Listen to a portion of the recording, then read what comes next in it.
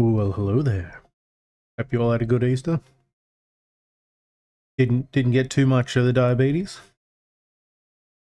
Ironically, my diabetic brother bought way more chocolate than any of the nieces and nephews and siblings could have, so he still has a giant bag of chocolate. Eat to himself. Sure, that'll be good for his diabetes. Either way, we're gonna get into some Terraria. And I honestly haven't played this game in about a decade. Been a very, very long time. I don't remember a damn thing about it, other than, you chop down trees, you dig down in the ground, and you kill things. Well, let's get into it, shall we? We'll just go classic. Gotta go to the standard. Mr. Black. He needs... what kind of hairstyle? Not that one, it's a bit much. See, I want that one, but he hasn't got a beard. I definitely need a bearded individual. But all the bearded individuals don't have much in the way of hair up top. I guess that one? Yeah, that'll fit. It'll be as dark as possible. His eyes have to be as blue as possible. Without being white. Skin tone also has to be as dark as possible. We'll go with the purple shirt. Why has it got like weird grey on the side? I don't like that. Oh, because that's the vest, that's why. Oh, if he's gonna go purple vest, gonna need another color.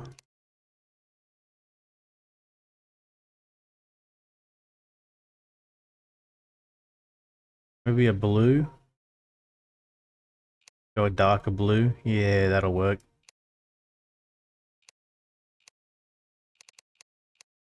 And probably black pants. No, we'll go brown pants. Yeah, that'll do.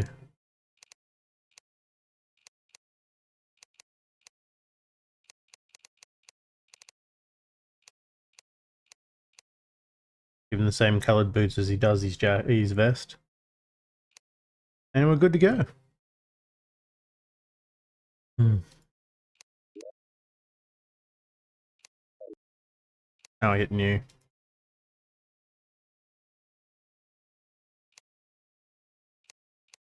I like that they're not lit up until you mouse over them. It looked like it was disabled. But it's fine. Where did he go? Oh, new world. I swear I know how to read. It's been a thing. It's been something for sure.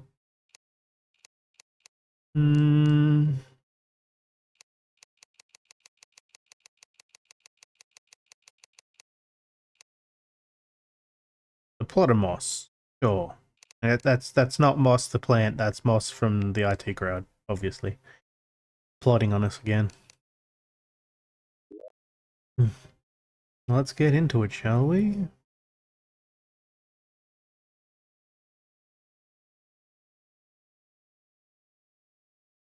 I'm expecting today to be kind of a quiet stream because a lot of people are still catching up from their Easter. Especially my American friends.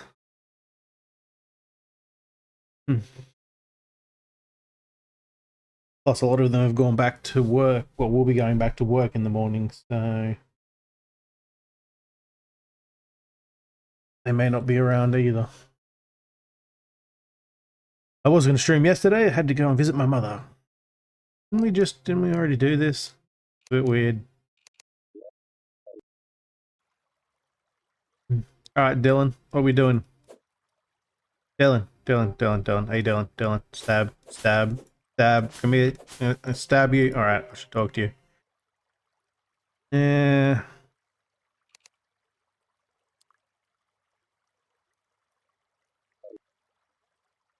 I don't remember any of the buttons. It's gonna take me a minute to figure it out. Nope. Take that, slime. Take that again, slime. How dare you? Give me that money. Alright. Settings.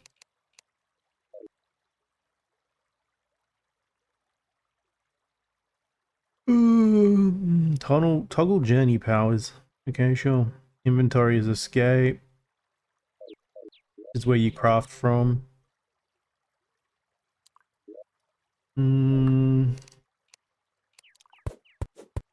Chop down a tree, because, you know, deforestation is sort of my thing in every game. I'm not destroying the environment, I'm not playing the game right.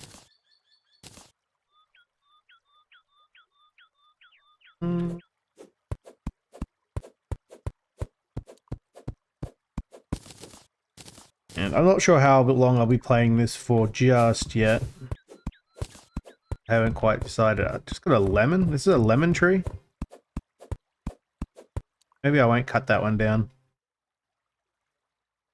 Hey, Dog Mom. I'm watching you, Wazowski. Always watching. I always know when you are. Still pops up way before the actual video plays. How was your Easter?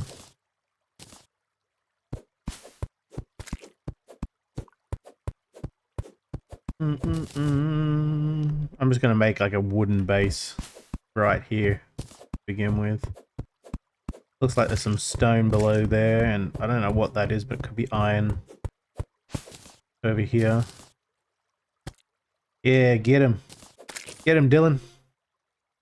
I mean, you didn't have to murder the chicken too, but at least now we know why the chicken crossed the road, to get the fuck away from Dylan. Flatten this out. Yeah, it was good. Can't complain. I mean, I can complain, but I prefer not to. It ended up being alright. Alright. Now remembering how to craft things.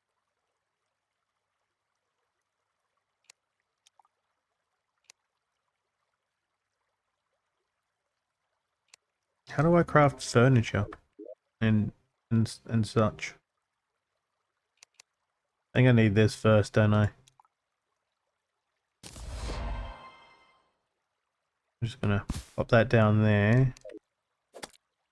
Go on get. Alright.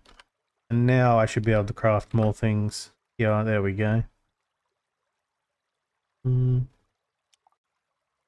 Yeah, all we ended up doing was going and visit my sister. Apparently late, because no one told me when to turn up, and my brother was not home for most of Easter, so they assumed he was going to be back earlier than he was. So we were like 2 hours late. That's the reason I had to go and visit my mum yesterday instead of on Easter. She'd already been and gone.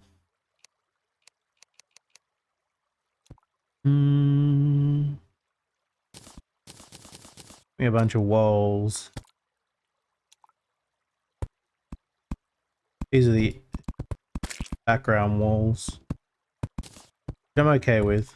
I'm gonna need a bunch of them anyway. I need the other ones though. I don't know how to craft them. Wood walls. Where's the other one?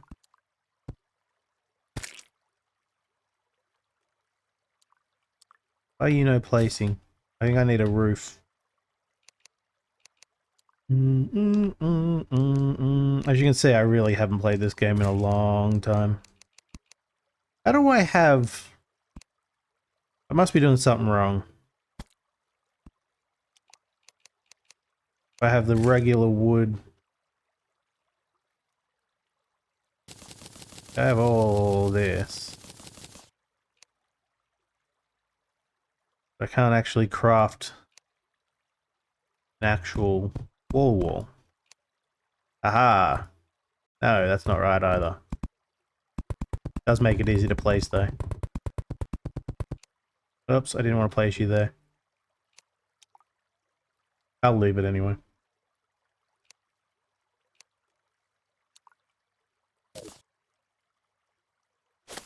You want you go, buddy? I ain't scared of you. So I'm gonna go collect all these coins. Money! Big bag of money. Come at me, bro.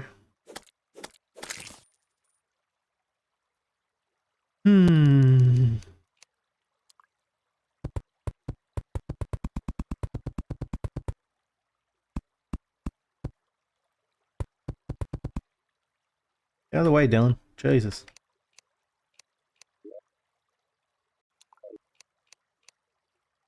Didn't realize that was a thing.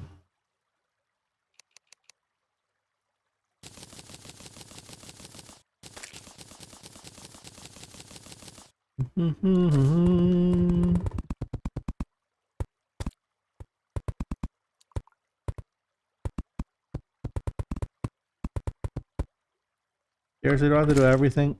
Thank you. Starting to think Dylan's kind of useless here.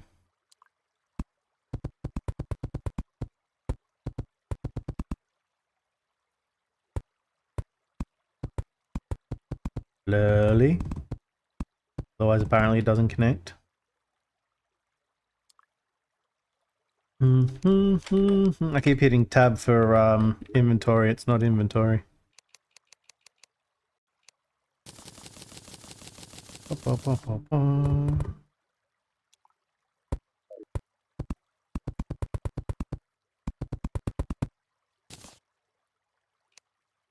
You want a moment? You're gonna ja ja ha ja ha ja. You think you can jump over me? Alright. You just place the wood? That's right, don't you? You just place it as a wall. Then I should be able to put the door on. Nope. Apparently I can't.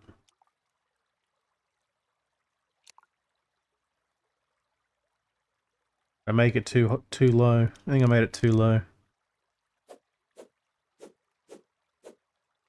I don't know how to... Ah, there we go.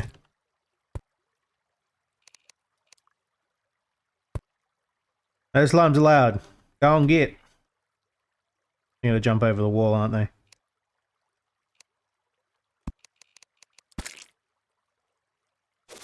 You fool! You fell into my trap! Alright. Eh.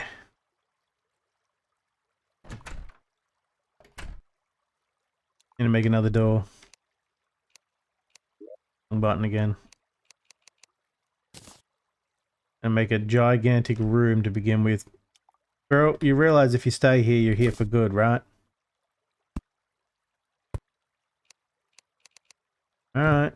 We now have a pet squirrel. Gotta put a roof on this biatch. Ow! Did not realize the door was just gonna auto open.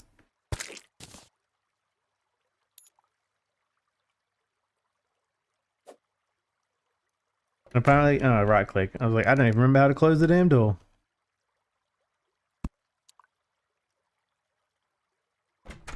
I'm out of wood.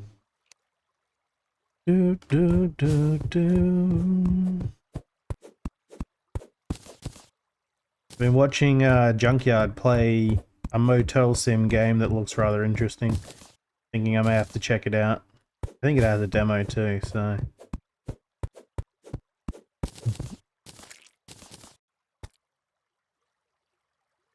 Can't even keep one slime out of the house. Dylan, why do I keep you around? Jeez. Absolutely useless you are.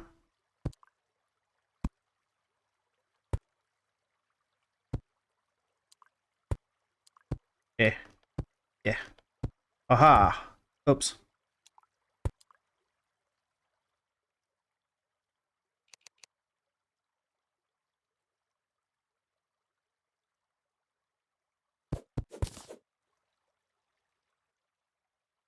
We'll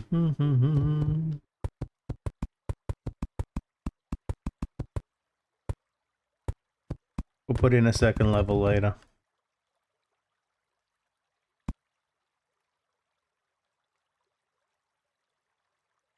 Fall off the edge, damn it. Okay. I'm hoping that'll prevent the slimes from jumping on the roof, but probably not. Wrong button again. Need to make a torch. Oh yeah, I need to also get rid of this.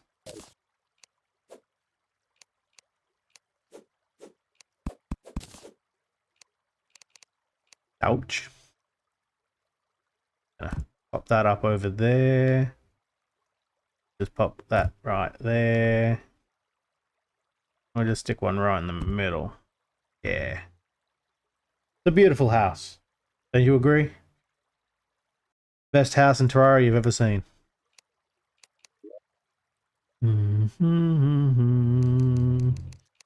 Alright, what else can I make? Oh, poor little fella. Make a wooden hammer, or I can make a wooden bow. Let's craft a wooden bow.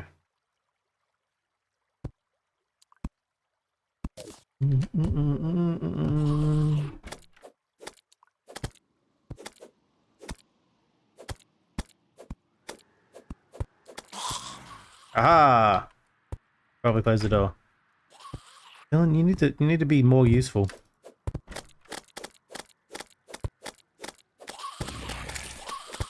Uh oh, that guy turned into a skeleton. Quick, run! Run for your lives!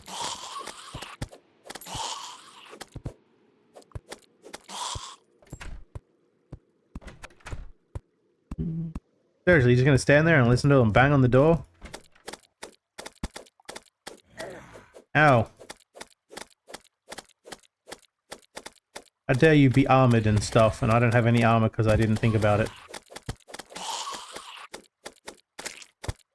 Alright, poor squirrel. You die now. Yeah, yeah, yeah, yeah. I'm just gonna keep fighting until you die. Dylan, go get the other door, damn it.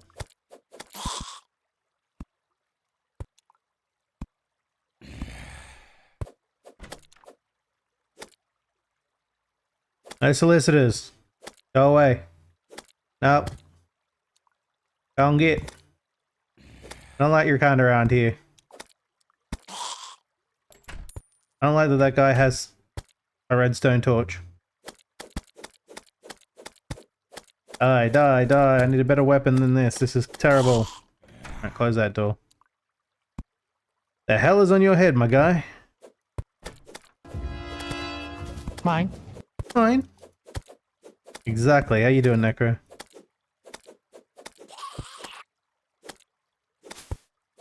I don't really want to know what's on this guy's head. It's not there anymore. Fine. Oh, I can't complain. I keep hitting the wrong buttons, but can't complain. For an interview. Miss, Yes. multipass. Multipass. Thank you for the prime sub there, Necro.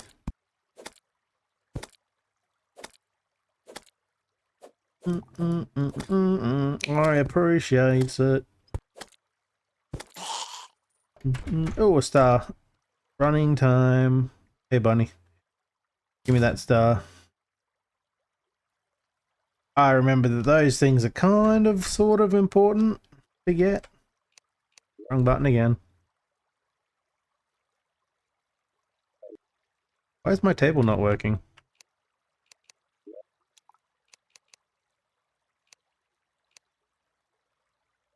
I don't know, but I guess I don't have any ingredients for it.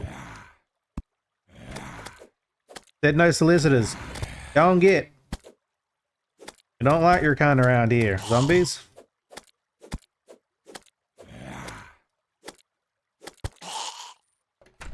No,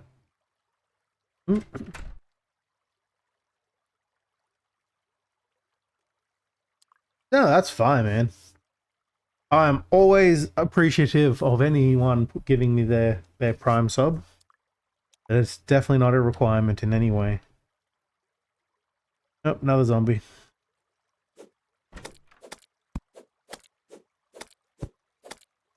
Yeah. How long is night in this game? Daytime really didn't take very long. What are you doing later on, out of curiosity? And would you be interested in some American Truck Sim? Or anything else for that matter? Truck Sim's just the one that I was semi-planning on playing after this.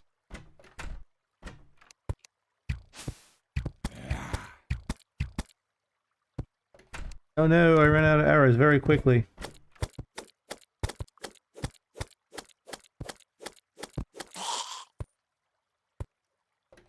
Okie dokie. Ow. Yeah, I just walked straight into that guy. It was my own fault.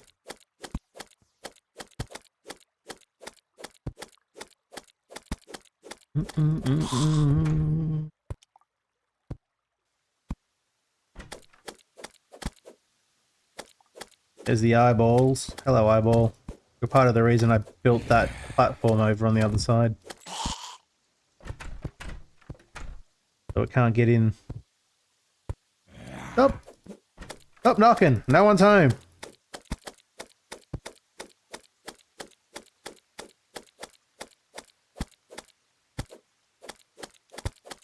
Click, click, click, clickety, click, click.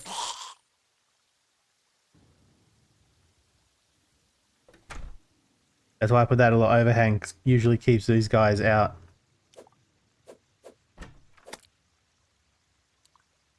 That'll get you. That'll learn you. Dude, where did you get the raincoat?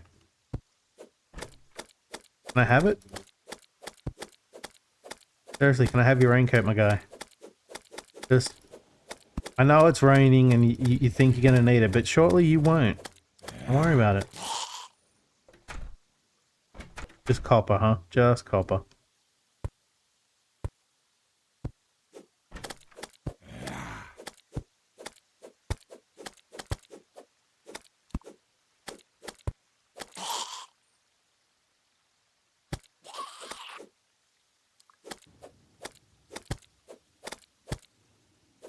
Keep bouncing the eyeballs out of here.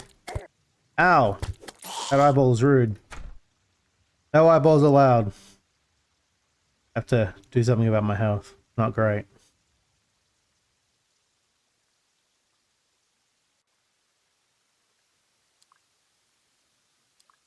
Yep. I'm not sure how long I'm going to be playing this game for. To be honest, it was mostly just because I had it for a while and I wanted to do something. I figured why not? Why not give this a try? Damn it, eyeball. Didn't I say no eyeballs allowed? Get out of here. You brought a friend. See what happens? You invite one eyeball in, the rest come in too. I am totally gonna die now. Oh yeah, now you run away, Dylan. I see how it is. Mother...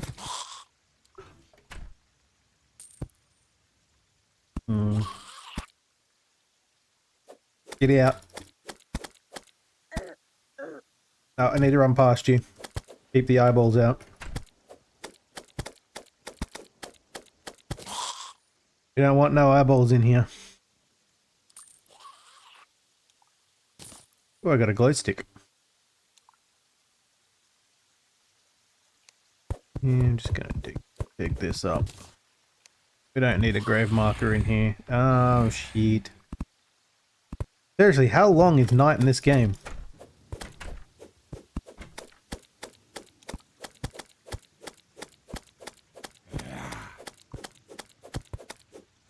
Also, I'm deflecting his arrows with my sword. How does that work?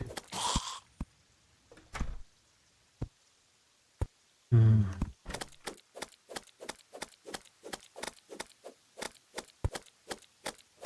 on, get. Ow. I need you to die quickly. There we go. Wrong button again. Hey, I finally survived the night.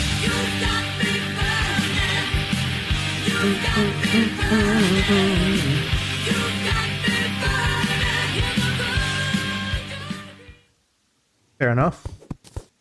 Hey, Tiger. Oops, I didn't mean to do that. Back down on the ground because we have a dirt floor. How was your Easter? Damn it, I'm going to keep hitting that button.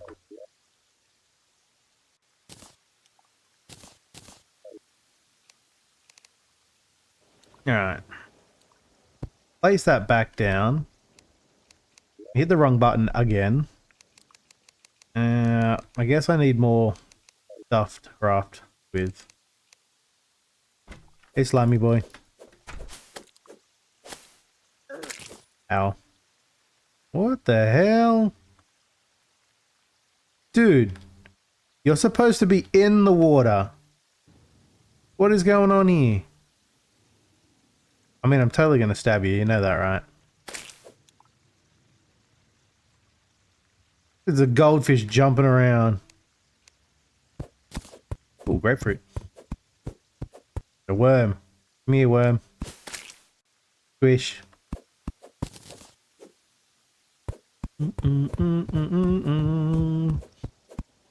Deforestation. Dun, dun, dun, dun.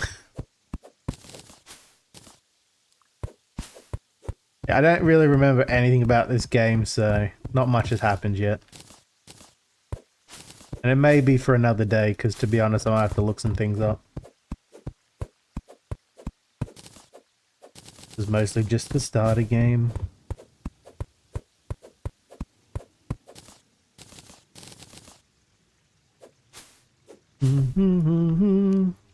Yeah, there's a giant slime there. Gotcha. How you doing, buddy? Can I have your umbrella? Seriously, can I have your... No, can I have your umbrella? Give me your umbrella, damn it. Stop jumping over me. Alright, don't jump into me either. That kind of hurts. Stop it. Quit it.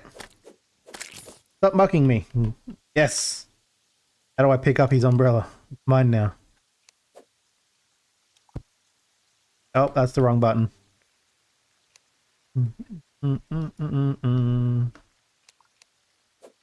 No, it went away. I wanted his umbrella. Give me that back.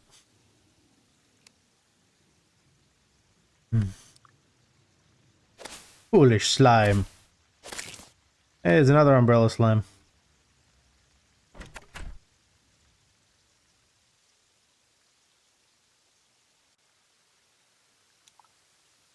Oh, yeah, I've been there. I've had that same problem.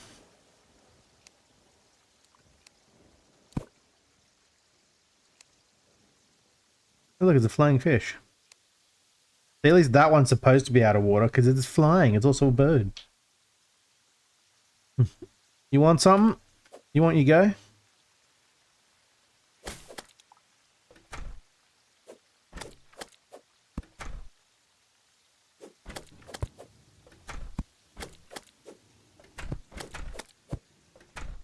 The Dorshies. It's another walking fish. I really want that umbrella. Seriously, dude. What are you doing out of the water? I'd pick you up if I could. I'm just gonna squish you.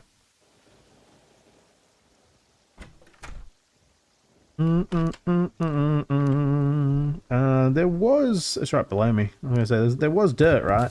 Rocks right below me. There is.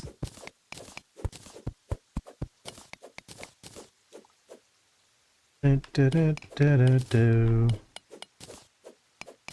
high can I jump? High enough. The suck zone. The suck zone. Hey Sophie, how you doing? Ooh. Can I move? There we go. I don't know why it wasn't letting me move for a second there. Do do do do do do.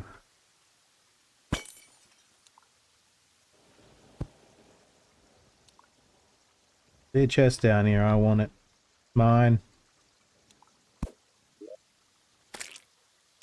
I get a step stool, woohoo! And a can of worms. Ooh, grenades. Now we're talking. Wrong button. I want to break that as well and take it with me. Splash. That's right. Torches don't work underwater. Who would have thought? I also need a bunch of this.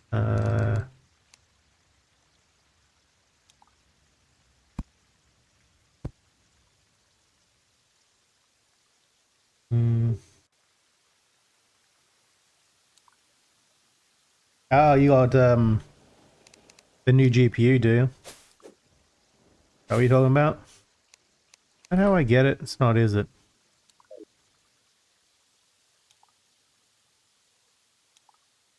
Yeah. Close that hole up again. But you won't.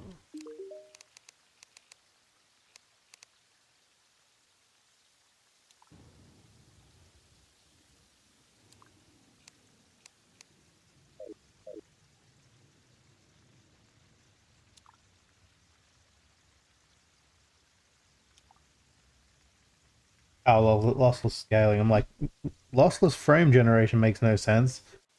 Usually, if your GPU can give you the frames, it'll give you the frames, but if it's scaling, that's a different story. Wrong button again. Recall potion, a night owl potion. Probably plant some more trees. Uh,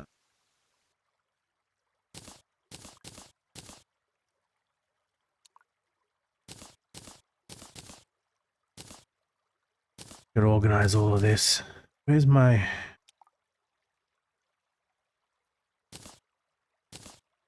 I like the glow sticks way better than torches and things.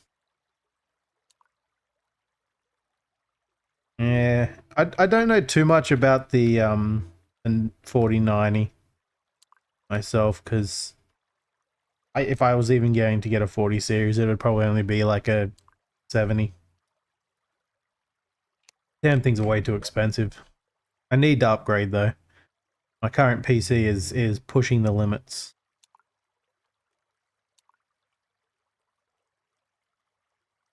But it still does what I need to. So can't complain too much. I thought I did pick up stone, I was gonna say. And some gel. Wrong button. So now I should be able to craft something. Right there it is. Oh, I can get a lead anvil. Ugh. Speaking is hard. Thought all I needed was stone to get a furnace thing going. Apparently not. English, motherfucker! Do you speak it? No. We've been over this. Definitely do not speak it. Bad English? Maybe. That's about as good as it gets. I used to put storage up on the wall, but I don't actually remember how to craft the jumpable platforms.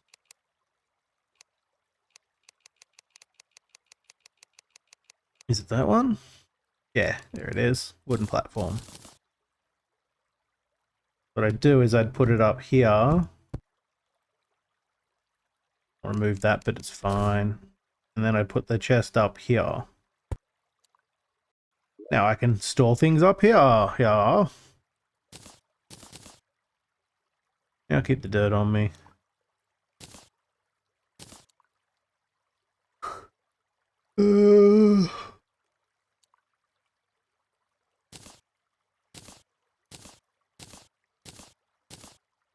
something with all of that later.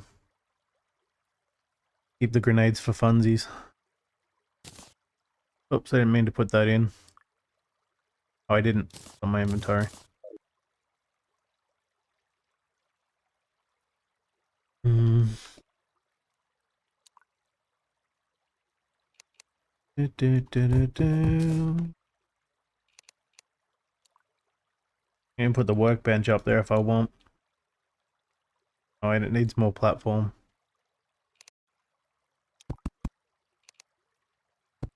Okay, it's up there. Oh, I can't actually access it. Oh wait, that's right, I do it from here. I can actually access it. No, I can't. God damn it. Fine. You can just go right there then. That'll get me back to the crafting stuff. Alright. Wooden table, signage, a wooden helmet. Yeah, why not?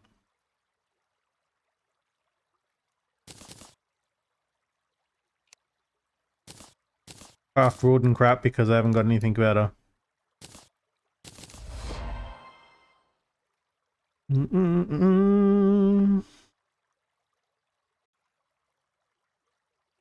Very slow, as that's very fast. And I look really weird in wooden armor. Alright, I need to move this around. Go with that. Wood goes there. That goes there. And I'll pop that there just so I can plant stuff. Go on, get.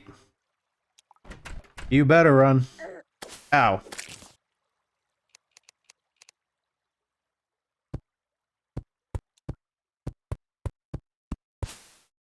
Do do do do do.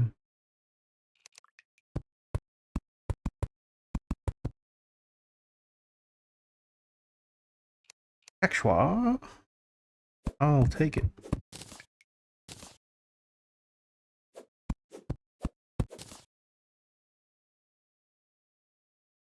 Not actually gonna go that far because it does look like it's starting to get dark already. Darker, I should say. I want to go digging. Like for instance, right here.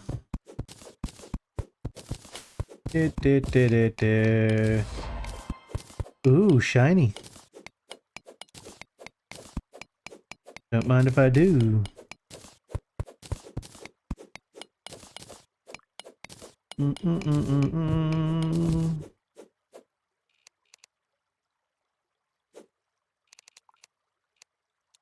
old mining trick. Not really a trick, it's just me being lazy and bring light with me.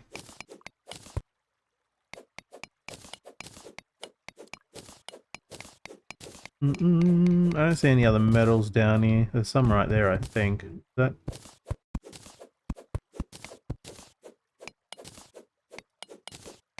Oh, that was just stone as well. Bet I could do with more stone anyway. Like Minecraft, this game kind of starts out fairly slow.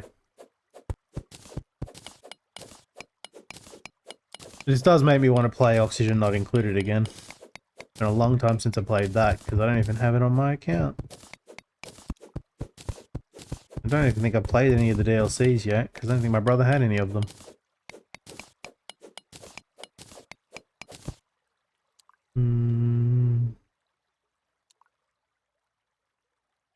Get up there.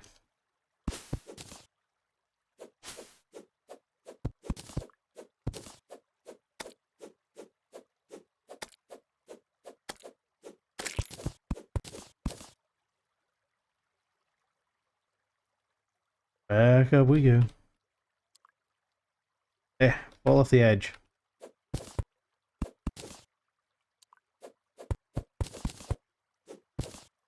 I'll leave a hole there for them to fall into, hopefully.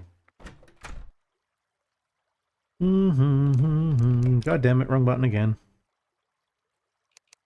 I can make cactus stuff. Like a cactus sword is slightly better. Uh-huh, squirrel. Oh, I don't do any VR stuff, so I actually have no idea why you'd need to do scaling on it.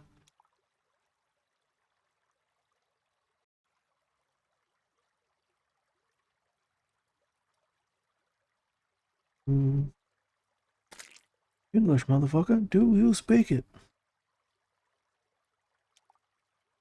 Average speed, average knockback, and I only get 3 more damage. It's not great. I'm a statue. Hey, Star. Just falling right next to my house. Let's make some more of these, shall we? Mother jumping fucker. How dare you? Don't bring your eyeball friend over here. You don't like eyeballs around here, alright? They're always peeping toms. Ow. Of course, the door stays open now.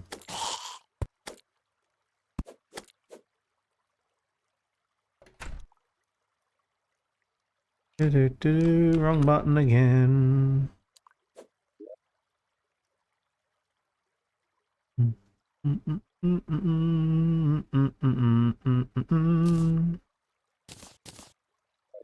I'll put my stool down right here so I can sit. Relax. Wait, why can't I put a stool down? Oh, it's a step stool.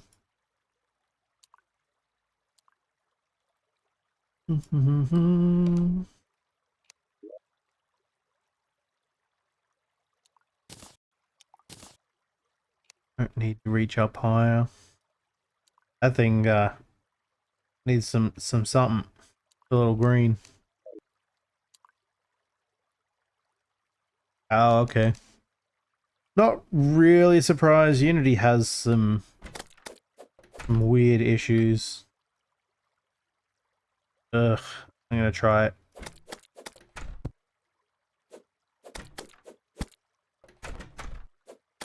Get rid of that guy because he's almost dead.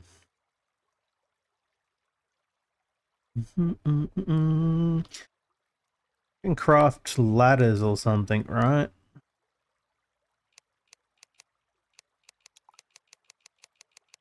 Apparently not. Alright, fine. I didn't want to craft ladders anyway. I'll just craft more wooden platforms. Use that instead.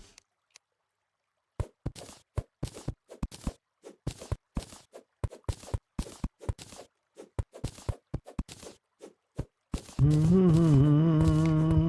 even realize that was clay.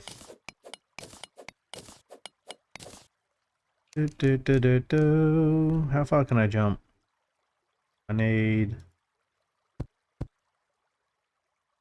Yeah. Oh. There we go.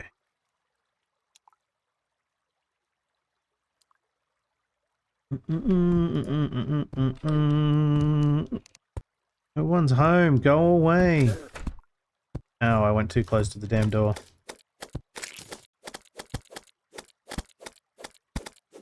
I also forgot to put another wall, another roof on top. On my roof.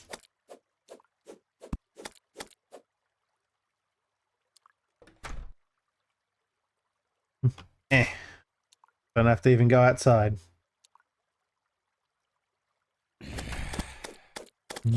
I find Unity has some strange things with its... Oh, that's gonna hurt. That's gonna hurt a lot.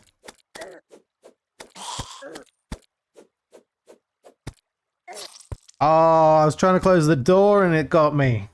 Rude.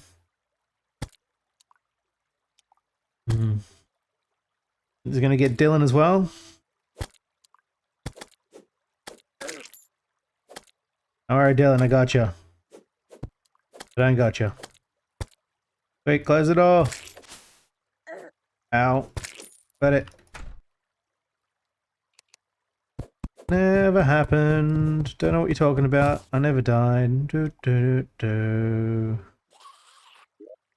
Never happened. Mm-mm.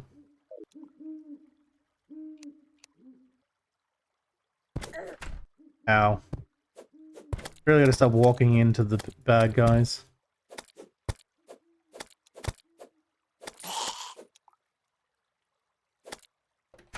You can stay outside.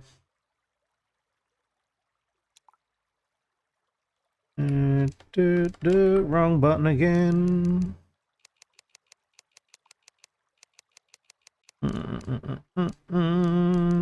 Still can't craft anything? What am I doing wrong here?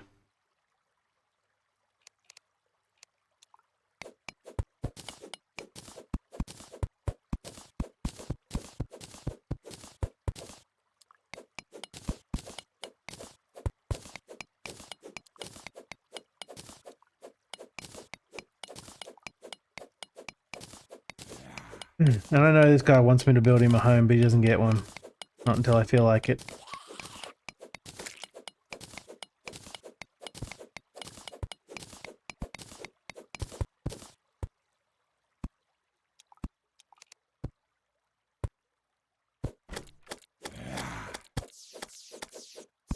The star has fallen.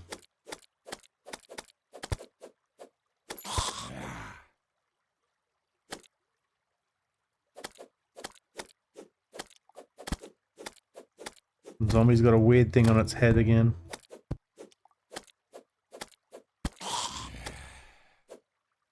Damn it. Another one.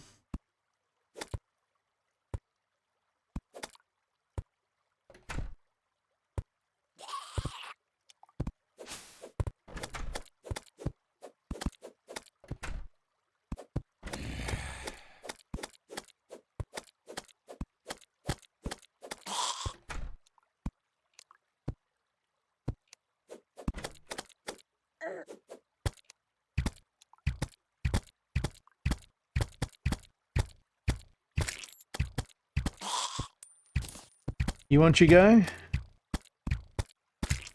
Yeah. I got a bow and arrow now. Ha ha.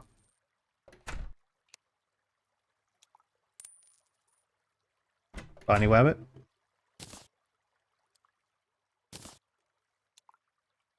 Those stuff. They're mine now. Do, do, do, do.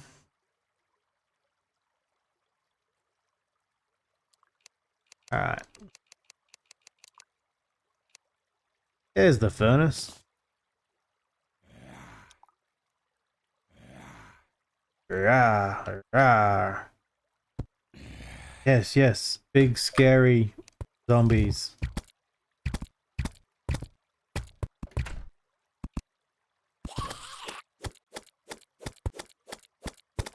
And now you're dead. Do, do, do, do, do. You're just inconveniences now, buddy.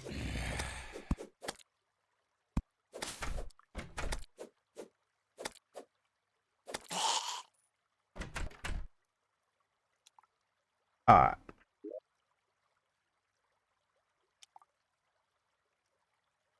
Hmm.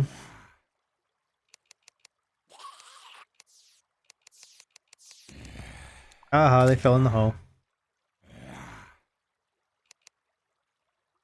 That's why I dug that hole. I wanted to get them stuck down there.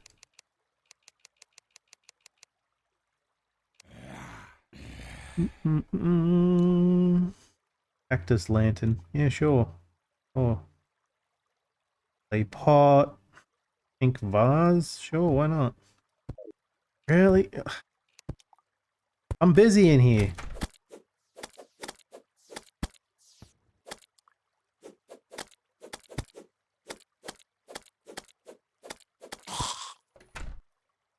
Yeah, you better fly away. Alright, what was I doing again?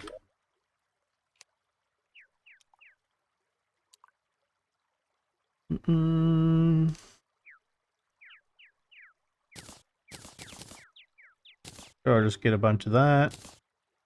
Of that. For that, sure, why not? Can I craft new things yet? Or do I need more?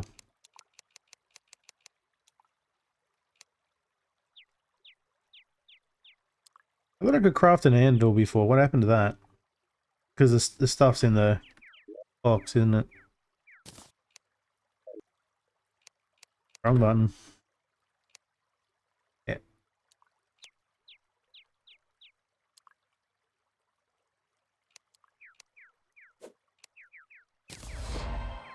Boom.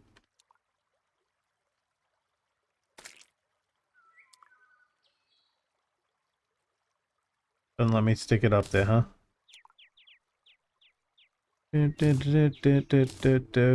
What's that? Play doesn't need to be there. Dun, dun, dun, dun, dun, dun, dun. All right. I can apparently make chain and an empty bucket and a weather vane. Don't know why I'd need that. Make some fence. Still can't make any weapons though, which is kind of irritating. Thought that's what I was making it for.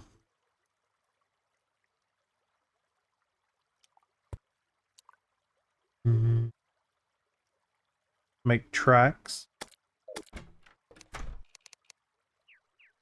Really, you can't take out one slime, Dylan? Seriously? Look at him, he's running away from me already.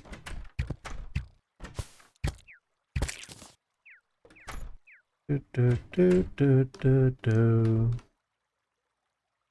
Uh, uh, uh.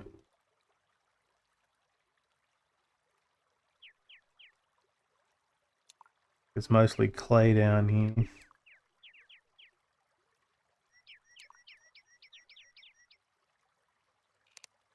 Dun, dun, dun, dun, dun.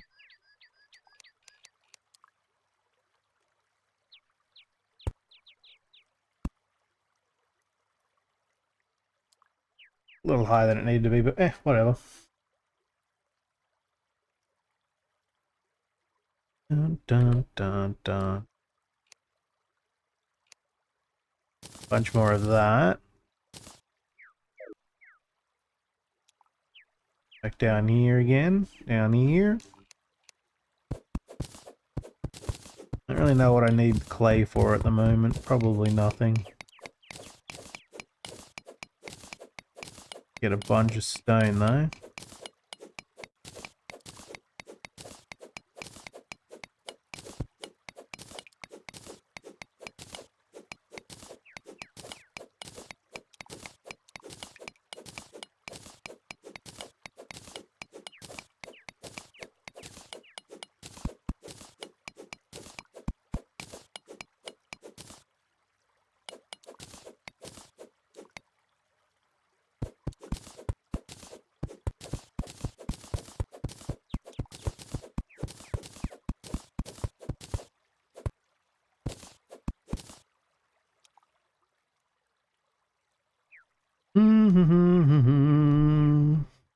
Just realized I can't even make him a bed or anything, can I?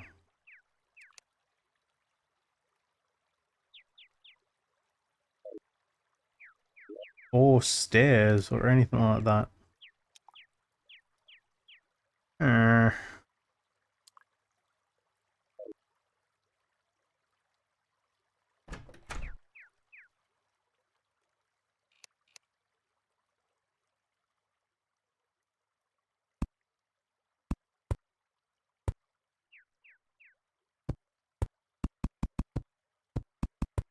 Maybe his little room up here.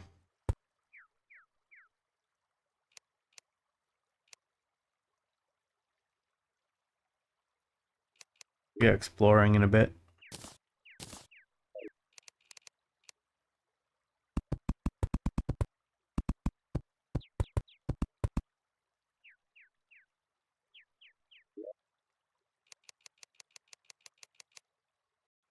Ding! Chicken's done.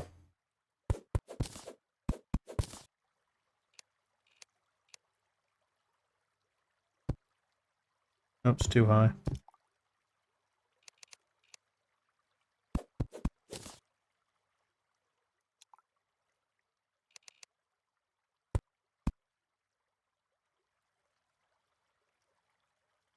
Do, do, do, do, do.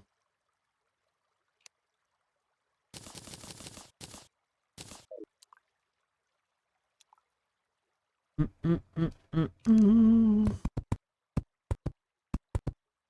No windows for him. He's not allowed to have windows. I think I actually need them in the back there, but I don't remember how to get rid of the back pieces.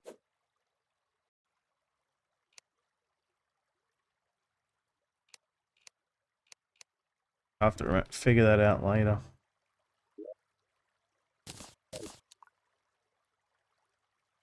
Do, do, do. Yeah. Alright.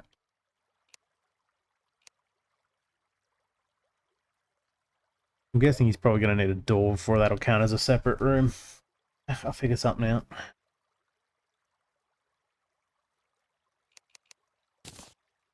Chair. And a wooden table.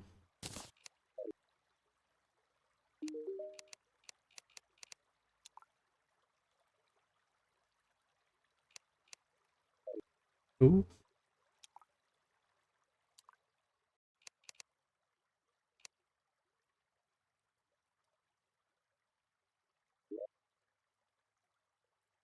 One rotate stuff in this.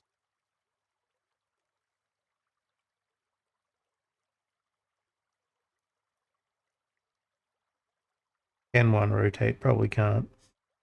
Been that long, I don't remember. Do, do, do, do. Don't look like it. Fine. You can just stare at the wall then. Son of a bitch. How did I rotate it? Because apparently I have.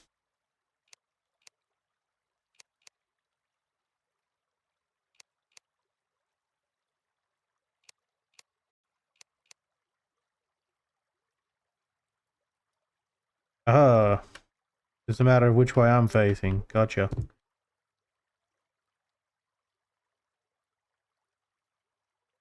Rest.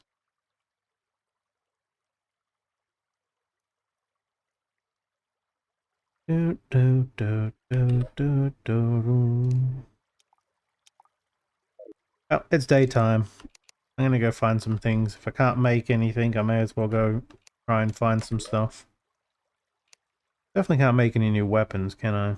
Make the cactus sword. I think I'll pass on the cactus sword though. Do, do, do.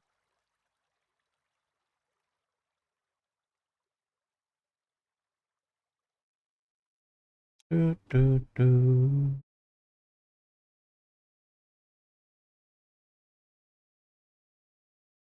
I can't tell if that's stone. I think it's just stone down there.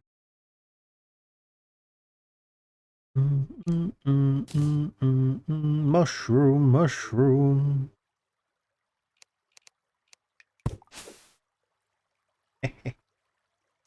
Worms. Wrong button.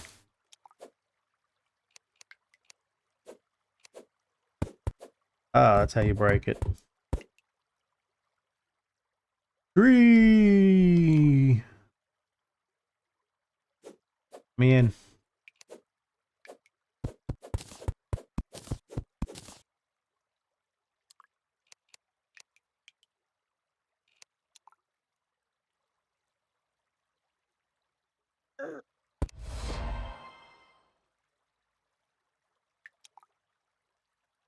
Don't you feel stupid? Eh? Me. You're mine now, bitch. Stupid gnome. You just got gnomed. That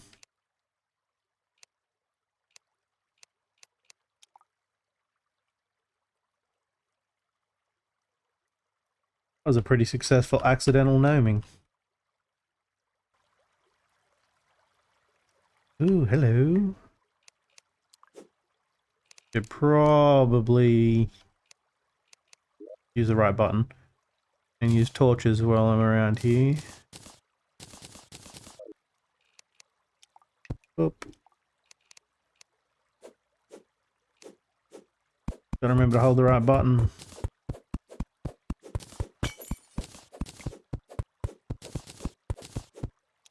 Give me the free stuff.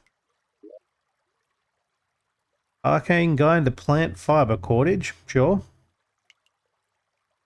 I'll definitely be taking that. I don't know what that sound was. Take that. Take the shuriken. Always need the healing. I'm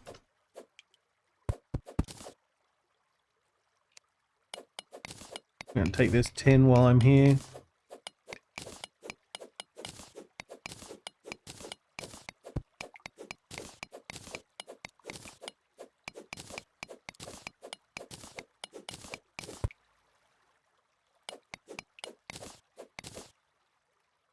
Are you tin as well? You are. Nothing in there. I didn't realize I could switch between the two.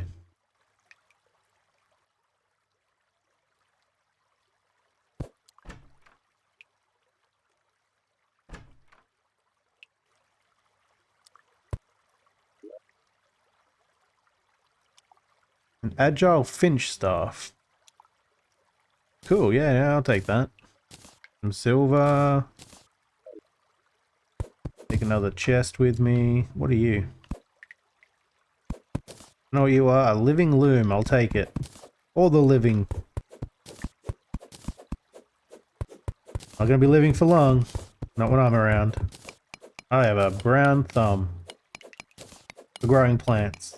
Don't look into that too much.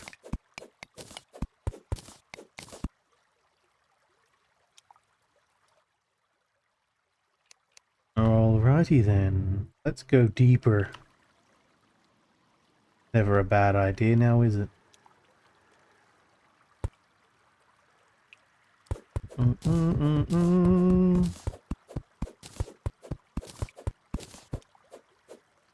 I just see something move down there. I think I did. Not. Damn it.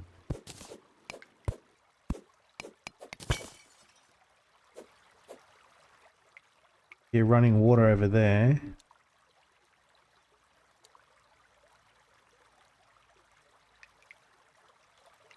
I don't know what that is.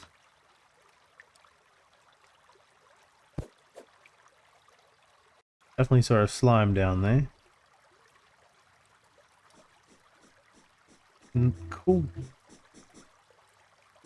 Nope. Cool chest down there, but I'm gonna pass. I don't want to deal with the worm right now.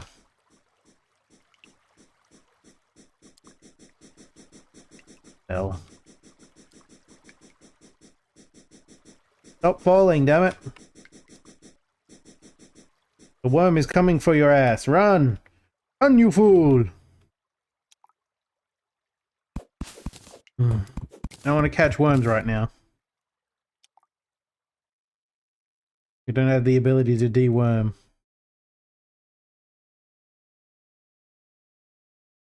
Getting dark and I'll head back shortly. Lots and lots of flowers, and apparently now I'm in like the desert area again.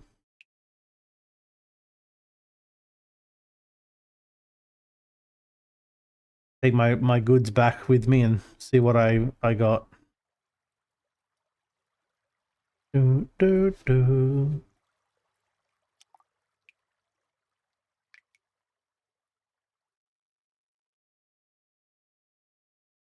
Running in my little wooden suit. Looks weird. Whee.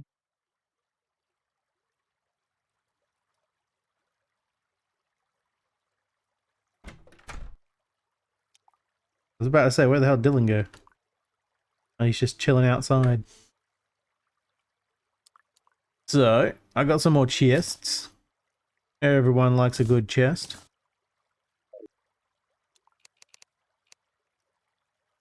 That one up there. Hit the wrong button again. Grab the living one. I know I can put it straight on there, but eh.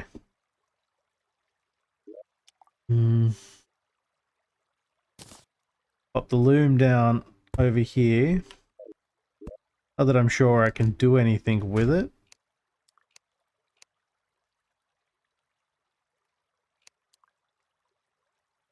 Living wood toilet. Does that mean it grows its own toilet paper?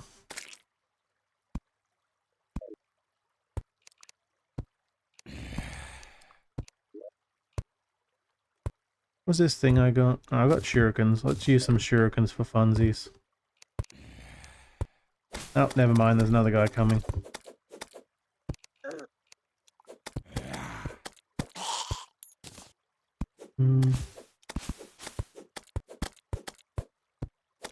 Dodge my shuriken.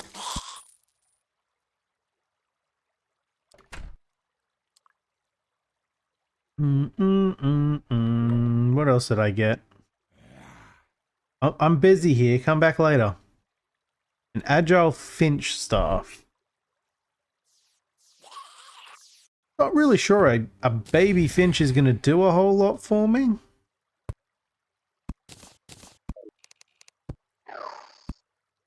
Oh, let's find out.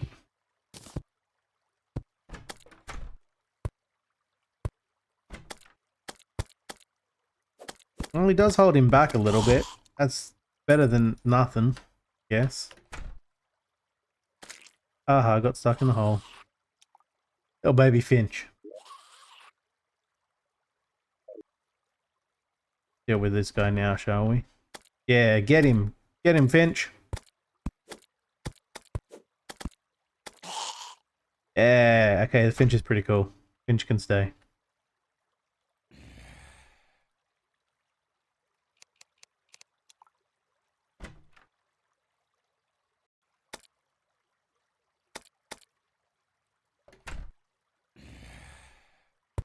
I love that it just sits on my head.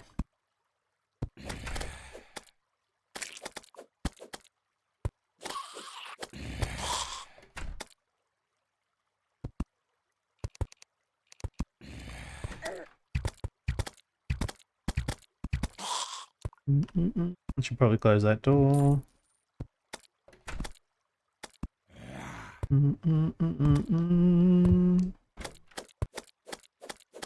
Get him, Finch. Get him. Oh, a heart. Don't mind if I do. I hear another one over here. No, that's a guy stuck in the hole. That's fine. He can stay down there.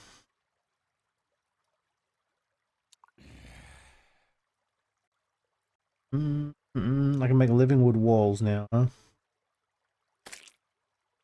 And bowls. Plates. Dirt bomb.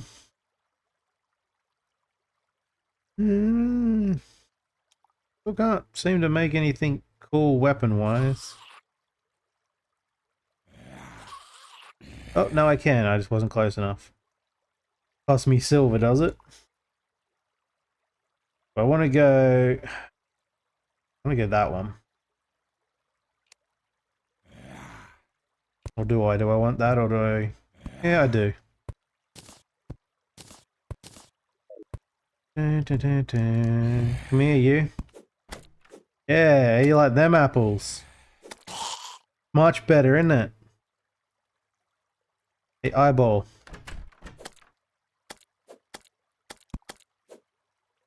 Yeah, my Easter was pretty good.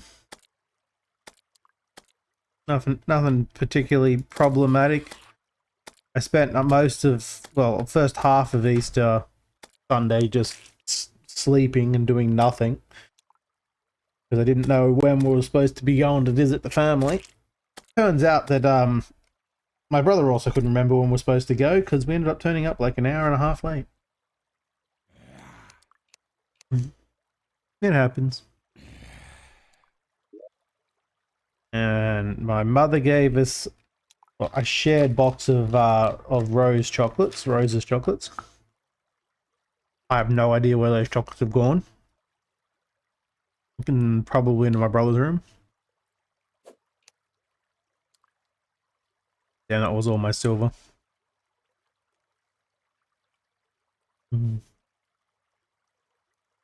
I can make 10. May as well make more 10. Oh, that's not 10. That's 10. 10 will let me make a better pickaxe. Not by much.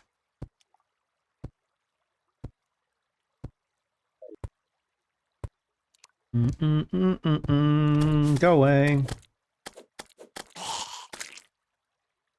I know you woke up this morning, you walked to the fridge, Jenna, you scratched your ass, and then you grabbed a big old cup of haterade.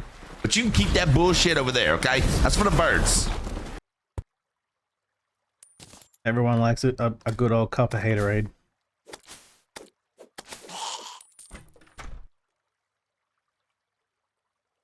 Big old cup of haterade. Ow.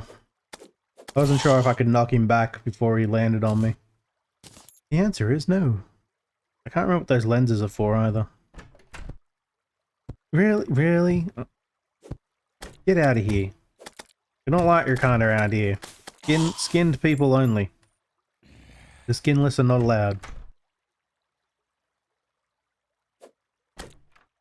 Mostly because you try to eat my brains. I don't like when you try to eat my brain. God damn, Finch is taking Eyeball out. Do it. Take him, Finch. Is he dead? Now he's dead.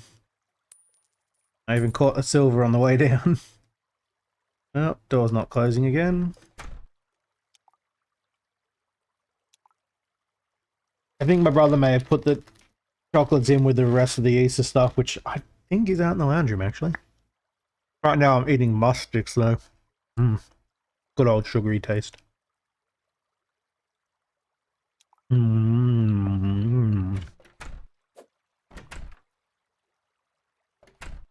There's a random plant growing out the front because of all the dead bodies. Lots of fertilizer.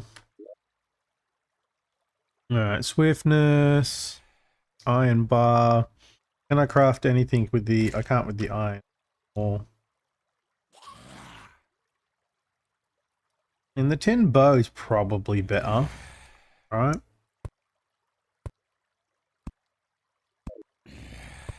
Dude, you need to start, like, being more useful.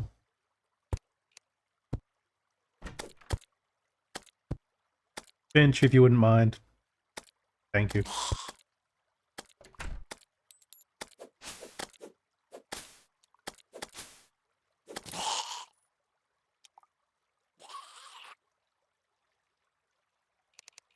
Add more shurikens. Catch the shurikens. Jump the shuriken, damn it.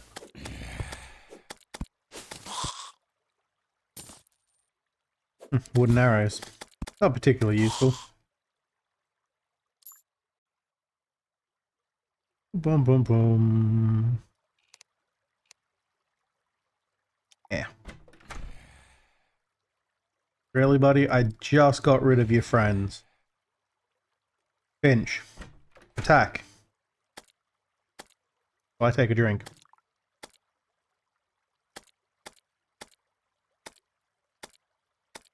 I didn't realize baby finches were so hostile.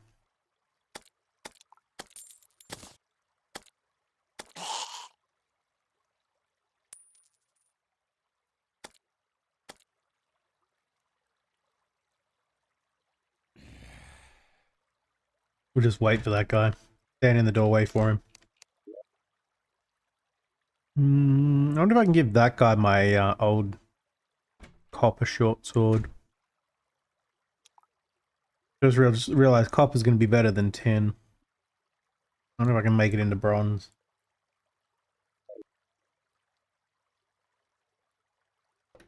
Guess he died because the sun came out.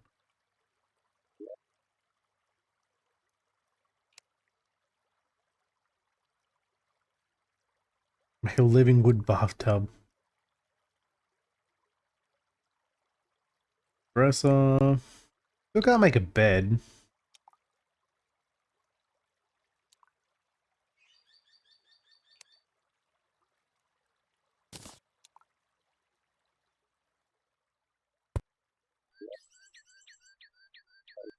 Really need that. Can't see it anyway, my armor's on.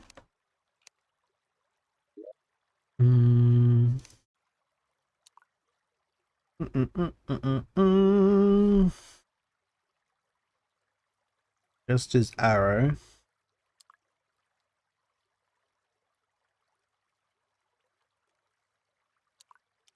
What's that made out of?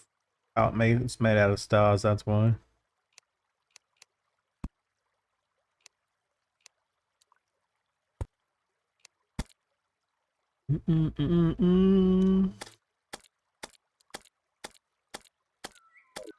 Dylan, really? Finch, destroy. Dylan, you're an idiot.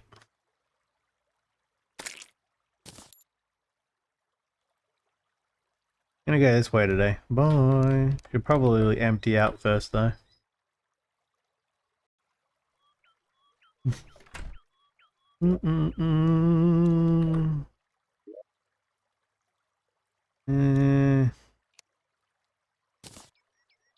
Jack, I thought there was an option.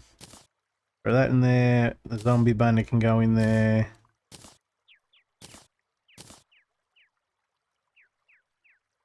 I don't think I need that on the tool, on the actual bar.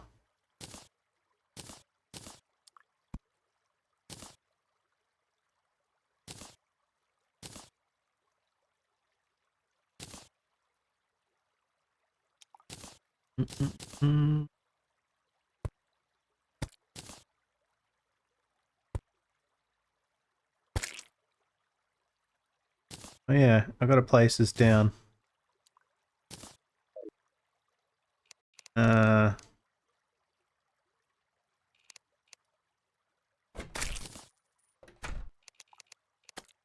Put the gnome right at the door.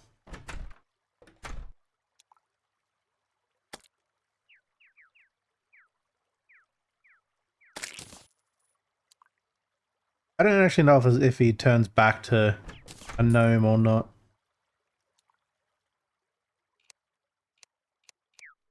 Wrong button again. Put those back up there for now.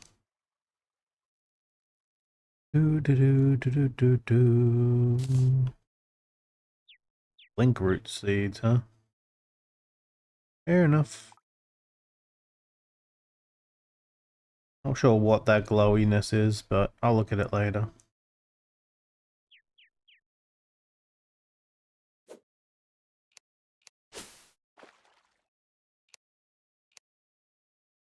Scorpion? Dead scorpion. Get the reeds. Oh, alright, fine.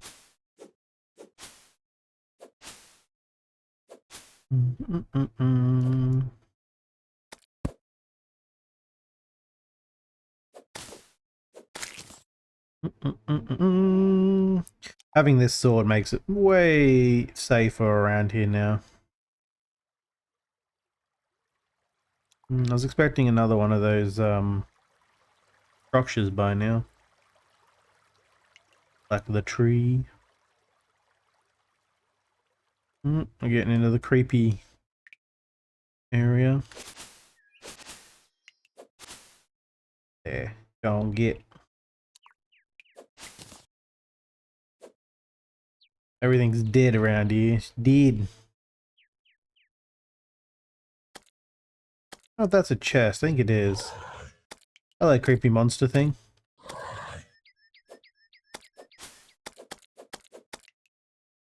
Oh, that's right. I get these things as well, don't I? You take care of him for me, would you? Thanks.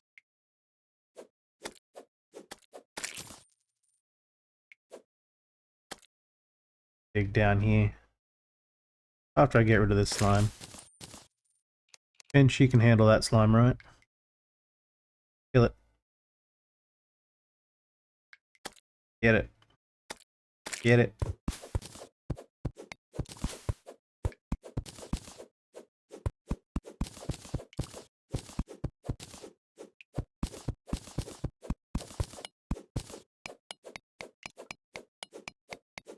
I don't think I can dig through that.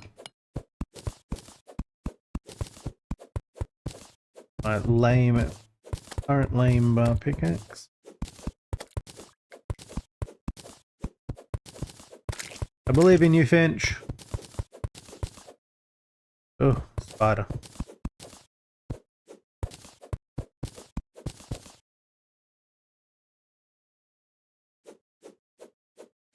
What are you?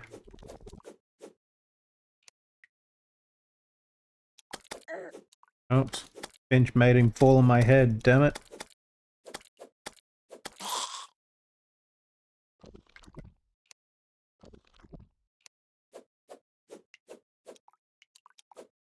Yeah, apparently I can't cut this with the current pickaxe either.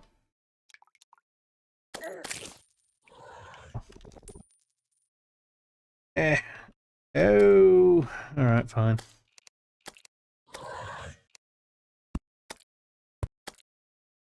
Boing. I'll head back and try to make a better pickaxe. Disappointing. I should have known better though, honestly.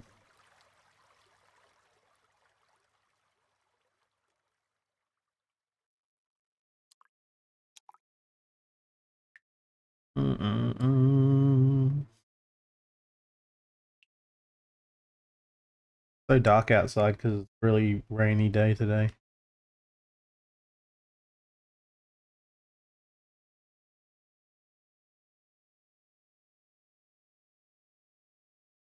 Whee.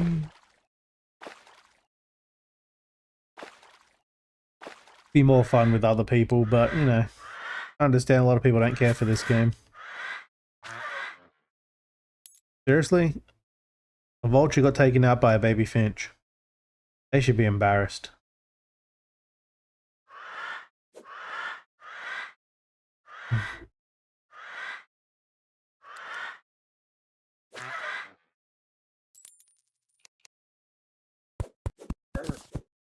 Oh? The heat just hit me or what?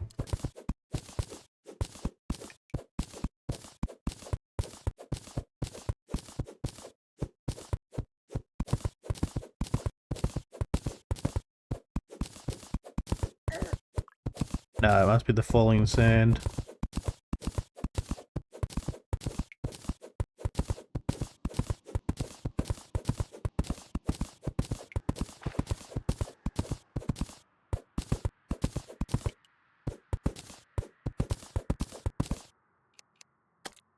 Get him. Oops, I was trying to hit the thing underneath it. Missed it. Oh well. The hell? Who gave you a balloon, slime boy? Parachuting slimes now.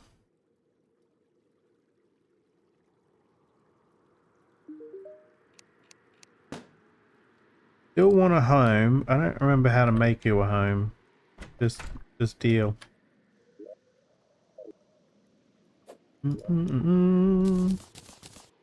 All the metals out. I don't even need to take the metals out, but whatever.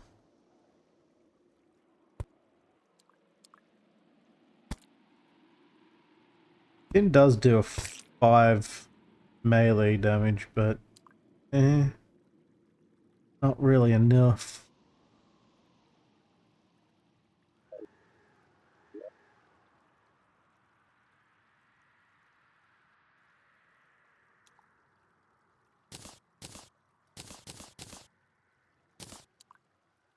Nice.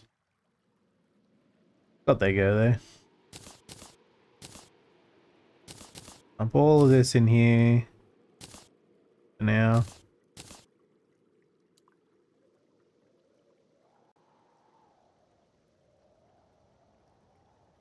The rest can stay on me. Oh yeah, there's a quick stack to nearby chests. Thought about that.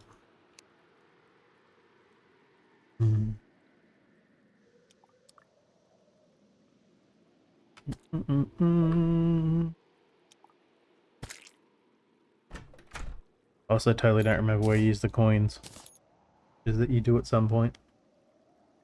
Are there like bees or something down there? The hell is the deal with them?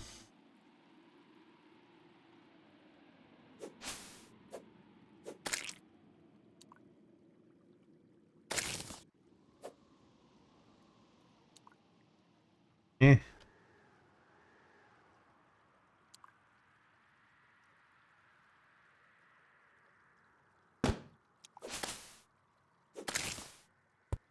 Aha, you got taken out by Finch. Yeah, I got more of these ladybugs. Ladybugs gonna hurt me? No, cool. They can stay then.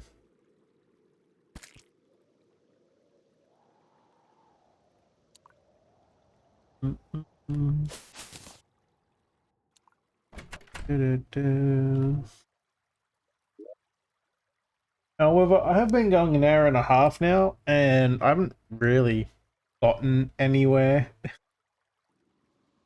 So I'm thinking I might swap games and come back to this when I've looked over how to do things again, because I've totally forgotten. All right, Necro, I don't know if you're still around. Thinking I might do some truck sim, or I could do Forever Skies or Schedule 1. Does anyone have a preference they would like to watch me play or join in with? Because it's also multiplayer games. I'm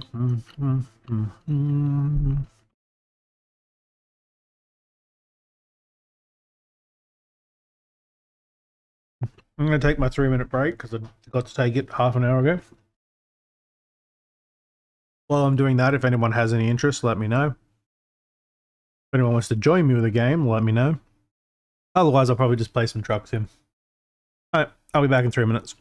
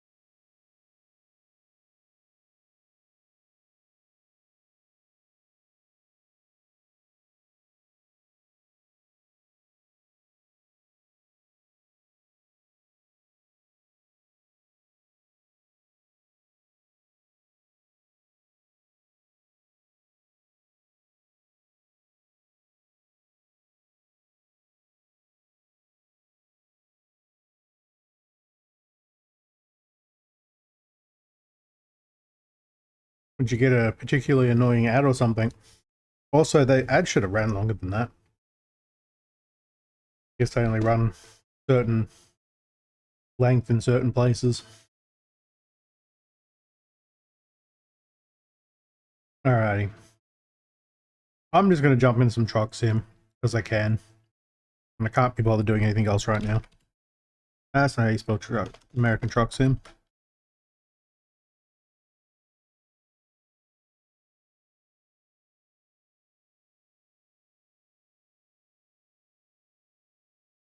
How much Lego can you stuff up your bum? Well, thanks for asking. Actually, I don't know. Never tried. So glad someone finally played that. I put that on there because I came across it randomly while looking for others and laughed my ass off for a good 5 minutes. So I'm like, well, that's going on there. What are you doing, Stipple?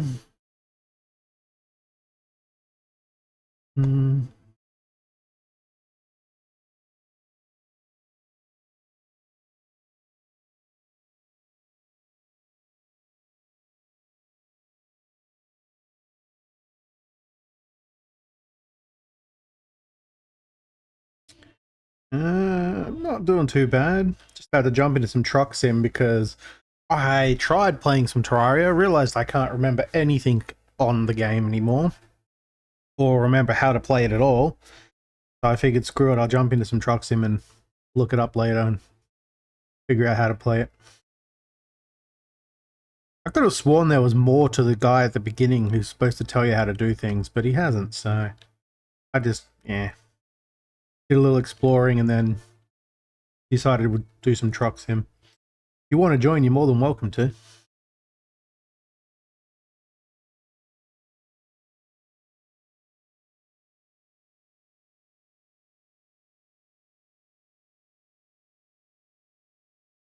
Whoop. How much Lego can you stuff up your bum? I don't know why that was just hilarious to me. I think it was because it comes out of nowhere. You're not expecting it. And I don't even remember the episode it's from. I just know it's from In-Betweeners. Neil is not the brightest. Gotta do that first, and then that. And then I can hit that button. You have a good Easter? I've been asking everyone that, but you know, kind of a standing question. I should have just put it as the topic of the day. How was your Easter? Actually, I think I still can. Is that even enabled? It's there.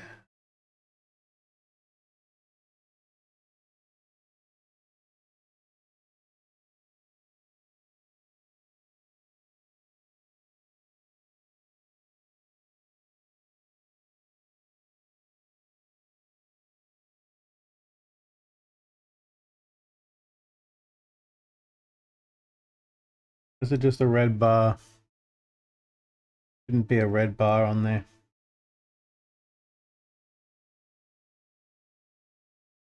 I may have broken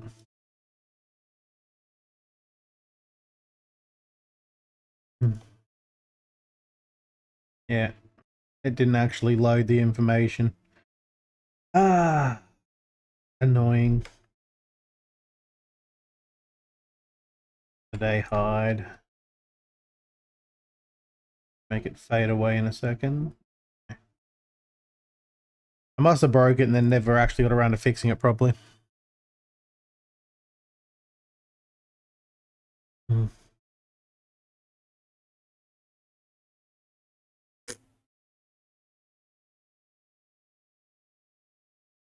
Cool. Do you have to work on the public holidays? And do you get, I'm assuming you get paid extra for public holidays? Just gonna drive from where I am, Winnemucca. Oh. And we will go distance. Yeah, that one sounds good. You don't? That's so dodgy. Over here, they're required to, which is a good thing because it's super dodgy otherwise. Did I? Alright, this is where I finished out last. This is also where I pick up the job from. Oh, that makes life easy.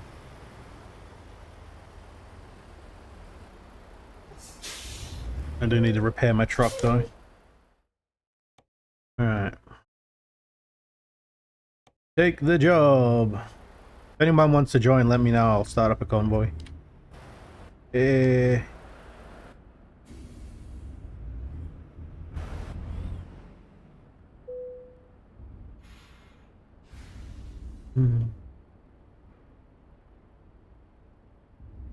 work back this way. And we're gonna do just a little Austin Powers action. Don't worry about that. My microphone's in the wrong spot. It's in my face. I'm in your face. Sorry. It's been a long time since I've seen that meme, but that was hilarious. That was probably one of the first memes ever. Was the like proper memes.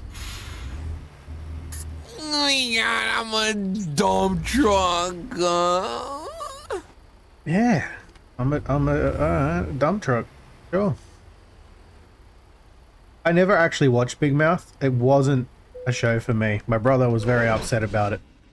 He figures I have absolutely no taste because I tried watching it. I didn't get the humor. I didn't like it. I'm the only person I know that didn't like it. Everyone else I know was like, yeah, that's alright, or that was really good. Personally, I could never really get into it. I don't know why. I do like South Park, yes. Well, I haven't seen South Park in like a decade, but I actually tried rewatching it recently. I started from the beginning and got like 2 seasons in and then stopped again. But I used to watch that a long time ago.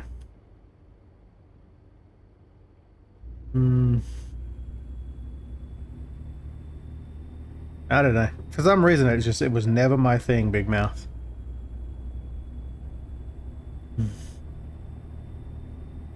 And I'm not saying there's anything wrong with it either. Like, I'm sure it's fine. It's just, for some reason, I didn't get into it.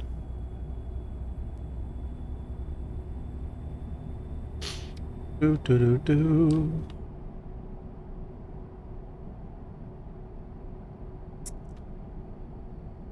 Reminds me I have to send a message to arrange for a time for more green hell if possible. It's going to be a little bit of a pain in the butt because I know everyone's work schedules are kind of all over the place at the moment. And I'm probably going to have a work schedule in the near-ish future. I haven't got a job yet, but I am looking. So that's going to make things even more difficult, though I am trying to aim my work schedule around my streaming schedule. Because it's only going to be part-time anyway. You kind of met with it as well? Well, that's the thing, is like, I think it's because a lot of the people I knew, my brother, my brother-in-law, I think a couple other people that are friends with him anyway, they were all big into it. Like, they loved it. They're like, oh, this is the best thing ever. And I went and watched it. I'm like, it's not that great. Like, I think they hyped it up too much for me to the point where I was expecting something better, and that just made it seem worse to me. Not that it is, just made it seem that way. It's kind of why I don't watch trailers or like look things up about a movie or a TV show before it comes out. I want to go in fresh. I don't want to hear about how good it is. Either people come in and they're like, "Oh, have you seen this movie yet?" I'm like, "No, and I don't want to know anything about it. Don't tell me anything about it." And the first thing they go is, "Oh, it's so good, you're gonna love it." I'm like, well, even that is something. Just say nothing. Don't get me hyped up for it, because you'll ruin it.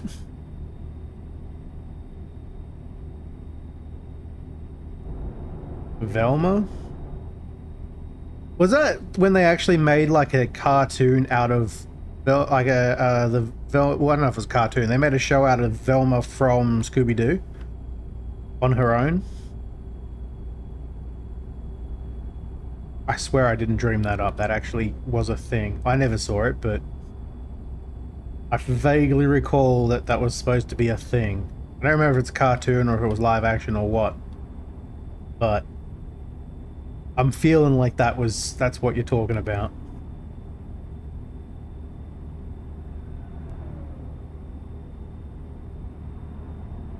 Okay, yeah, you see, I didn't watch it because I kind of expected it to be kind of garbage, but fair enough. Like,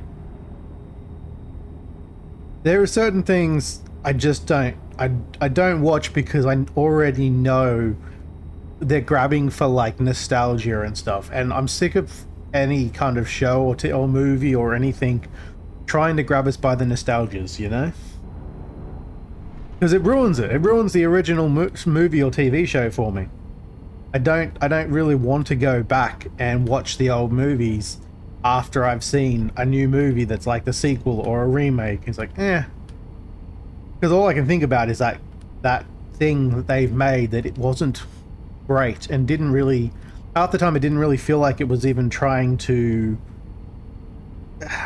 get the same vibe that the original movies and such had. It just feels like someone wrote a story based loosely on previous stuff just for the money, and just feels stingy. Even if it's not, it just feels like they didn't put enough effort in to actually make the nostalgia worthwhile. Oops. I couldn't turn for some reason. That was weird. Didn't take any damage though. That was already there, the 4%. So what I must have taken was like a percent of damage, like a point, sorry, a decimal of a percent. That's weird. Technically a percentage. Decimal percentages is just weird. So it's probably like 4.2 and now it's like 4.4 or something. But it doesn't show up the decimals on here, only at the end.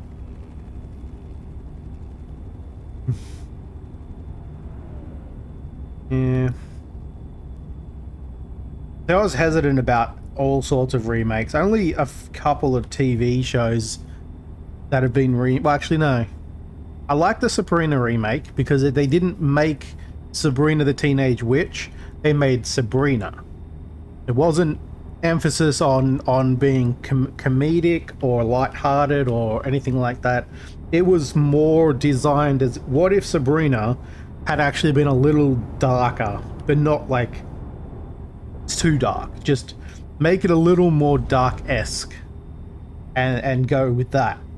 And they changed up some things, like obviously Salem wasn't a cat. Well, Salem, there was a cat in there, but it wasn't really the same Salem, if that makes sense. Wasn't a wizard made into a cat.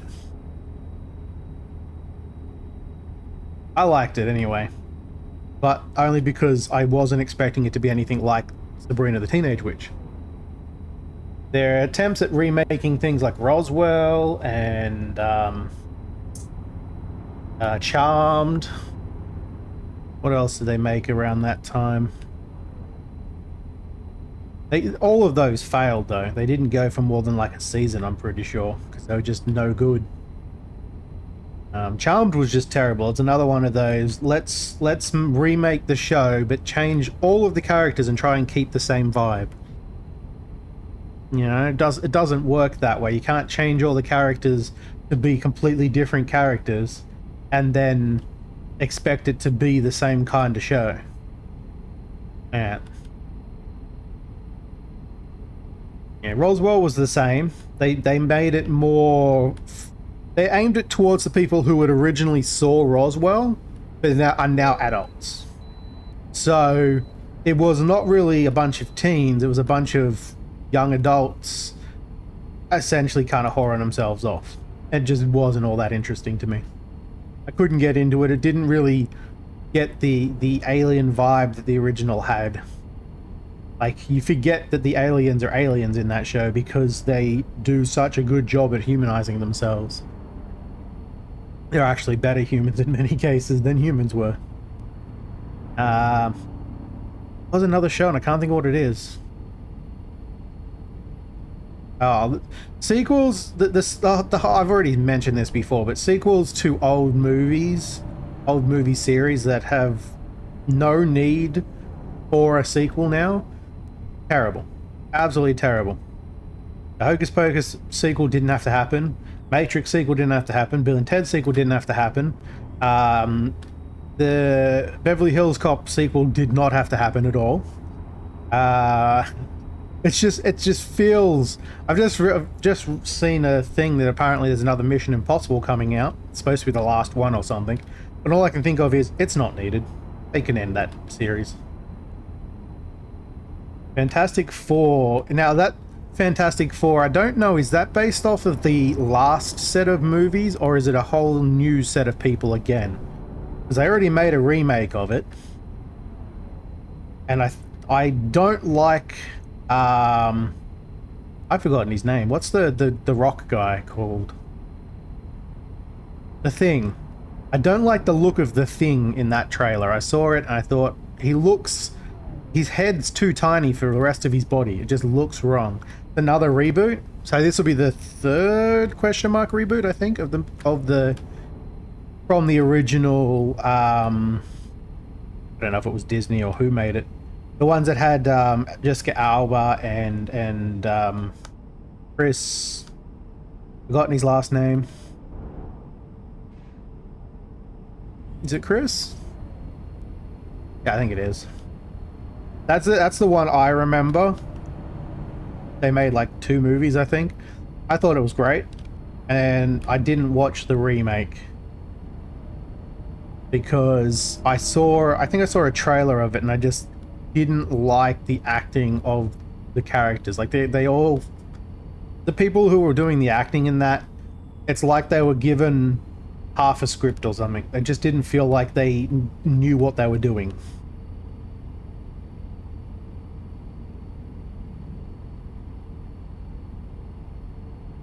And I don't really care for him to make a new one. Live action movies. Give some suggestions, because like there's a lot of them and I'm trying to think of which ones you're referring to. There was one, what is it? There's one coming out soon. It's a live action based off of an old cartoon. Damn it, what is it?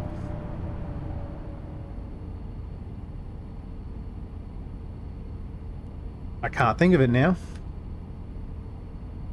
I saw that they were making it and all I could think of was why it didn't need a live action. Definitely a Disney cartoon that they're making into a live action. Seems to be Disney's thing at the moment.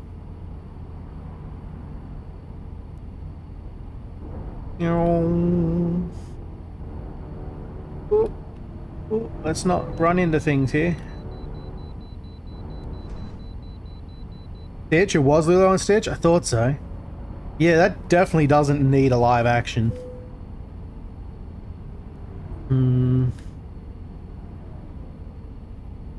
Can't really think of a reason why they would think that's a good idea. I know it's just money, but it's gonna look terrible.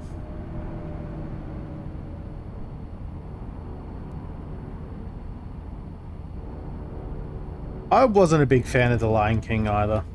I didn't watch it all, but the clips that I saw of it just didn't make me want to watch it. Completely deterred me from being interested in it.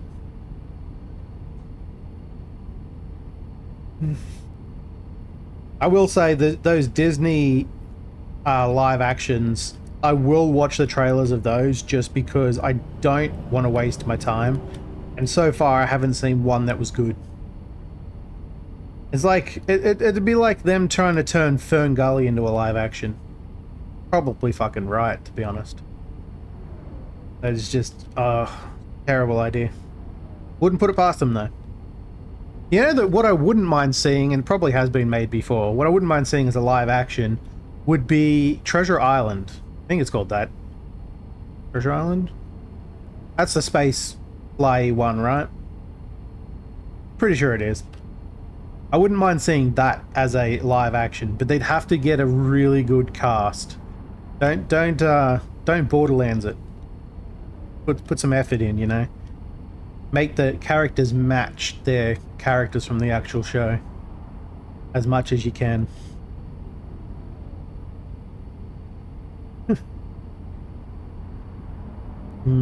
Don't get the smallest black guy that I know to play the largest big dude in the show. What were they thinking? Kevin Hart has his place. That wasn't it, honestly.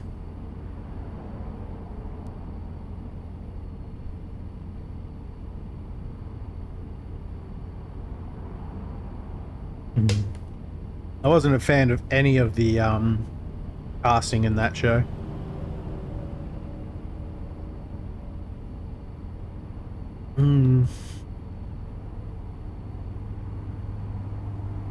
What kind of shows, not like specific, like none of the specific sort of thing, but what kind of genre of shows, TV shows, would people want to see more of? Kind of curious. I'm personally a fan of sci-fi and always will be. Especially space stuff. For some reason, I've got a real interest in space lately. But I feel like the apocalypse has kind of been done with zombies and Fallout. Fallout's great, by the way, but with all of that, I feel like it's starting to get to be a worn-out genre right now. I would love another space TV show, or I'd like another good investigator type show like Monk, or obviously they had gimmicks, but they were investigator based shows. You have Monk, or you had gone out of my brain. What was that one you recommended to me, Dog Mum? Psych. Never mind, I remembered it. Psych, I couldn't get through all the way, but it was interesting. Kind of the ones where it's like you see patterns of things showing up throughout the episode, so that you get to figure it out along with the main character. I want that sort of stuff. I don't know why I like that. I guess it gets my mind active, makes me think about the episode more, and it also makes me realize the writers have just done a good job on a lot of those shows, that you're actually getting interested enough to look for the clues they're putting in there. Like Bones was pretty good. We haven't really had many like that in a while, have we? I feel like they ran through too many of those ideas and kind of stopped making them in particular. They started making more of the thriller sort of base things, like what in its goddamn name again? Dexter. Dexter was pretty good. They did a good job at humanizing a psychopath, but I never got through all that either. I did hear that they're making another Constantine movie, and I think Keanu Reeves is interested in playing it. I don't know if that'll be actually happening though. I think they I don't know if they made a Constantine TV show or if it was just a side character in a couple of TV shows. So I know he showed up in both Lucifer and that one you were obsessed with. I've forgotten its name. Supernatural. There it is. My brain is a couple of seconds behind right now. I keep coming up with the names after I ask about them. Yeah, I'm kind of sick of the drama cop and hospital ones. I wouldn't be opposed to something like Tacoma FD style, where that was a firefighter show, but it was really more based on the comedy of the show than the drama of the show. there was still drama in it, just it wasn't heavy on the drama. I wouldn't mind that sort of stuff in like a cop show or a hospital show. I guess they did hospital shows with Scrubs already. I wouldn't count The Rookie as the cop version. It's not bad, but it's not really the same kind of thing. It's a different show entirely. It's kind of drama, but well written. I'm hesitant to any TV show or movie based around books or anything similar to that at this point. They've just done such a shit job. I do not want them to touch any of my favorite stuff. I know you're not referring to like the book exactly, but I don't want them to go anywhere near any more books or games to make them out of TV shows, because they're all, the only one that succeeded in my opinion is Fallout. Fallout they did well on. The rest, kind of dog shit. Halo shouldn't have happened. The Wheel of Time series shouldn't have happened. Yeah, I don't know. If it's kind of like, if they could write a TV show specifically based on the lit RPG genre with nothing else attached to it, don't base it on any other book or anything, just make up their own and that works well on screen, I would go with that. But if it's linked to any book in any way, I wouldn't like it. Mostly because I'd be constantly thinking of that book the whole time and wondering why they're doing such a terrible job with it, because they always seem to.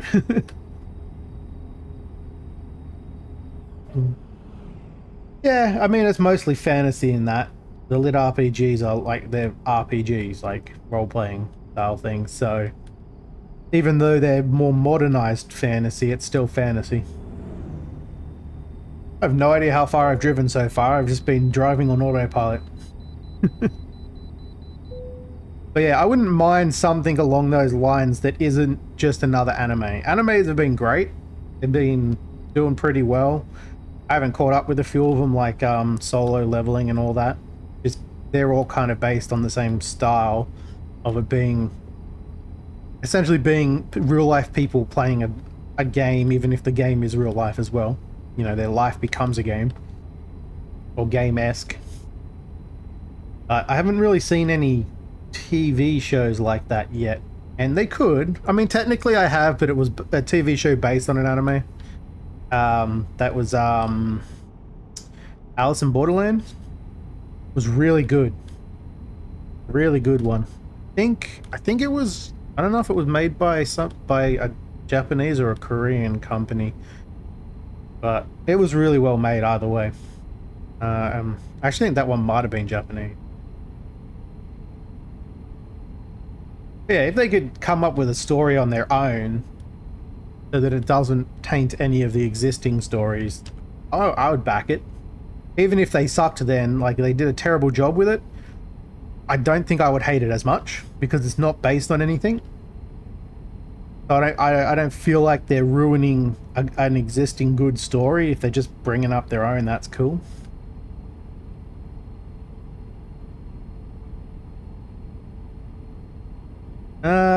Black Mirror, I don't know what it's doing nowadays, but when it first came out, it was a bunch of short stories, and I didn't mind that. But going like a full story with it might be a little more difficult. I know the name. I'm really bad at matching the names without some kind of visual image, so I don't even remember what that's about. I know I've seen it, but does it have an English name? Because that's also helpful. I tend to forget the Japanese names very quickly. Like, I remember the name, it looks familiar, but I can't match it to an anime.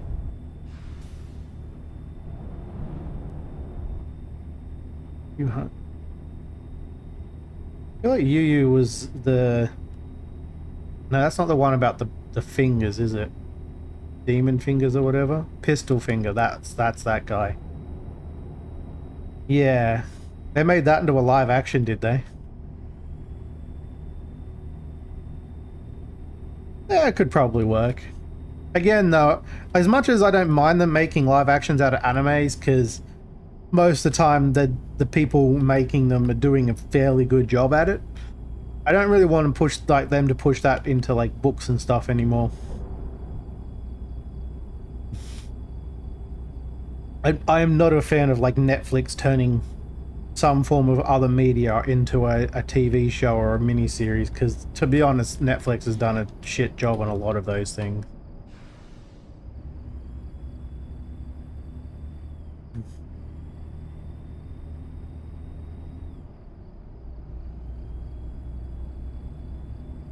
I feel like the writers they're picking for a lot of those shows aren't really the right choice for that particular material, but they don't really have writers that do TV shows that think the way that the original stories were written, you know?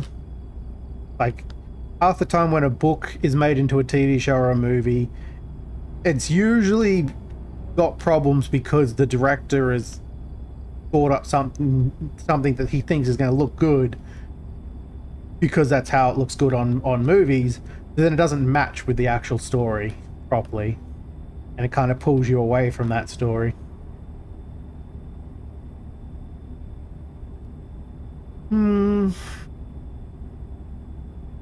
See, I wasn't a fan of the Ghost in the Shell one either. But, I mean, it's possible. Honestly, I'm kind of... I want to see new IP. It feels very lazy to just be remaking existing material in another format. You know, live action or turning it into a movie or something like that. It's like, does no one have creativity anymore? Can you not come up with your own stories? Because the ones that do come up with new IP, a lot of the new stuff is just, it's not very good. And I don't know if it's just because the people working on those aren't very creative, or if it's just a new style that I'm not into, but I don't know. I haven't seen a new movie or TV show idea for a while that I've liked. And see, people say that, but that's bullshit. Because you can't all have been done somewhere, ever. You can have similar stories, you can have completely new stories. Nothing has been completely done ever. There is way too many options for that to be true. And it's... People love to say that, though. They say that in video games, like when it comes to new game designs, like, oh yeah, but everything's been done. No, it hasn't. If it had been, we wouldn't have had new ideas come up. Like all of the Lethal Company style games. Someone had to make the first one of those. That was only a few years ago now. There's always a new idea out there. You've just got to come up with it. If you want to use the existing idea, it has to have enough new content to make it seem new, even if it's still following the same genre. There's nothing wrong with following an existing genre along those lines. Just don't make it a boring story clone or literally copying someone else's story. Things can be new if you put effort into it. The problem is a lot of people now are watching existing stuff because so much of it's readily available, and then their ideas are coming off of existing stuff, and people are comparing that to the existing stuff. So it doesn't feel new at all, even when someone comes up with a relatively new idea. Because it's too similar to something else that's out there, people can't detach it. And they don't usually get very far.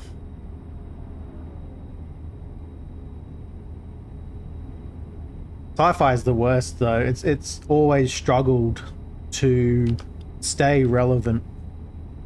So many sci-fi shows were cancelled in like the 2000s because you couldn't reach too far. If people had to think too hard, they gave up on the show very quickly because they would rather watch reality shows at the time, which was just simple garbage in my opinion.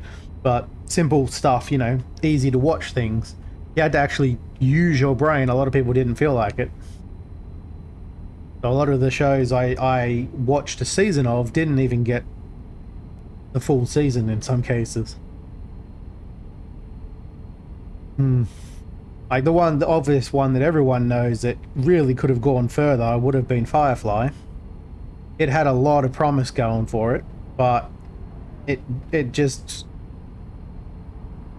was too hard to keep people interested in a space western at the time.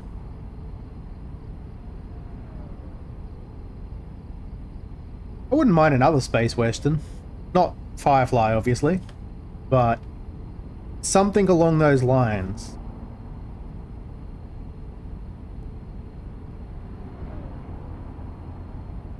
Yeah, of course we know Alf. Alf is technically science fiction, I guess.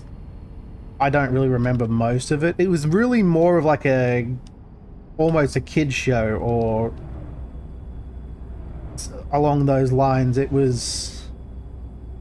I liked Defiance. That was great. I wasn't a big fan of them bringing the game out, trying to use that to help with the advertisement and such, but yeah, but by the fact that he is an alien, it is definitely fiction, obviously, because we haven't got proof of aliens, and it's definitely science-based fiction to some extent. So yes, it would be sci-fi.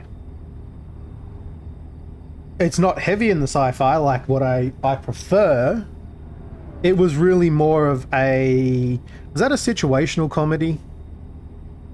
Like Full House and etc. It was kind of like... That's not really situational comedy. It's more... I guess it is. Yeah. That would make it a sci-fi sitcom, yeah. Nothing wrong with those. You do them right. I feel like Lower Decks, the cartoon based on well, the cartoon that is in the Star Trek universe, was very much a sci-fi sitcom in that sort of sense,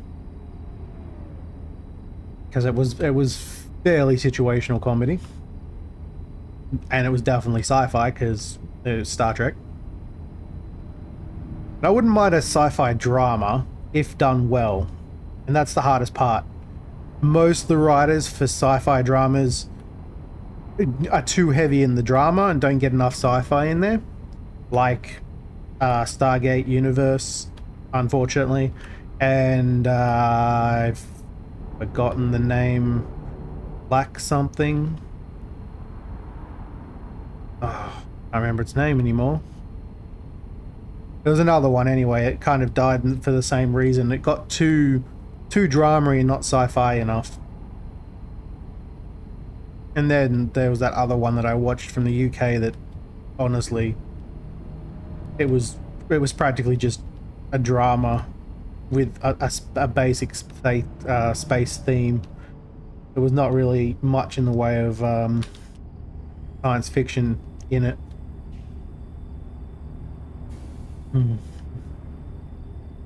I don't know. The difference is you've got like SG-1, you've got Atlantis, and then you've got Universe. Universe was definitely way more heavy on the drama than the other two. If you're going to make a sci-fi, you have to remember to include a decent amount of space stuff if it's a space one. It doesn't necessarily have to be a space one. I wouldn't mind a new dimensional traveling story. I watched Sliders a lot back when I was a kid. It was really good. It doesn't really hold up much anymore. It looks terrible, but I still watch it occasionally. I want to say I never actually watched Quantum Leap. I want to say that was kind of the same thing, where he was supposed to be jumping between dimensions or something. I would love another dimensional traveling story. Similar to Sliders, but not really the same. It would give them like options to be able to make whatever they want per episode, because every episode can be a new story, because there's new actors you can throw in there for new characters, and the only ones that hang around are the main ones because they're the ones traveling between these dimensions. You'd need someone to come up with a really cool story idea for it. I wouldn't mind like a dimensional police sort of thing where it's cops for protecting the different dimensions, going around preventing people who are breaking the rules, traveling between dimensions or some shit. I don't know, making stuff up. Things they're not allowed to do, but I don't want it to be like the TVA from Loki. Loki was a good concept because it's based on a comic and all that, but it really like the second episode or something practically made the entire rest of the movies and everything redundant. They pointed out that the stones mean nothing, really, that all the other movies were based on. They really limited the entire universe just by having that TV show, which was still great. I loved Loki, but yeah, it should be more heavy on like less control. Like they have to go and stop these people because they don't have the ability to stop them early. They can't just jump straight to a dimension, for instance. They have to find them. A cop investigation version of that actually would be kind of cool.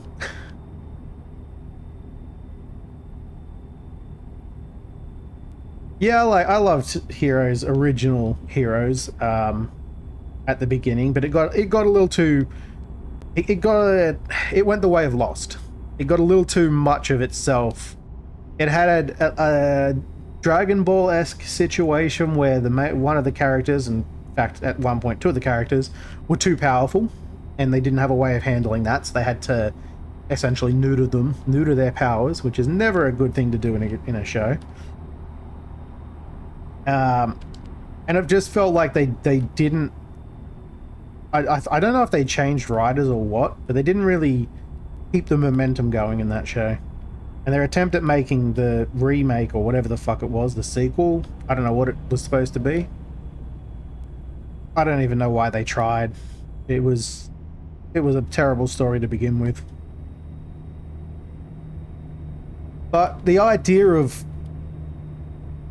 everyone having a superpower isn't bad. There's a TV show called oh shit, I've forgotten its name. I actually want to recommend this to people. It's a UK TV show. I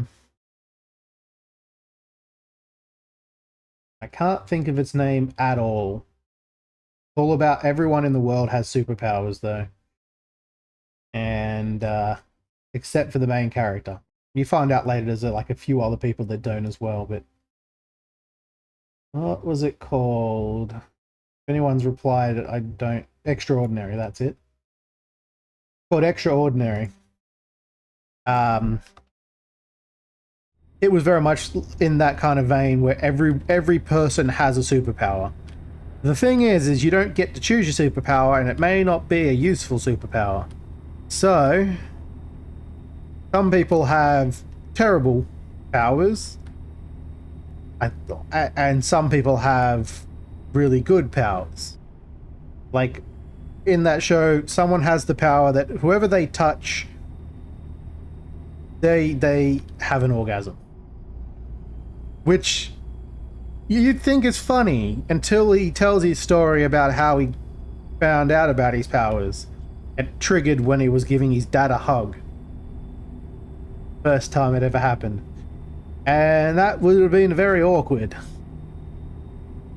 That was a very comedic TV show, and I definitely recommend it. It's got like at least 2 seasons now. I don't remember how many. It's not for children. Don't watch it while children are around. There's some things in there that probably don't need children to see, but it's definitely a very funny TV show based around superpowers. I wouldn't mind something like that, but in a more serious sense. Which I know they kind of had similar sort of things like that with the boys and all that. Not everyone has superpowers, but I don't know. They could probably make a decent story that's kind of like that. Like My Hero Academia and all that. Again, all of this entirely depends on the writers, the skill of the writers, and who is picked for the writing for that show. It's easier if they start out with something that isn't based on something else. And the reason I say that is if they don't have any starting point, people aren't going to go, well, this is ridiculous because it's nothing like the original starting point you named it after. I feel like the Wheel of Time show was almost entirely made just to use the name Wheel of Time. The show is that different to the books. It's the book series, especially at the point my brother got to, that it's like, well, it's not really even the same show anymore. It's like a show themed around the book loosely, and that makes people who have ever read the book or know anything about it look at the show and just go, why did you do that? Are you just trying to get money? Or because if you wanted to have a TV show themed on it, you know, like say a reimagining, if we will, give it a different name. Like, you can keep the Wheel of Time aspect because that is kind of important in the naming convention, but just call it something else. Give it a subtitle, you know. If they're gonna make something new, make something new. Don't get something old and then try to make it seem like it's something new and people aren't gonna notice.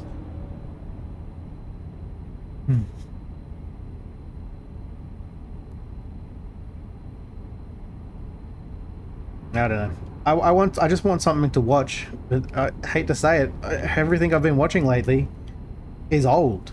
I started watching The Community because I hadn't seen it. I kind of wanted to watch it but never got around to it. I got it because it's good. It was, you know, I hate to say it, but I don't think anything brought out now, most of the TVs brought out now are good. They're all kind of It's definitely not. Wheel of Time is just the theming of the book series. They made a game out of it once, I think, but like an actual video game. I don't remember if it was any good or not. Yeah, Wheel of Time is just the theme for stating that everything repeats. It's all following a character called the Dragon Reborn. Well, sort of. And other main characters. He's called the Dragon Reborn because he's literally some other being that's been reborn into a new life. And this particular being wasn't known to be great back in the day. In fact, any males with power literally go insane. They touch the magic. Over time, they'll start going insane. It's because it was tainted during a fight a long time ago by a really powerful guy. So the only ones that can use magic and not go insane are females in that book, because in the design of magic in that book, there's sort of like a male and a female form of the magic. It's kind of hard to explain without giving away too much. Males can use a specific type of magic and females can use a specific type of magic, which does come up later on in the series when a individual appears to be using the other type of magic, and they have to work together to do certain kind of spells because they need both magics to do it. And there's also gets filtered down further where like certain individuals can use certain types of magic based on elements. Like, I think males are stronger with stone or something. Why'd I keep going?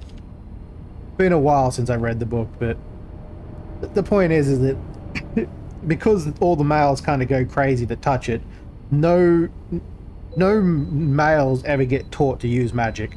Some of them still know how to do it because they're reborn with the knowledge. And everyone's looking for this one individual called the dragon, waiting for him to be reborn. In fact, there's a whole group of the female magic users specifically on the lookout for him. Like, that's their job, is to go and find him. The problem with the TV show was, not only did they change all the backstories of all the main characters, well, most of the main characters, they also make it that things that took like multiple books to fix, to get sort out, were fixed within like 5 minutes by the main character. In this one, the main character is a female. It's following, I'm pretty sure it's following Moraine more than anyone else. And she just fixes things with a wave of a hand. Just magic that can she can fix anything. Things that couldn't actually be fixed that way in the book at all. That's not how it works. Some things that actually require the Dragon Reborn to fix later on too. Like cleaning the male side of the magic. He cleans the taint off of it so that they can use it again without going insane. They just completely skipped so many aspects of the book that it's more of a TV show themed around the book for me. Yeah. I couldn't watch it. I gave up after like 2 episodes. My brother tried twice to watch it. He's a bigger fan of it than I am. And even he couldn't keep going. He just found it to be absolutely ridiculous. There's like 2 bad guys. Well, they're not really bad guys, but like they're considered bad because there's the red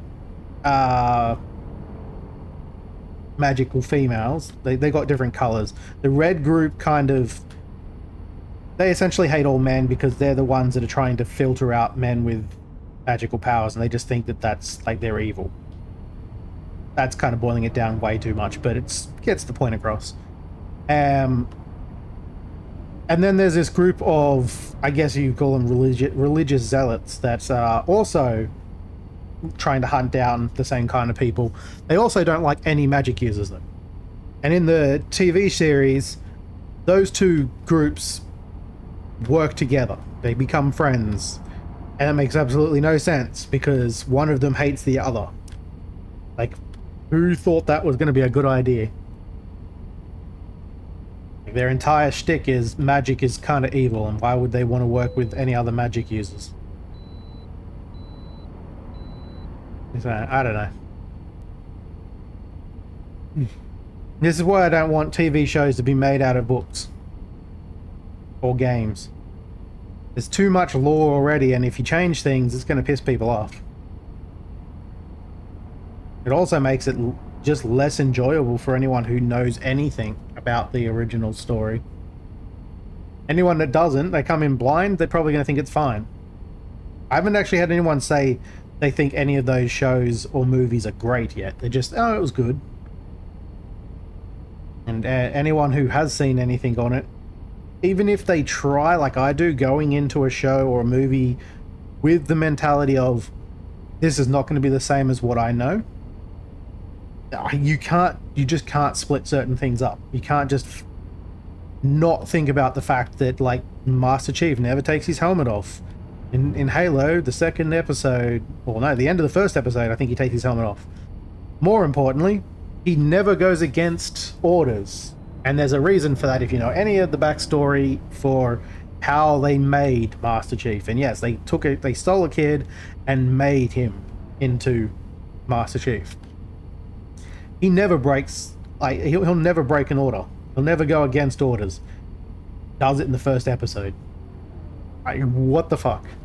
Who thought that was a good idea? Who didn't read the backs, like any of the lore on Halo before writing that story? Don't get me wrong, if you've never seen any of the stuff, the story alone apparently is pretty good.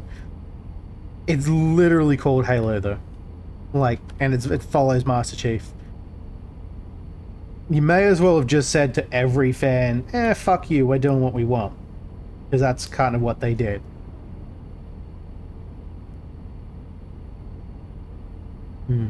There's still people out there that think that the mini series that was made years ago as a fan thing, I'm pretty sure, was way better than that TV show.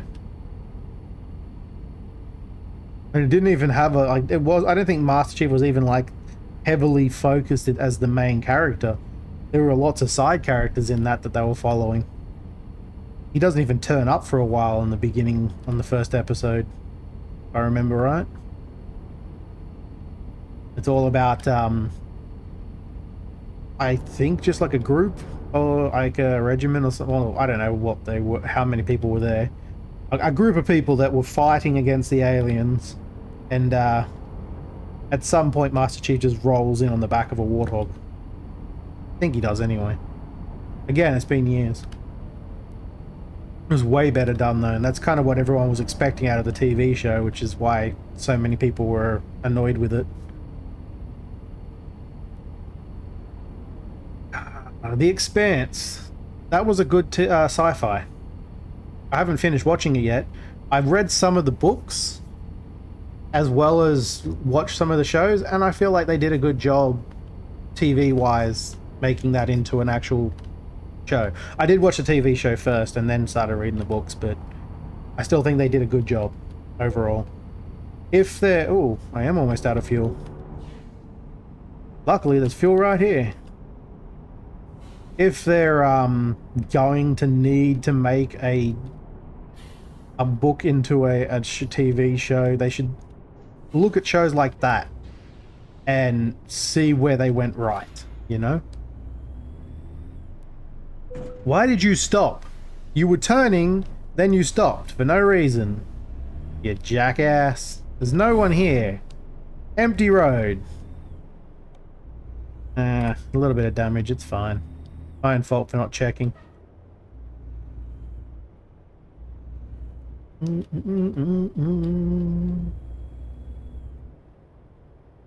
I'm assuming Necro's just lurking.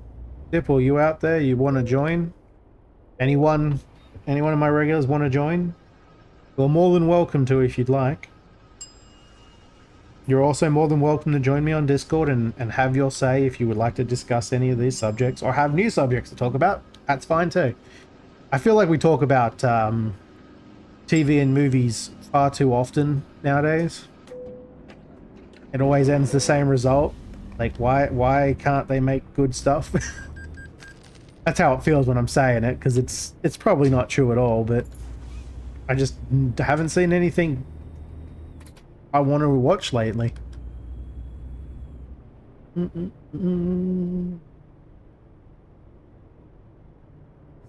Yep. Hi there.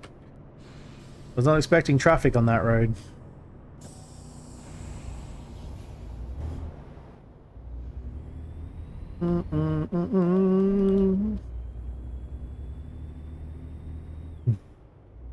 I haven't remembered any new book series to talk about and recommend to people.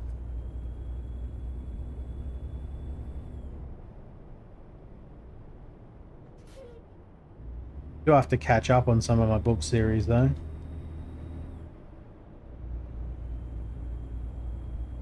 I don't see my nieces and nephews that much anymore because I guess because everyone's busy and it's just we don't do Sunday dinners anymore like we used to. And I asked my 17-year-old niece what kind of music she was interested in, and her response was, I don't know. Which isn't that uncommon for her. She says I don't know to a lot of things. But then apparently her music taste, at least from what her dad said in her car, is mostly stuff from like 2000s era. Which doesn't surprise me again for her. But it does make me think, like, what is people's general preference of music decade? Like I'm still a pretty big fan of. It's not really a decade because it's kind of like end of end of the 90s, beginning of 2000s. Is a lot of where I enjoyed a lot of the music. I still listen to other stuff, but my favorite stuff's probably all around that area. That 10 years.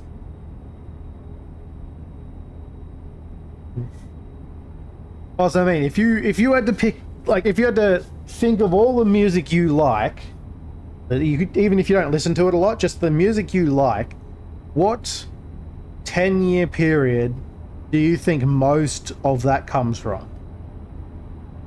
Doesn't matter if, like, there's two lots and one's only slightly beating the other. More along the lines of, like, what kind of era is your favorite, your preferred music from? It's not really your favorite, because you could have your favorites from, like, I don't know, the 80s. And my favorite song is a Linkin Park song, which just happens to fit into my 10-year recommendation. If I had to, I'd say 2000s, because it's mostly early 2000s. But yeah, it seems like most of the music I listened to was either late 90s or early 2000s. And there's a sprinkling of other music everywhere. Obviously, I listen to a lot of music from the last 5-10 years. Mostly international music at this point. But the vast majority of mine would probably come from back then. Not necessarily all the stuff that I would listen to all the time either. Like, there's a random punk music in there, metal, even hip-hop, rap, all from that era. I don't listen to it a lot, but when I think about the songs I like, most of the stuff comes from there.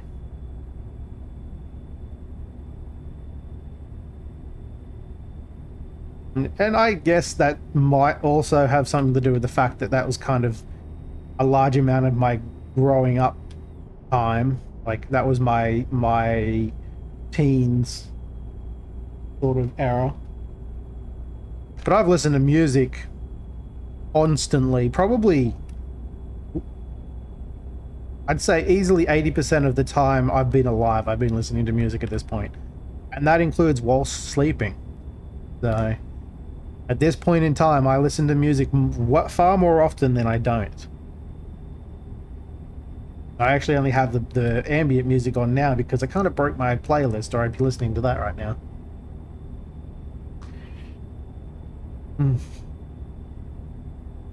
Yeah, see, 90s country is it makes sense to me when I think of what music you would like, because a lot of your preferred music is going to come from there.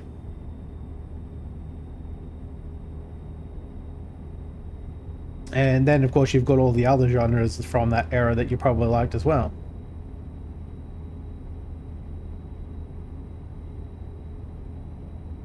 Yeah, I don't mind some 80s music. I don't even mind some 70s. Like, I got music that sprinkles throughout the decades. They definitely are thinned out in certain places. Like, I'm not a fan of country, so you won't find too many country songs on my list of music I can listen to. Or music I would listen to, I should say. I can listen to anything, but there are certain things I prefer.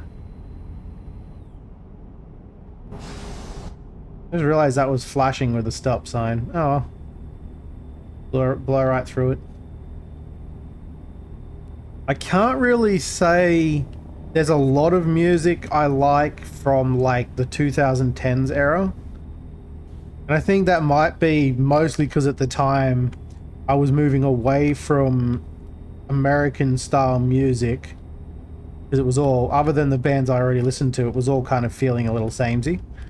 I started listening to international music, but I didn't know about a lot of the stuff I know now.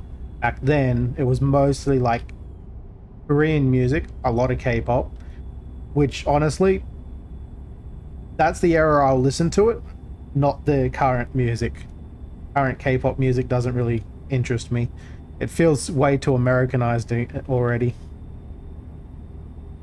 And there was that, and I've forgotten which area it is, like Europe region for EDM. I can't really say exactly where it was from. Heavy into some of that around that time, but I don't really listen to that anymore, so the kind of music has thinned out a lot.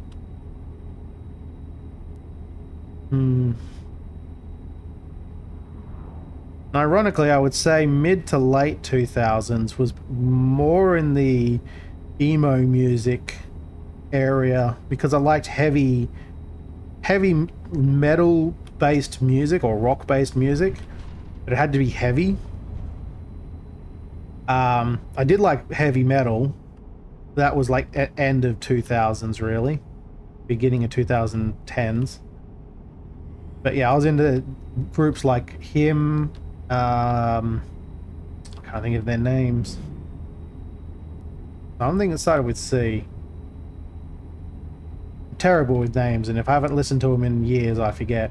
A lot of UK based music that was like, I guess, closer to emo, but not necessarily. It was industrial as well, and all sorts of stuff. I have a very vast kind of collection of music when it comes to the stuff I will listen to. I've listened to a lot of things in my time, and I can't guarantee anyone I know would listen to my entire playlist and be like, yeah, I like all of that. There's gonna be something they probably don't like. In fact, most people I know would say that they despise most of my playlist, because they've all got very picky tastes. I'm a very open-minded person when it comes to any kind of music style. Like, I even listened to mumble rap for a while there, but it's just not for me. Honestly, I think it's kind of... It feels like it's making fun of actual rap. That's it. Or it's like lazy work. Like, half the time it feels like they're making fun, the other half it feels like they're just in there for the quick buck. Doesn't feel like they're really putting their energy into their music. And that is, of course, just my opinion. If people do like mumble rap, you're more than welcome to. I don't feel like I'm saying that your opinions are irrelevant. Just, I don't personally prefer that kind of music. My sister was listening to... Actually, ironically, my sister used to make fun of me for listening to K-pop, right? Like 10 years ago. Now she... Like, on Sunday when I was up visiting her, she was sitting there and like 2 or 3 BTS songs, I think it was, came on. And each time she's sitting there and she's dancing away to it and enjoying it. And all I could think of, like, how much of a hypocrite she is. And she was saying it was terrible music, but now that it's popularized in America and it's spread around the world, now it's a catchy song and she loves it. I'm like, yeah, but then you were also those same people making those same music. Okay, the music was a little different then, saying that the music was bad, like that it was terrible, and I don't know why you'd listen to it. It's like, you're listening to it. Giant hypocrite. Now, the ironic thing is that the music she's listening to, I don't actually like. She tried to say that. She was like, oh yeah, but you like these guys. I'm like, no, I don't. I like some of their music like 10 years ago. I'm not a fan of it now. The newer stuff is, for me, is just sounds too much like American pop music, like generic EDM garbage. I don't even know how to explain it. It just doesn't sound good to me anymore. I think it's because I liked the original style that was being used in K-pop, which was kind of felt like it was about 10 or 20 years behind the rest of the world.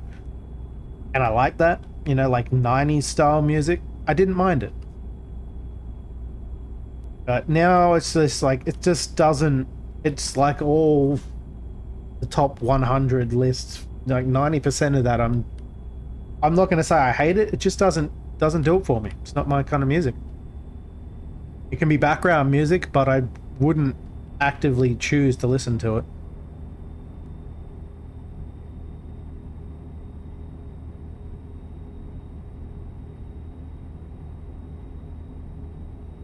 Yeah, see, even as much as I'm not a religious person, as you know, even I have to say that 90s and early 2000s Christian music, it's the reason why there are some bands out there to begin with. They started out as Christian rock bands or whatever. And it was good. Obviously, that's how they got to be popular. So, I mean, there's eras for everything. Can't really say I would listen to most of it, but I can't think of any of the bands off the top of my head that came out of Christian rock bands, Christian music. There were like a lot of people that are like now pop stars or just very popular music, and they started out. Ow, I think it was had a bit of crap on it. Was catching on things. They started out like making your standard Christian music.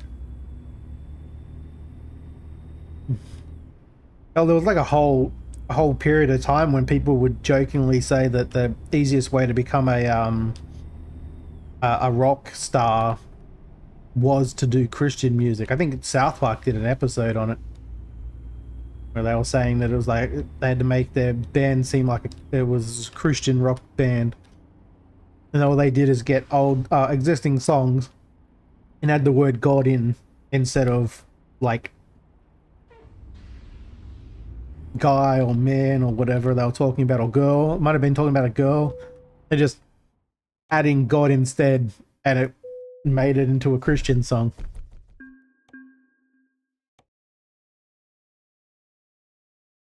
Alright. That job's done. I now have Woodward unlocked. Where else can I go that I haven't been before? I haven't been up to Sheridan, apparently. I would prefer to have gone up here. Hey, look, Sydney. Spelt wrong. It's not the way Sydney spelled here, I don't think. Or is it? Oh, it might be the way it's spelled here. I don't look up names very often.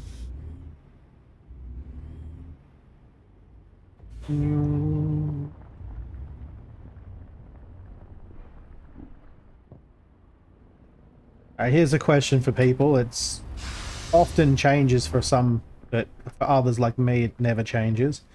What is your all-time favorite band? Above all else, for whatever reason it may be, what is your all-time favorite band? Or singer, if it's just an individual. Words are hard, yo. Mine is obvious. Mine's Linkin Park. Never gonna change. It was a very important part of my upbringing, though, so it doesn't surprise me in the slightest. And I am much more preferred to listen to the Meteora or the Hybrid Theory albums than I am the later stuff, but it doesn't mean I don't like it. Yep, I'm gonna take that one. And a lot of people, it's kind of, for them, it's just a thing that changes on a daily basis. My Korean friend, she was super obsessed. Is that this way? It is. With one of the, I think it was from Pink. One of the singers from Pink, Blackpink, sorry.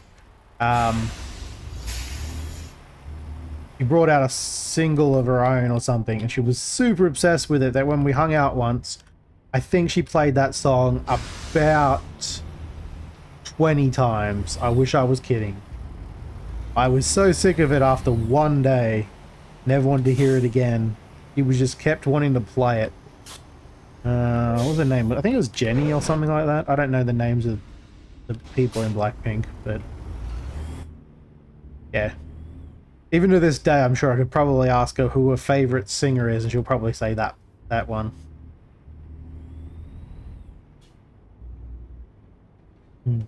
Even though she listens to other music.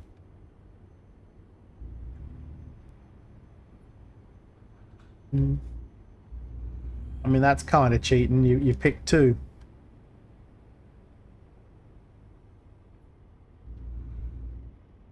Which of those two would you prefer to listen to? I don't know. I don't think I know Martina McBride. Doesn't sound familiar. I am curious about listening to new music though, so recommendations are always welcome. Even if I don't like them, that's fine. It's just I won't know if I don't ever listen to them, right? What style of music is Martina McBride? I kind of, before I even said it, I kind of knew it was going to be country. So unfortunately for me, that's kind of already going to be I'm less likely to, oh no, not that way, to like the music. Not necessarily means I'm not going to like it, because there are some country artists out there I can listen to their music fine.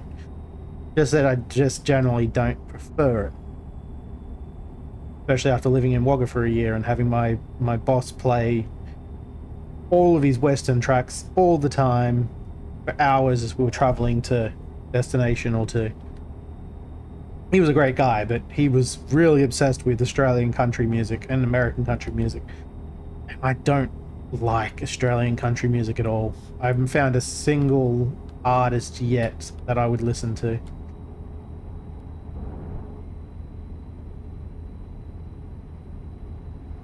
Favorite in each type of music.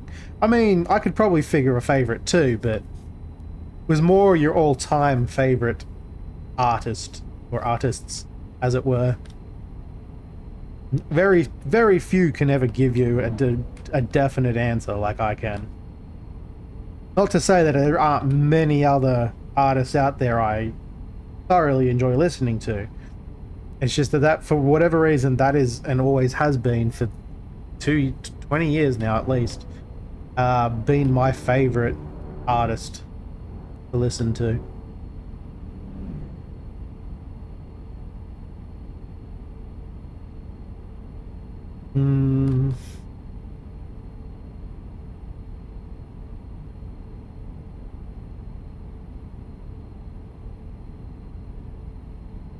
Like, if I was saying what was my preferred to listen to right now artist, if I had to pick one, I would probably go with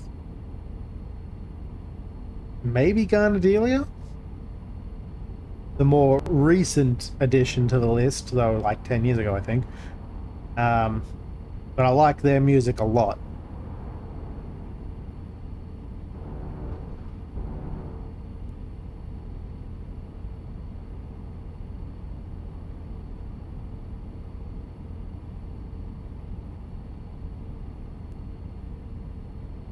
Picked up a lot of international artists over the last 10 or 20 years. And unfortunately, because I'm so shit with names, I forget their names half the time.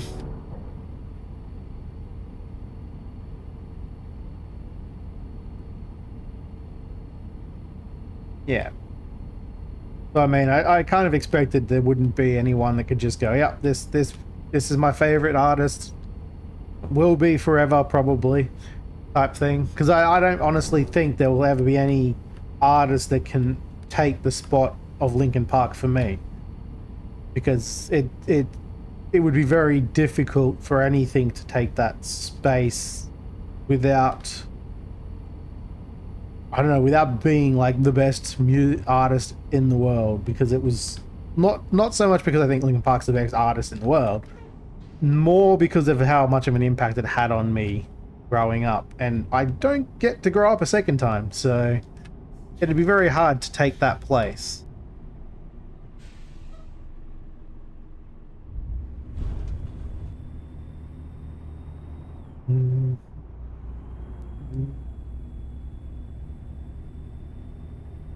I listened to a lot of weird music as a kid though. Some of the music I listened to was purely because, you know, I guess you could say peer pressure, based on the fact of like everyone else I knew liked them, so I started listening, and they sound good, so I just said I like them too. I wouldn't say that they were my favorite group, my artist or whatever though. I mean, I was one of those people who listened to Spice Girls and the Hansons and stuff. Can't say I was like massive fans of any of them. Didn't mind their music. Wasn't super like obsessed with them or anything though. I didn't really get interested in any kind of artist in any detailed way though until like the end of high school. And I think that was mostly based around all the complications of high school. It dragged me in. And there were some artists I didn't know about that my friends were listening to. For whatever reason, they didn't tell me. And I actually liked them more than any of the stuff we listened to growing up. My friend Sean was big into punk rock music because his brother was. But I didn't get access to a lot of that until later in my school life, and sometimes outside of school. And I didn't get into like Slipknot until mid 2000s at least, probably late 2000s now I think about it. I liked listening to their music too.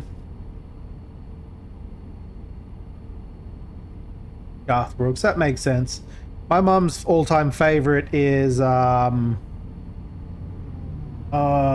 her name? It's gone. It was there. It was an 80s, I think it was an 80s singer. Might have started in the 70s.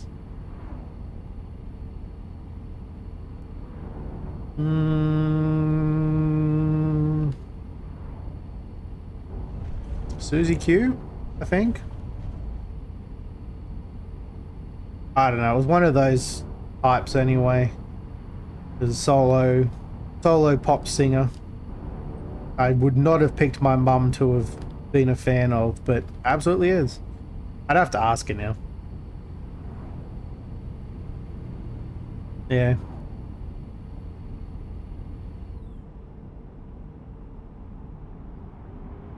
But I really have to look it up now because it's doing my head in. But that's the kind of thing, is like, I don't know how many people have all-time favorites like that anymore, because a lot of artists come and go very quickly. Cyndi Lauper, that's it. Absolutely was Cyndi Lauper.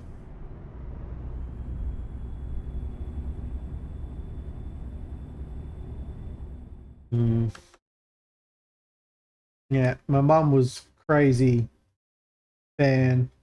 I think she even got to go and see a concert much later in life, which is what surprised me because I didn't really expect my mum to be a concert goer.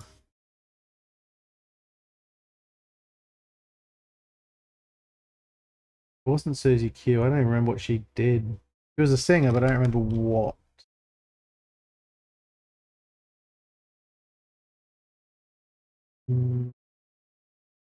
Pretty sure it was that one anyway. Yep.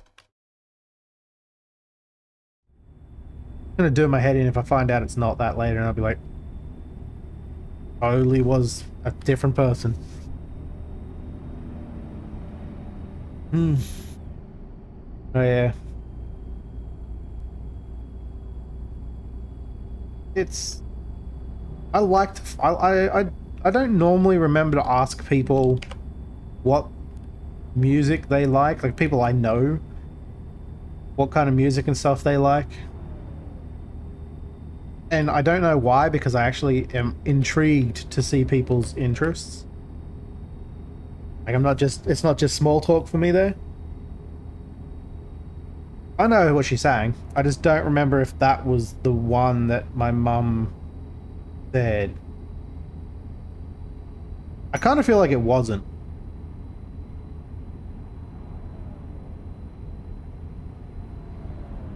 Hard to tell though. Like they're all from the same era, so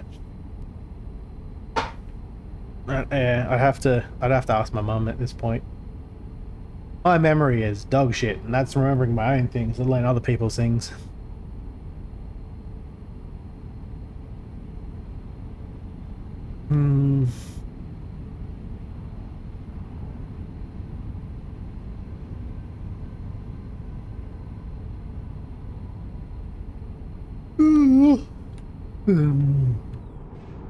It's part of the reason I don't like asking people what their music or show or whatever interests are, is so many people are heavily opinionated. Like, if you don't agree with them, then you suck. Like, you know, why are they talking to you? Sort of thing. Is like, calm yourself.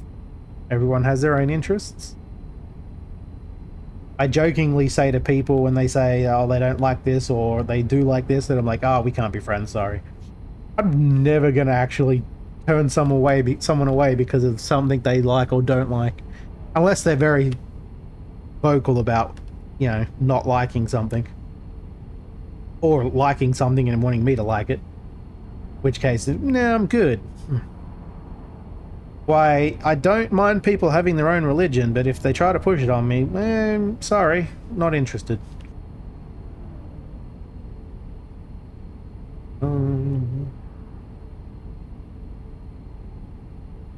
Ugh, Swifty. I don't know, I don't really understand why Taylor... Ugh, hair in my mouth. Why Taylor Swift is so popular. And I'm not saying because her music's bad or anything. It's just, I don't get it. I don't understand why people like her music, because I listen to it, I'm like, it's all right, but it's not fantastic. You know, Ed Sheeran has a lot of fantastic songs out. Some of it's not great. He puts out so many songs, though, it doesn't really matter. He's going to have some good hits there regardless. I can't say that any of his songs are bad, but I can understand why people think his music is fantastic. I don't get that when it comes to Taylor Swift. And maybe it's something obvious I'm just not figuring out, but I don't know. It seems... Oh, this is going to be unfortunate. It just... The music doesn't seem any better than any other pop artist to me. But people lose their shit like it's fucking Elvis era again. Elvis, it made sense. They didn't... Things he did on stage wasn't commonplace back then. No, he would attract the ladies by doing hip sways and things that would actually get parents up in arms about it and whatnot. Back then, that was not commonplace actions to be doing. Ironically, I see that sort of thing as like, oh yeah, people were all shitty and upset about Elvis doing hip thrusting on stage, and now there's like film clips of practically half naked women, and I mean that in a literal sense, and then it's not even half naked. It's like, how is this allowed on a channel that isn't higher rated than it is? And parents seem to be fine with it. And so I don't know. It's a bit weird. Parents like my sister, who, you know, would say that watching K-pop dances was too offensive for her kids, and then she's got like friggin' I don't know any of their names. They're all generically the same to me, though.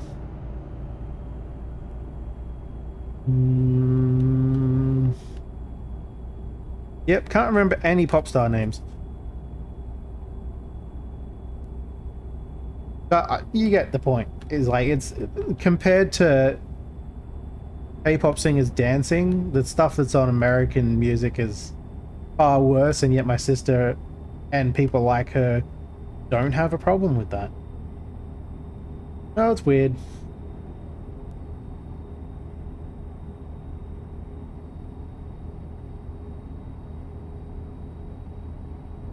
I figure at some point you've kind of got to give up anyway, because society's always going to win.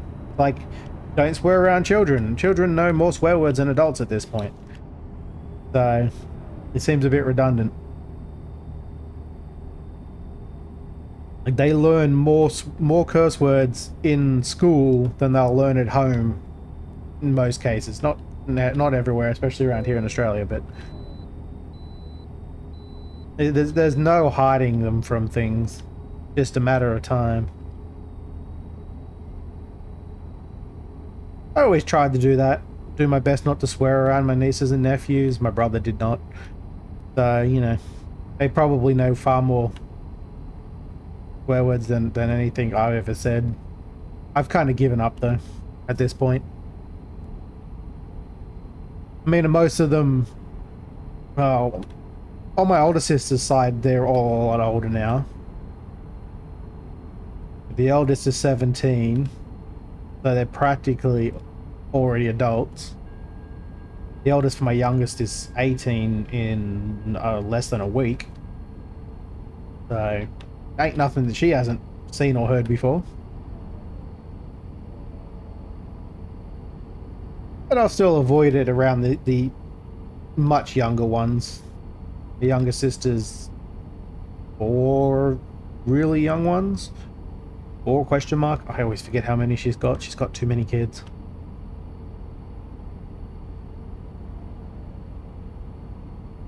Just because they're at the point where they will still... They haven't picked up on the stuff at school yet, but they will still repeat it if they hear me say it. Oh yeah. As soon as one of them starts teaching the others, it's all over. There's no point in hiding it at that point. And I want to say, because obviously the 2 eldest, they're much older, so they've probably been told not to imitate those 2. They came from a different dad, so that's why there's a huge age gap. I say huge, I think it's only like 4 or 5 years between Link and Banana. That's what I call her, Banana. Not her actual name. I've called her that since she was a kid, a little baby, and I even got her a banana onesie because of it.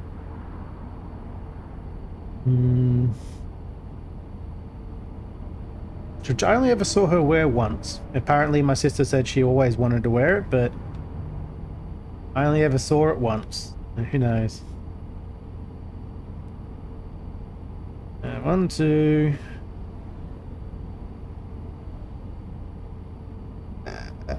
3, 4... I think there's 5 more, so that would make 7.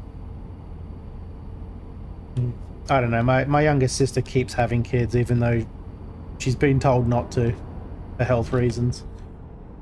So she's got a lot of younger kids. My older sister had a hysterectomy, so she's definitely not having any more kids. And they didn't want any more after the 3rd one. They got 2 girls and a boy and they were happy.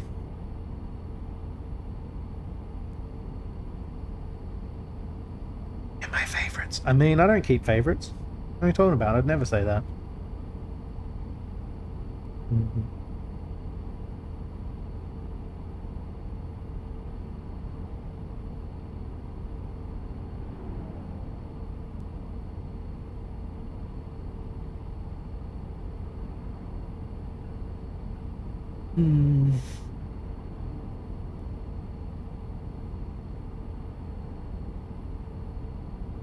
You know what I realized this morning? Because my...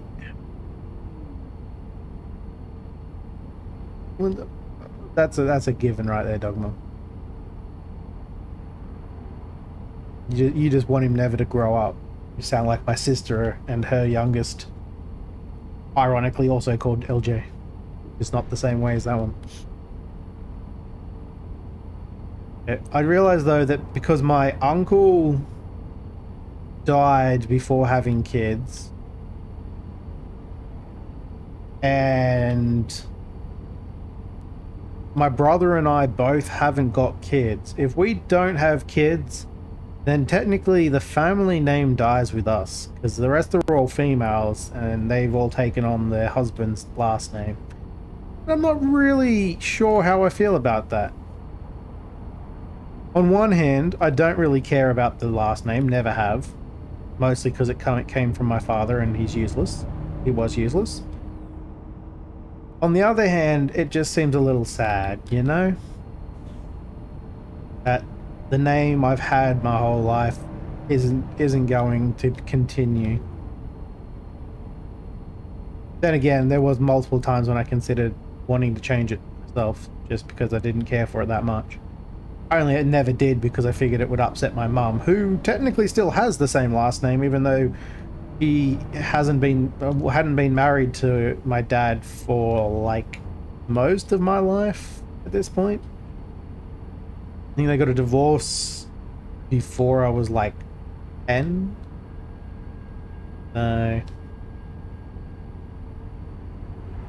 Yeah.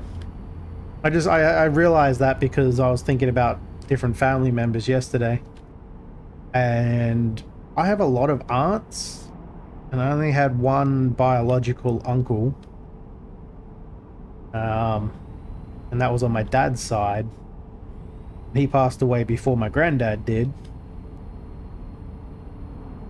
And it's just, yeah. My brother is older than me, and I'm almost 40, so it doesn't seem like that's a likely thing to happen. Oh, yeah. Graduates high school next month. I think Chelsea has already left school. I think she left school early. Jayla is on her last year of school this year. And yeah, it's, I don't know, it's hard to keep track of that stuff. At least she has plans of what she wants to do, whereas Chelsea doesn't seem to have much, doesn't really know what she's planning on doing. Her interests in future keep changing. Unfortunately, mostly because of her partner and the fact that it's a terrible relationship. She's kind of doing whatever he wants and then deluding herself into saying that she's doing what she wants when everything she wants doesn't work that way. But you don't need to hear about that. Jayla wants to do English at university because she wants to do proofreading and probably write books and stuff, which is cool. I like that. Nah, it's definitely not your birthday. What are you talking about? It's never been your birthday. Happy birthday, Dogman. I didn't even realize what time it was. I knew it was your birthday coming up, I just didn't realize that it had already rolled over.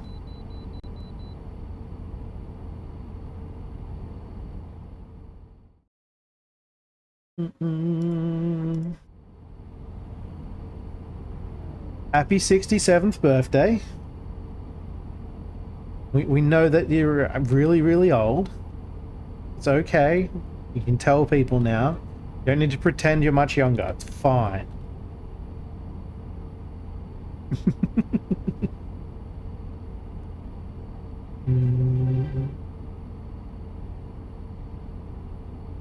Yes, I would have. That's how I usually remember my friends' birthdays from overseas. It's like, I look at the calendar and go, oh, it's their birthday today. And then I'm like, oh wait, no, not yet for them. Because it's usually like, I see that in the morning. It's still the day before for them. Not until the afternoon that it becomes officially anyone's birthday from overseas for me.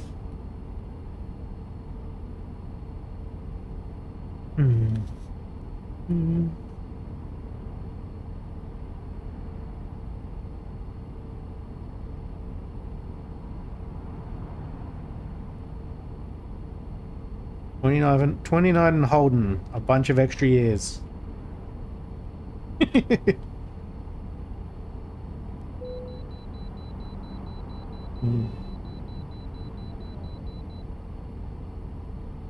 Yeah. Never had a slight interest in trying to pretend I was a different age than I am, because age for me has never been a major factor in my life. Oh, I mean, after I became an adult. Prior to that, obviously it was, but yeah, pretty much when I hit 18, I didn't really care about my age anymore. So I just kind of forgot about it.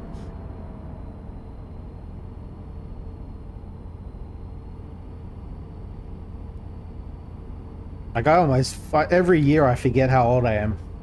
Every year. I have to, like, my birthday's coming up. How old am I again? And I sit there and I count it on, like, figure it out how old I am, because I don't know. Or care.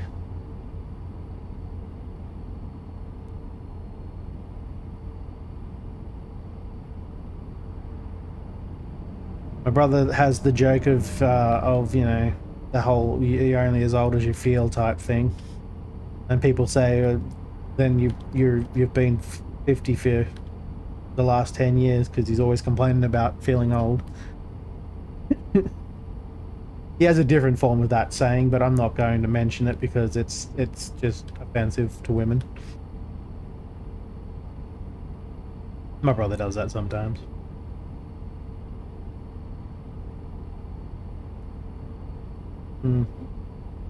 I always have to remind other people, because they don't know how old I am either. Never been a big factor. I'm not entirely sure any of my siblings realize that this year is my 40th. Because if they did, they probably, well, my older sister definitely would want to try and do something fancy for it. Give a fuck, to be honest. I don't care. I think my brother had his 40th in the middle of a COVID quarantine, so he didn't get to do anything for his. I don't know what my sister's 40th was all about. I think she intentionally didn't, like, she went away or something so that no one else was involved, but I don't remember. It was a few years ago now. I don't care about it though, because I don't care about birthdays. It doesn't matter how important people think it is. I've never liked surprise birthdays, so they never do that, thankfully. I dislike surprises. They're not for me.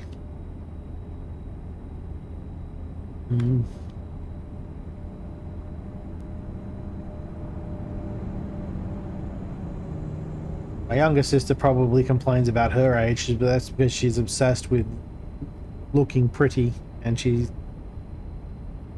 it's kind of hard for her to do that when she's given up. She just stays at home looking after her kids constantly, and yeah.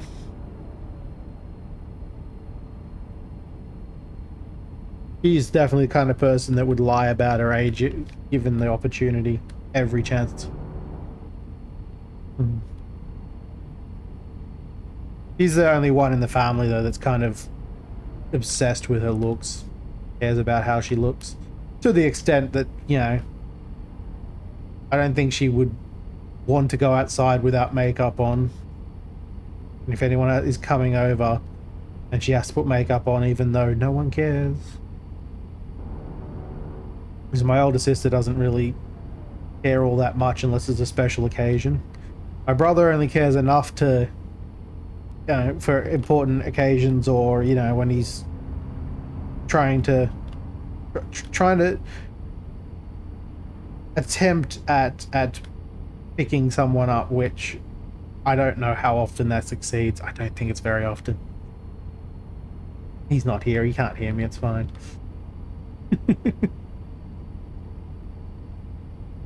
I obviously don't give a crap how I look because I'm currently got the worst hairstyle known to man.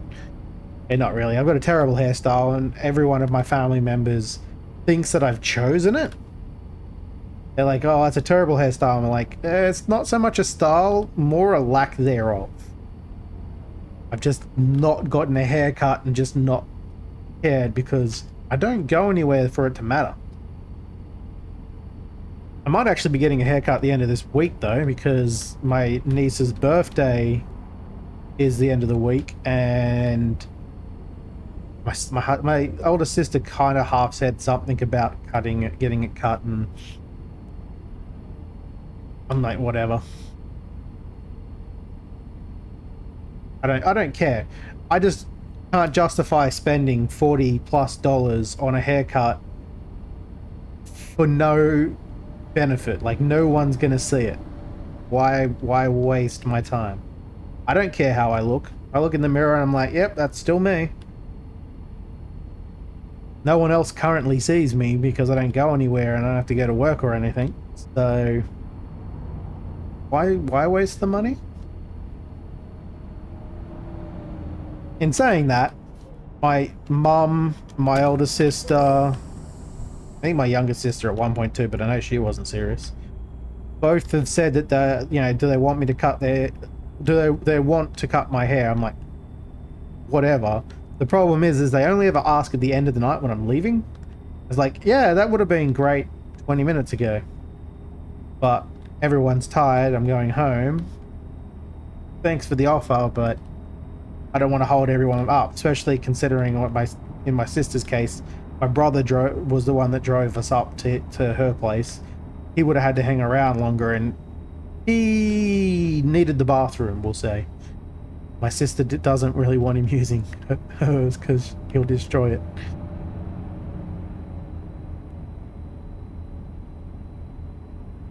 There you go. There's the energy you were probably hoping for. I don't. It's birthdays for me. It's like, yay, cool. Happy birthday. I haven't found a birthday exciting since actually probably my 19th or 20th. When I had friends over and we were having a party at my place, the family house up in Carry On. But I know a lot of people get excited about birthdays and presents. I don't get presents much either anymore because everyone's poor. So it's hard to get excited about it. Ah.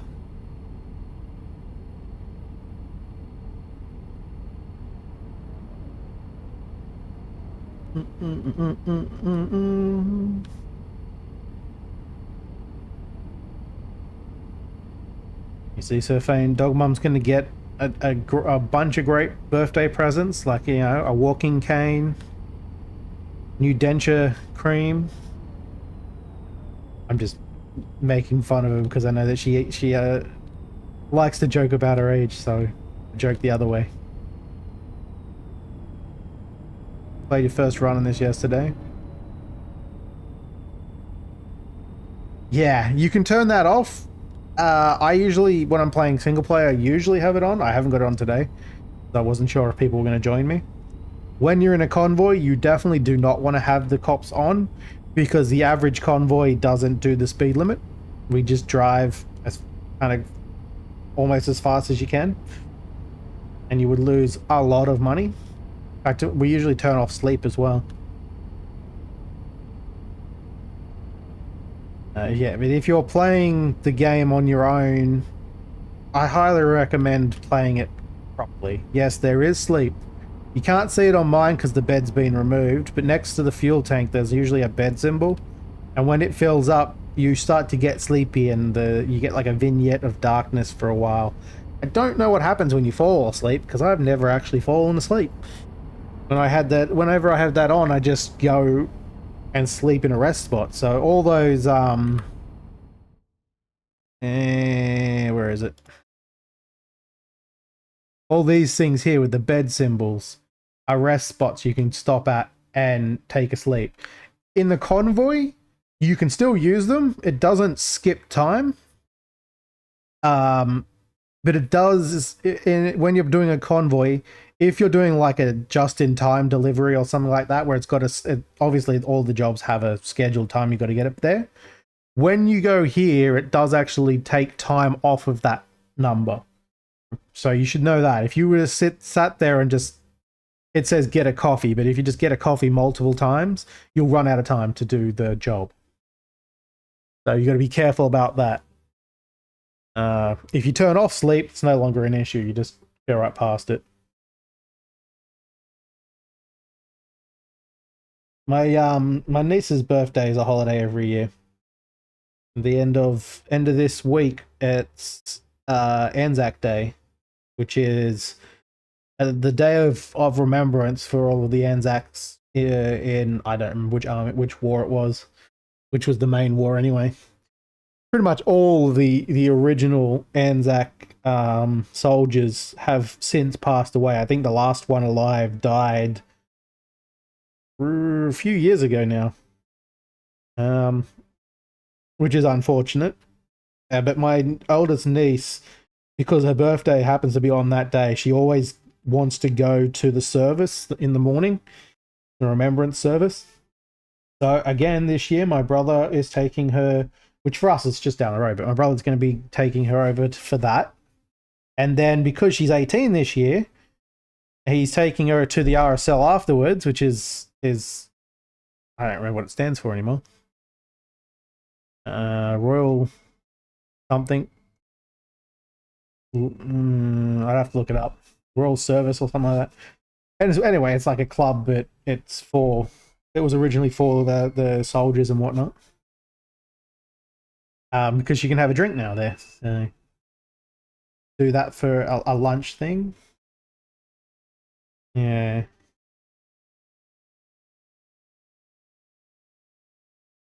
Yeah, that's it.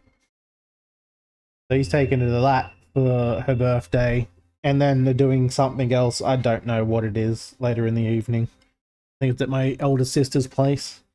It's my elder sister's place. Just she's always the most convenient spot for everyone. So yeah, she has the same thing. I wish my birthday was on a holiday every year. I always hated to work on my birthday.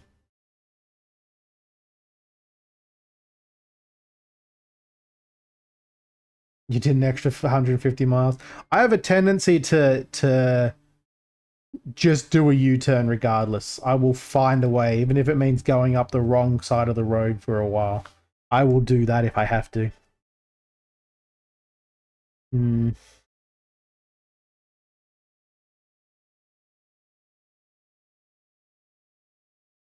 My birthday is never on a public holiday because it's nowhere near any of them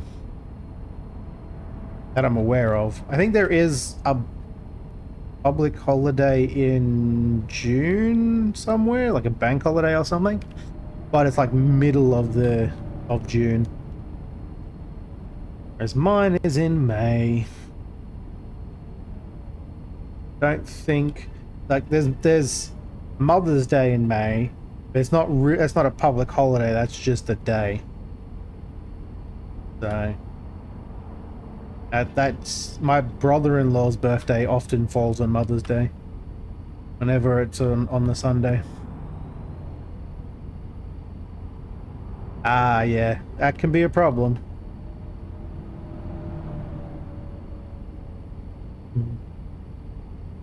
I've learned to just turn around in very small turning spaces for no other reason than I just don't want to do an extra 150 miles.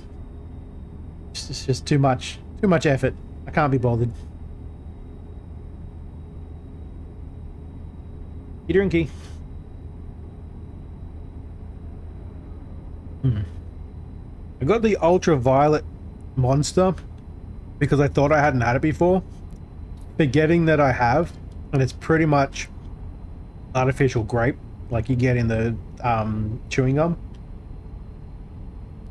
And I don't like the sweet energy drinks anymore. I prefer the juice like ones, like the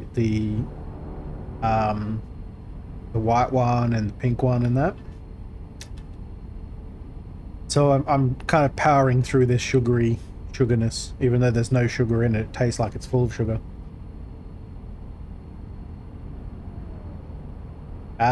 Yeah, they do that a lot, I've found. They'll also have crossroads right before the end of the job, so that you will very likely have traffic run into you, T-bone you right at the end. I've had that. A lot of the time when you're driving up to a train crossing, the train will be there to be in your way. And I'm pretty sure that's scripted because it's far too convenient. See, the red lights I also ignore as well, because when you turn off fines, it turns off speeding and red lights. And the way stations and everything. So when you're playing Convoy, you can pretty much just drive wherever you want and you don't get fines. You don't get in trouble for it. The only thing you have to worry about is not damaging your cargo or running out of fuel.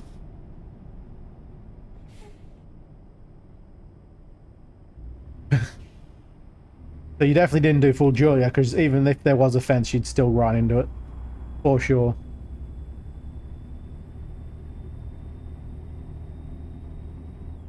Which, by the way, as a reminder, if anyone wants to join in, you're more than welcome to. Just let me know and I'll start a convoy.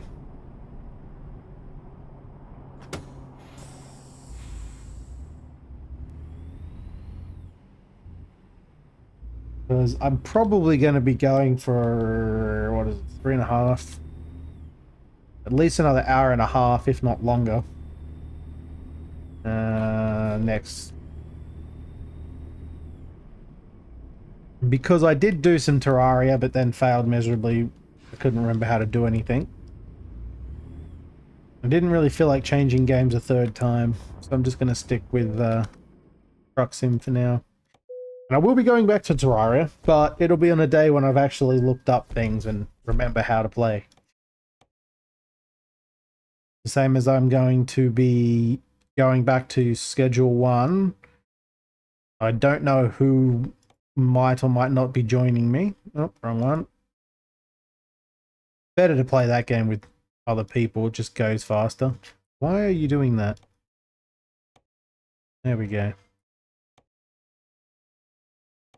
And I also have Forever Skies to play. Don't know what's happening with that anymore. I'm going to do that one. That articulated. Oh, it's articulated. Look at it. Where is it? It's not here, of course. Hopefully it's not gone when I get there, because I didn't check how long till it expires.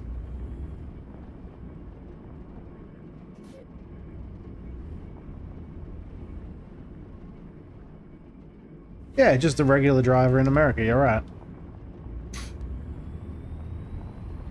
That's not true. I can't even joke about that sort of thing, because the average American isn't that bad. Unfortunately, there's enough that makes it seem like it's the average American. The same as the average Australian driver, I could say the same thing. Seems like the average Australian driver is dog shit when it comes to driving and following the rules, or the lack thereof. But I know that's not true. Otherwise, we'd have far more chaos on the roads. Just there's enough douchebags on the road for it to seem like they're all like that. I say again, I cannot say the average, because the average is, if it was, you would have anarchy on the roads. There may be a lot of them, but they're not the average. They're definitely below average. You would also have the above average drivers that, you know, you rarely ever see or have any issues with, because if there's no problem, you probably don't even realize they're on the road. Why would you? I mean, they're not outstanding enough that you're like, oh my god, this is the best driver in the world. I can't take my eyes off of them, sort of thing. Oh, me first.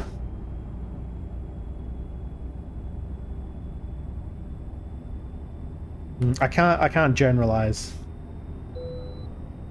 I can't legitimately generalize. I just have to say, there's a lot of shit drivers on the road in everywhere. Every country. I don't think there's a single country that doesn't have a lot of shit drivers. There may be a country out there that has the least amount of shit drivers, or, you know, to make it sound less negative, the most amount of good drivers. But there's definitely shit drivers in every country. There's shit people in every country. It's human nature.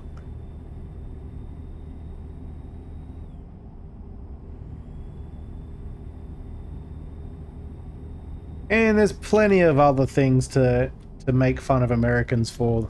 Their driving isn't necessarily one of them.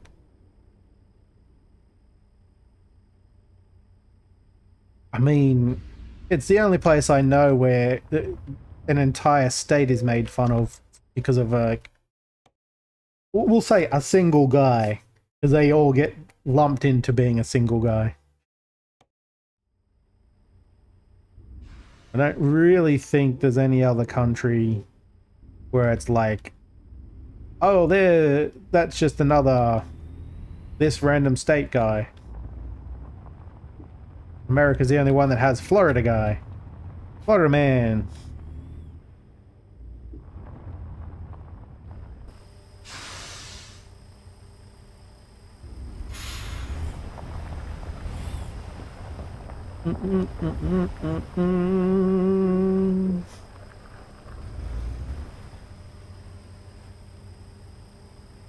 Straighten up.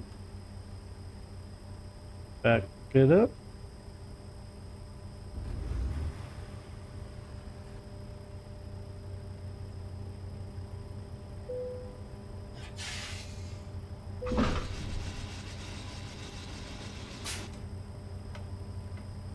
If there's that many wrecks, then that's not so much the driver's mistakes as it is the building, the planning managers, and probably the police officers. Even if there's bad drivers, there's ways to discourage people from doing such driving in a specific area. If it's always in that specific area, then someone else is failing. Like, yes, the drivers are definitely failing, and the drivers are definitely to blame. But not only them. I don't know what you're talking about because I don't watch SpongeBob. The only good thing about that is Patrick. That's the Patrick show to me. I never really watched it otherwise. I only ever watched the Patrick segments.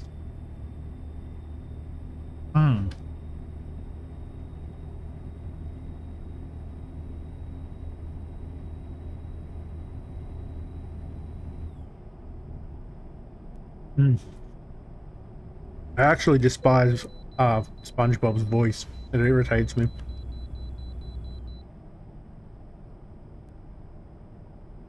And not in like a misophonia way, just his voice in general irritates me.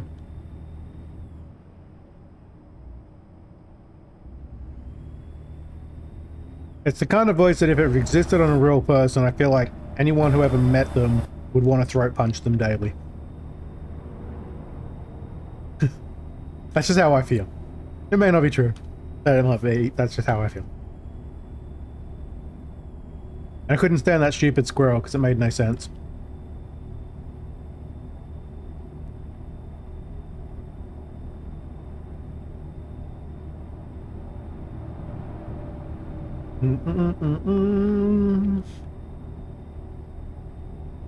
The rare few times that I did watch it and it didn't have Patrick on it, if it didn't have Gary the Snail on there as well, I didn't pay attention.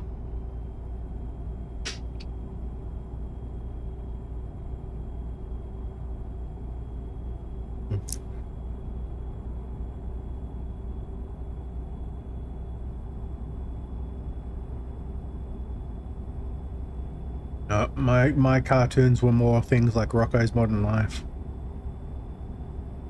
That's the kind of similar kind of style and comedy, but without being annoying, that I would watch. Rocko's Modern Life. I'll have copies of that around here somewhere.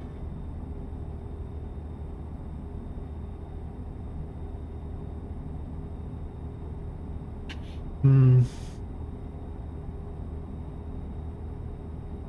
only thing that kind of annoyed me about that show was the damn cow reminded me a lot of my brother's friend Wesley. I wasn't a big fan of him growing up, so he was just kind of annoying. It's hard to explain. Our Real Monsters definitely loved that show. I got that around here somewhere too, I'm pretty sure. That one's actually hard to find nowadays. Can't even get the DVDs or like any of that material. I don't think anywhere streams it. Might be able to find it on YouTube at this point.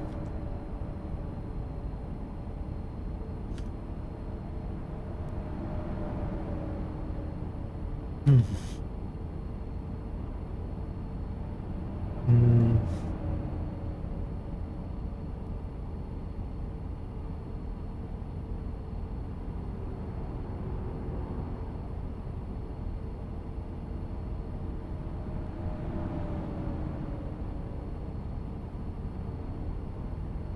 People talk about like your age, or your age group, as it were, kind of limits the talking to other age groups because of your upbringing and whatnot. Like, they would say that someone 10 years older or 10 years younger isn't going to have the same kind of interest because they had different shows and things that they're brought up on. And I realize I don't normally talk about such things all that often, and I'm up for watching just about anything or listening to just about anything, to the point where I was like, I didn't really get that for so many years. And the only reason I even thought about it was Korea or South Korea, and some, well, not so much Japan anymore, very much South Korea, have like a social age thing. Japan still kind of has it to an extent, but it's usually more... It's more of a gender thing than an age thing with them, with a lot of them. Whereas it's less likely that males and females will be friends than of a certain age. But even that's not really true anymore. But in Korea, it still kind of is. And I never really understood that sort of thing because it never bothered me. I realized a lot of my friends were like 10 years younger than me.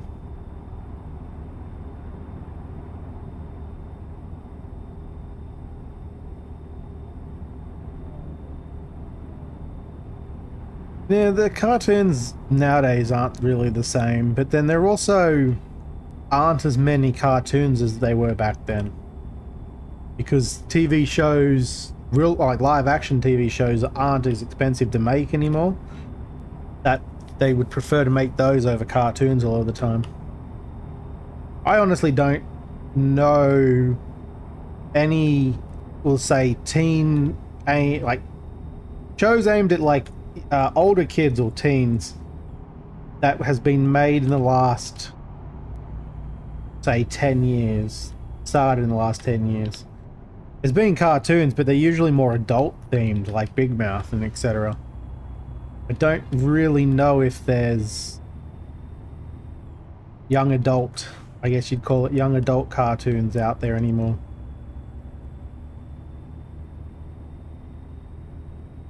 Or, you know, mid-teen cartoons. There's a lot of kid, like, toddler and younger children cartoons and shows, but is there any newish cartoons nowadays? I don't know if I have any people who would be able to tell me the answer to that. Watching at the moment. Or in my community in general.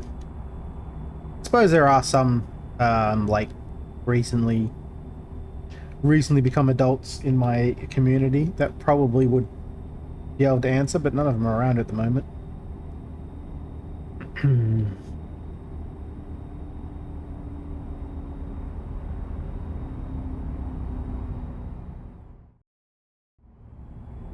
I could ask my sister, because I guess LJ probably, yeah, LJ fits into that category. Ella doesn't count because she probably doesn't really watch it. I guess the biggest problem is that a lot of kids don't even watch TV anymore. So cartoons aren't a big thing because there aren't that many kids watching TV. Why would they make cartoons if no one's there to watch them? They just watch YouTube instead. Honestly, don't know what's on, like, regular air TV anymore. Short of the, you know, the dramas and the other stuff that's, you know, primetime shows. I would definitely be curious to know what kind of stuff, because I know they play a lot of the old stuff still, that people will watch, like Rugrats is still shown in a lot of places, and similar things to that sort of cartoon. By the way, I'd say Rugrats is probably my favorite cartoon ever, as a, like, definitely growing up, followed by Our Real Monsters. I think it's just because Rugrats had more episodes.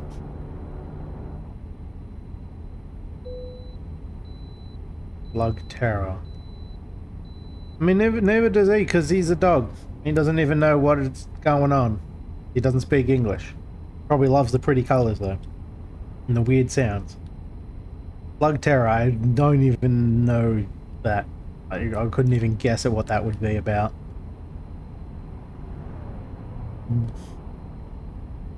You know, I'm actually kind of curious. On free-to-air TV or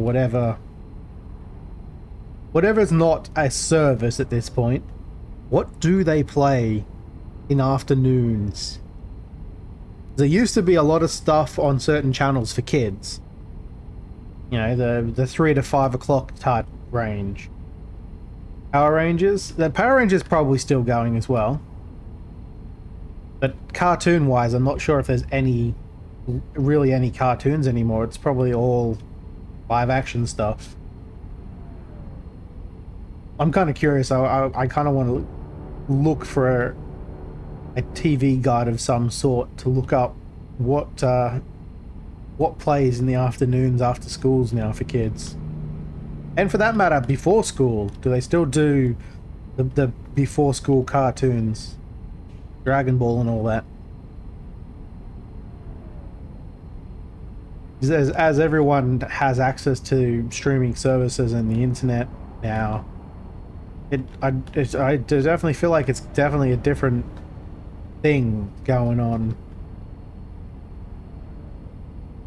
I don't know, I stopped watching TV at least 20 years ago, like actual TV. I haven't had my TV plugged into an antenna of any kind in at least 20 years. I remember the last time I went to plug one in, wasn't paying attention and didn't realize that the plug I was plugging in wasn't the right type for the wall plug. The TV cable I had was like an older one, and it had a male on it, or instead of a female or something, and I may have pushed in the socket a little bit and broke it a little before realizing. I was just plugging it in for the sake of it too, because I didn't think I was ever going to watch TV, but I thought, it's there, I'll plug it in. Didn't have the right connection, so I went, don't worry about it. Did break it a little bit. That was a shithole place anyway. I doubt they'd notice. The place before that I lived, I almost burnt the building down because of how dodgy the power wiring was. There was a single socket in my bedroom, and I had so many things coming off of it because it was the only socket in the bedroom. When I left and the wall socket had like obvious burn marks on it, which I'm kind of thankful never actually burnt the house down, because that place would have gone up real quick. It was cheap and nasty and probably excessively flammable.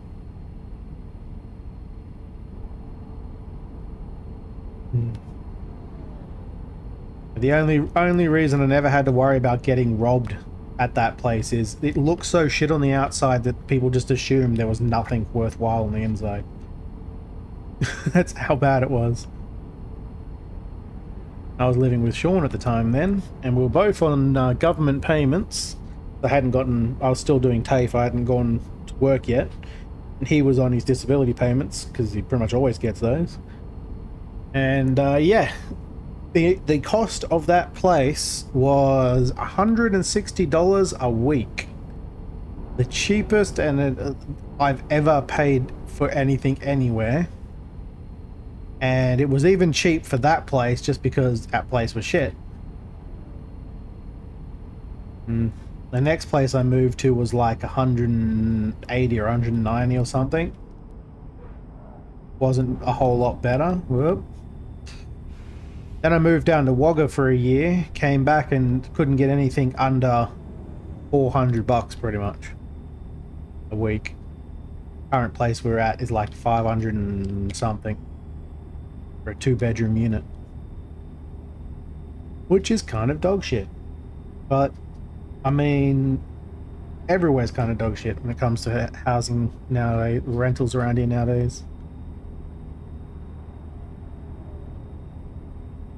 It'd be the only reason it's not bad when we first moved in anyway, it wasn't bad, was that it's a secure apartment. Like, you can't just walk in here. You need cards to get pretty much anywhere. Otherwise, and the garage is still kind of shit. Otherwise, it wouldn't really have been worth the money. Now it's not worth the money anymore because they up the rent, and it's at the point where it's like, if a spot over in the new building that they built not far from where I live was available and cost the same or less than what we're currently paying, it would be a no-brainer to move there because they have way more services in that new building than here. They have like a pool, like a swimming pool in that building, I'm pretty sure, which my brother had in his one of his last places, but he never really used it. I would use it all the goddamn time. I'd hate to move though. I hate moving.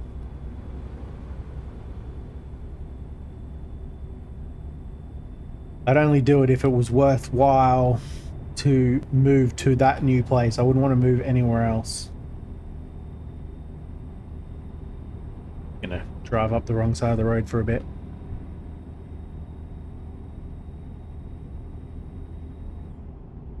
I honestly like to joke that I would only ever move if I could afford to buy a house, which would never happen, so I'm just gonna live and die here.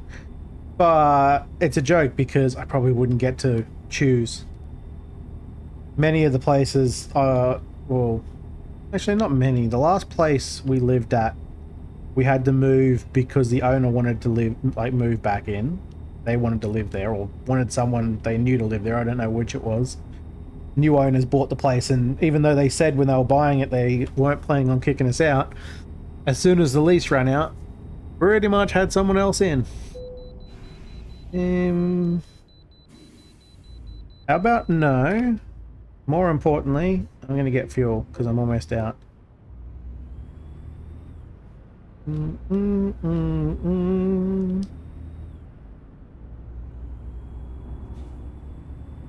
And I don't expect to ever be able to afford a house, unfortunately. The housing market's ridiculous. The job market is also ridiculous. And I am already at a disadvantage being in debt that I have to pay off.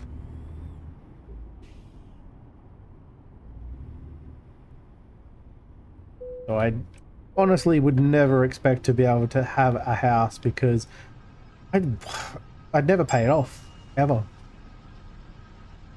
Even if I'd bought a house when I was in my early 20s, I'd probably still be halfway through paying it off, probably even not even that far in.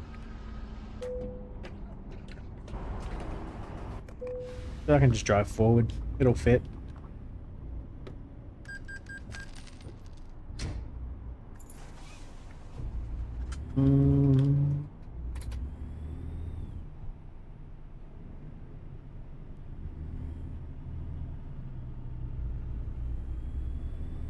Oh, that's gonna hurt. Ah, didn't feel a thing. It's fine. Nudge that car right out of the way. It's fine. Don't worry about it.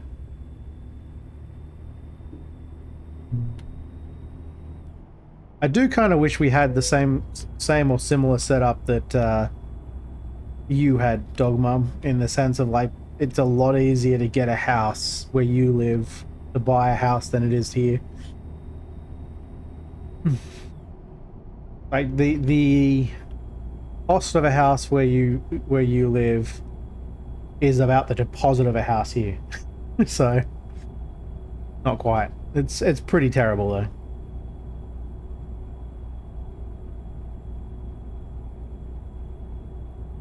I also don't really have that much care about getting like owning a house, because I would prefer to say I would prefer to travel. I'd prefer to be nomadic in a way. If there was a way for me to also earn money whilst traveling, but unfortunately I have no useful travel skills, I would do that for a long time. Bunch of years. It's easy compared to here is what I'm getting at. It's not easy, but compared to here, I can't get a house unless I've been working in a job full-time for like a good 6 months to a year to begin with. I would need at least 10% of the house, probably more now, for a deposit, which is going to be like 50 grand. Probably more. Could be 100 grand. Depends on where you get a house and whatnot. There's some expensive ass houses around here.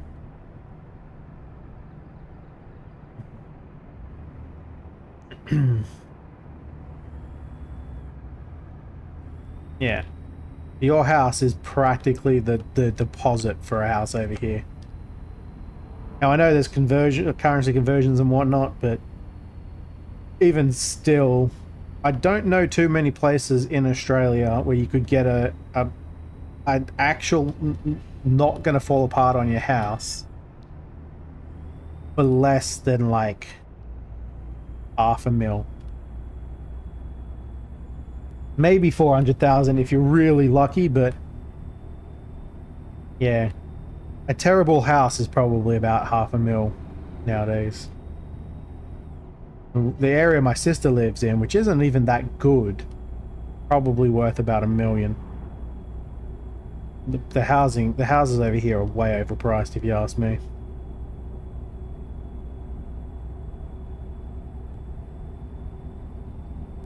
Yeah, my sister lives on a mountaintop, like a hill, with no real connection to anything. It is close to the freeway, but it has no other real connecting public transport or anything. It does have a school, and now a high school, I guess, in the area, and it's a residential. That's why it's so expensive. Residential with a school in the area. It doesn't, like, you have to travel all the way to where I am to go to a hospital. I'm pretty sure the police are also down here. They don't have a station up there. There's fire department up there, but that's kind of a necessity everywhere.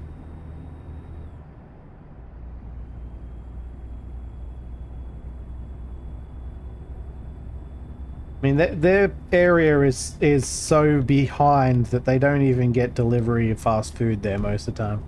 That's like kind of everywhere around here now. Short about in the farm areas, I'm sure there isn't anything out there, but any residential area should have a delivery service of some sort.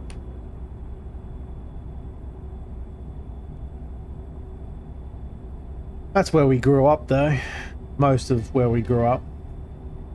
For like, what was it? I think we moved there in 1992? Question mark. And I moved out of there in 2000 something. 2000. I don't remember. It was like about 17 or 18 years I was living there for.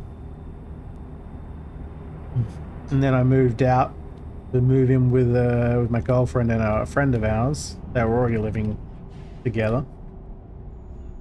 And I had the smart idea of moving in with them. Regret that decision a lot.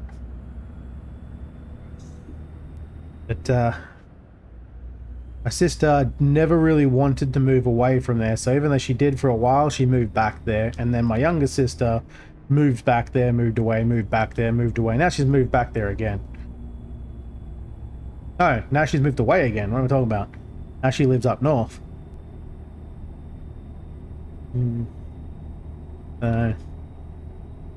it really hasn't, like, progressed at all up in that place. Like, if anything, they've probably lost a bunch of stores they used to have and have less stuff up there now. They also lost a petrol station that was up there. Still up there, but no one uses it really. It's like a dodgy no-name, dodgy brand one.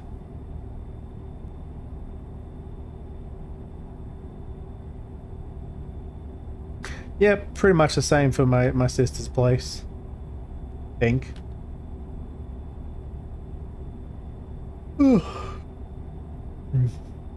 Like, they can't get deliveries from the bottom of the hill because it's too far out of their area. I get shopping delivery from the store at the bottom of their hill. It comes to where I am. I'm probably just as far away as they are, distance-wise, but they don't, as far as I know, they don't deliver up that hill as either. So it's weird. I think they've got more bus routes now. Happens more often. When I lived up there, you had like one bus every 2 hours on the weekend, and during the weekdays it was like a bus every hour. Now I think you get buses far more often during the weekdays, but the weekends is still like once every hour. It's still fairly detached from the rest of the coast because of its situation. Oh, that reminds me, I've got to contact a friend. I was just thinking about the rest of the coast, and I'm like, oh, that's right, a friend of mine has moved back to the coast. He used to live in Sydney for years. I ran into him at the shops yesterday. Found out he had a fiancée. Didn't know. Then I also think I may have met her once and forgot. It would have been years ago.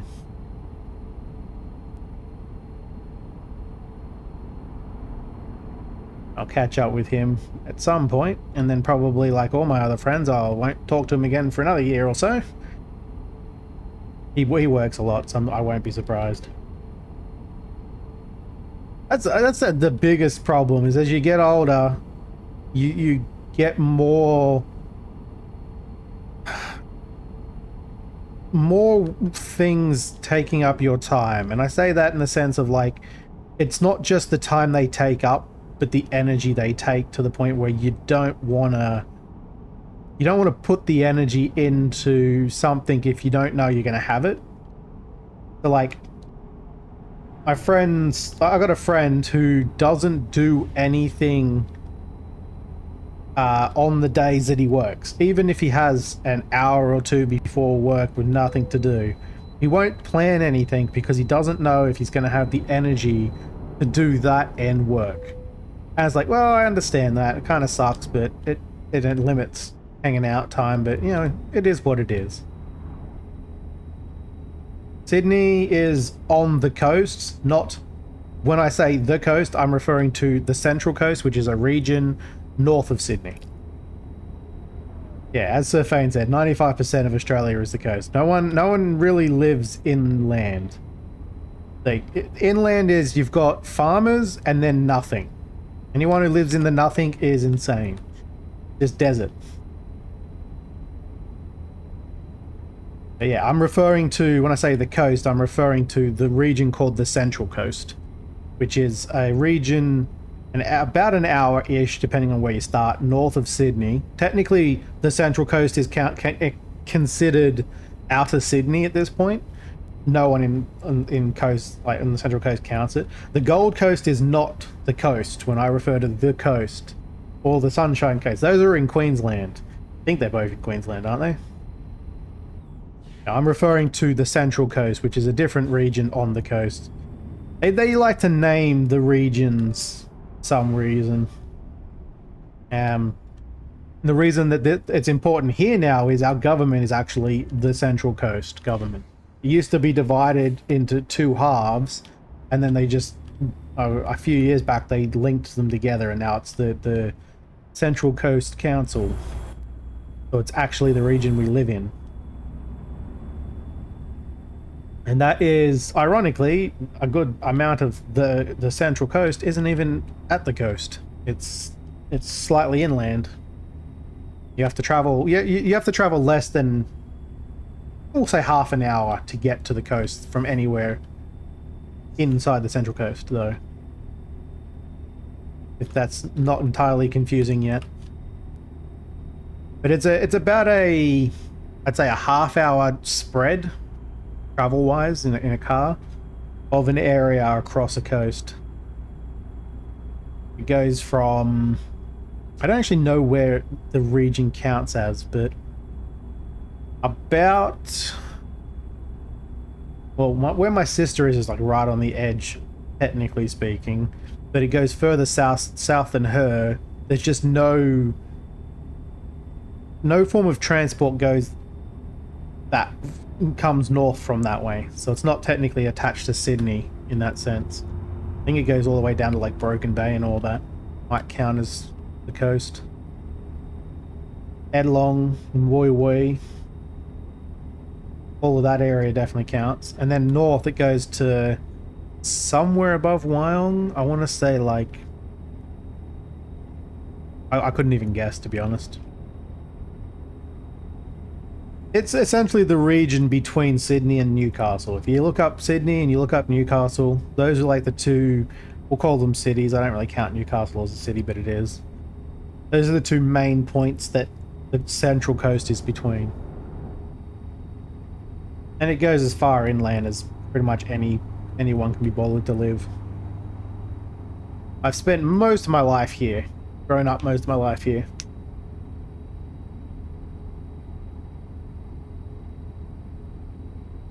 And the first part was the north side of the coast, and the second part was the south side of the coast. My younger sister now lives back near the north side, or up the north side, not quite the same area. And the rest of us live down here.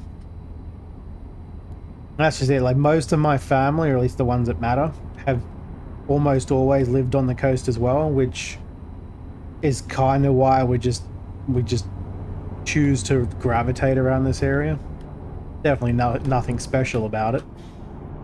I would absolutely move somewhere else if they all decided to move one day. I have no attachment to here. Some nice stuff, nice places and whatnot, but I mean, I've known them my whole life. It's nothing special to me anymore.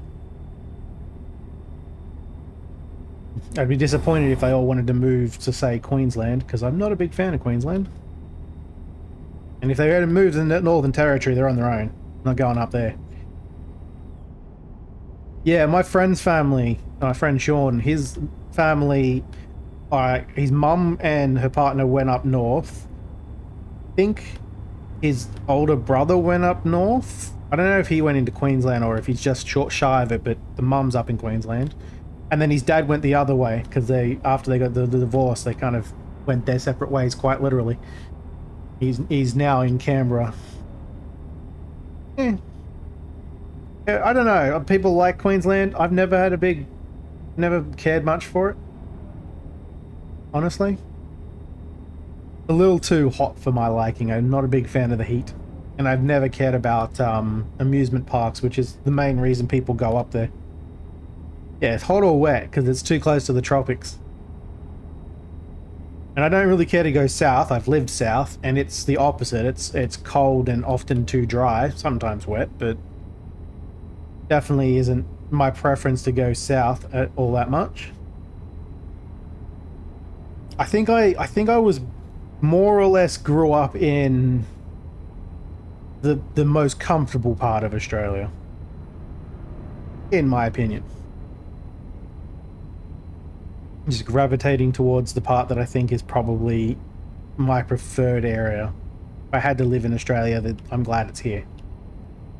But if it had been Perth side, that would have sucked because it's pretty dry over there and dusty as hell. At least the one time I went to visit, it was dusty, and that was in Perth. South Australia, it's not for me. Victoria, I could potentially live in Victoria if I had to, but it wouldn't be by choice.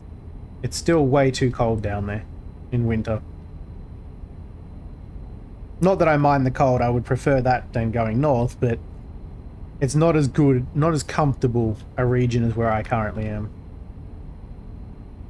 And 4 hours behind, yeah. Is it 4? I thought it was 3 hours behind us. I might be thinking of New Zealand, which is 3 hours in front of us. I thought it was 3 hours behind, and we have a half-hour time zone for South Australia because they're weird. But I could be wrong about that.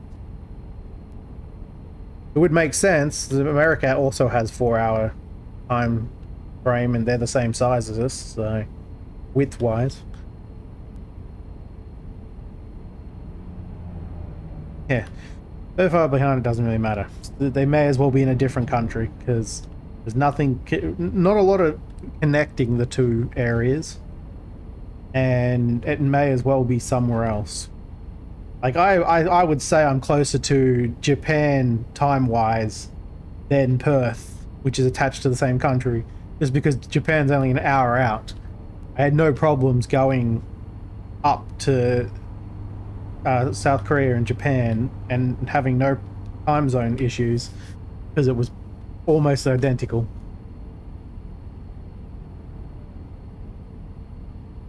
That is true, because Brisbane doesn't do daylight savings anymore. We've had the daylight saving discussion before though, and I think it's absolutely pointless. I know there's other people who disagree, but I honestly don't think it would affect anyone if we just set the time zone, either leave it as it is, or when we would normally go forward an hour, just go forward half an hour and leave it. Pick one of those two. And I figure 3 or 4 years in, no one would even remember that we did daylight savings.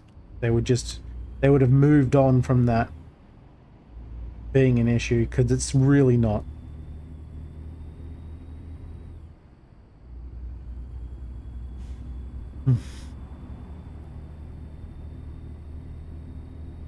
And now that I think about it, like, Necro talked about how he would totally be on board with them just picking a single time and making it global, that everyone was following the same time, which definitely would help when interacting with people overseas. Downside is it'd be a huge, like, learning curve for knowing what time it actually is when, you know, it's 12 o'clock at night and then it's actually midday for those people. It would have been midday. It'd take a lot of getting used to. But, I mean, China has only one time zone, and they cross 3 or 4 different time zone, what do you call it, latitudes? Latitude? Yeah, longitude? Shit, I can't remember which switch. The up and down one. 3 different slices of time, and they all use, was it Beijing time or whatever? And no one seems to have a problem with it. I feel like if you did it and you're stuck with it, latitude like a ladder, yeah. My brain's not really completely switched on today. Longitude makes sense because it's the long one going all the way around the outside. But yeah, it would take probably years to get used to. I'd actually be okay with that. Knowing that it's the same time everywhere. Oops, we're not going that way, we're going this way. So that you could get off a plane at 10, like you could get on the plane at 10 o'clock and do a 2-hour trip and get off the plane at 12 o'clock, no matter where you go. Would be nice. The problem would be knowing what time of day it actually is when you get there, because you could be getting there at 10 p.m. and then it's morning, or the sun's still out. That would be a little confusing. If someone could invent like a global time with a time zone delimiter of sorts that would like specify and make it clear what time of day it'll be, no matter what time it actually is, would be good. But then that just is the same as, well, having different time zones again, so I don't know if that would be helpful or not. That music is playing a little too loud, isn't it?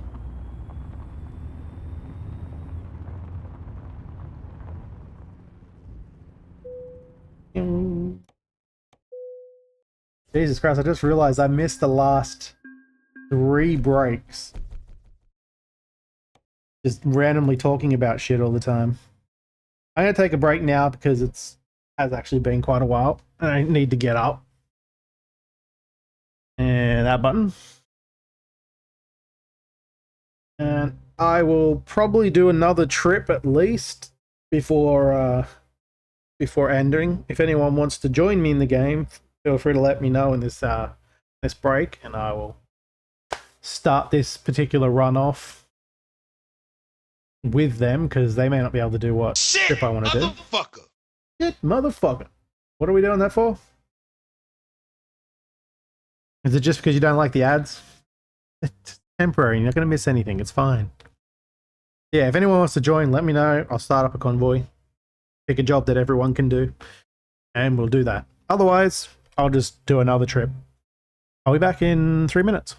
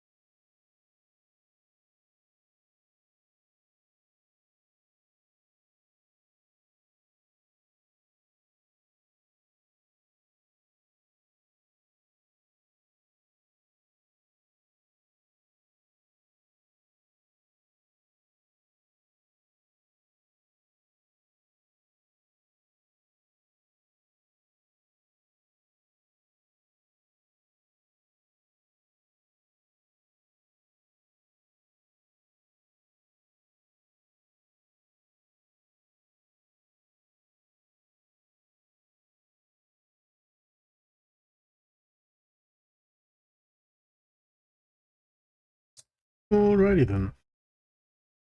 Yep, ads. I hate ads too. But unfortunately, I have to play ads. Because the only way to avoid ads on Twitch, there is another way, don't mention it because it's against terms of service.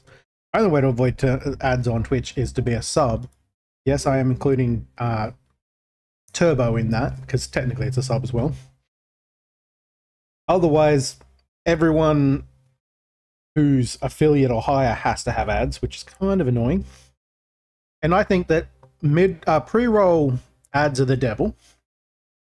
playing a 30-second ad to someone before they even get a chance to see if they like a channel, that's just dodgy to me. I don't like it.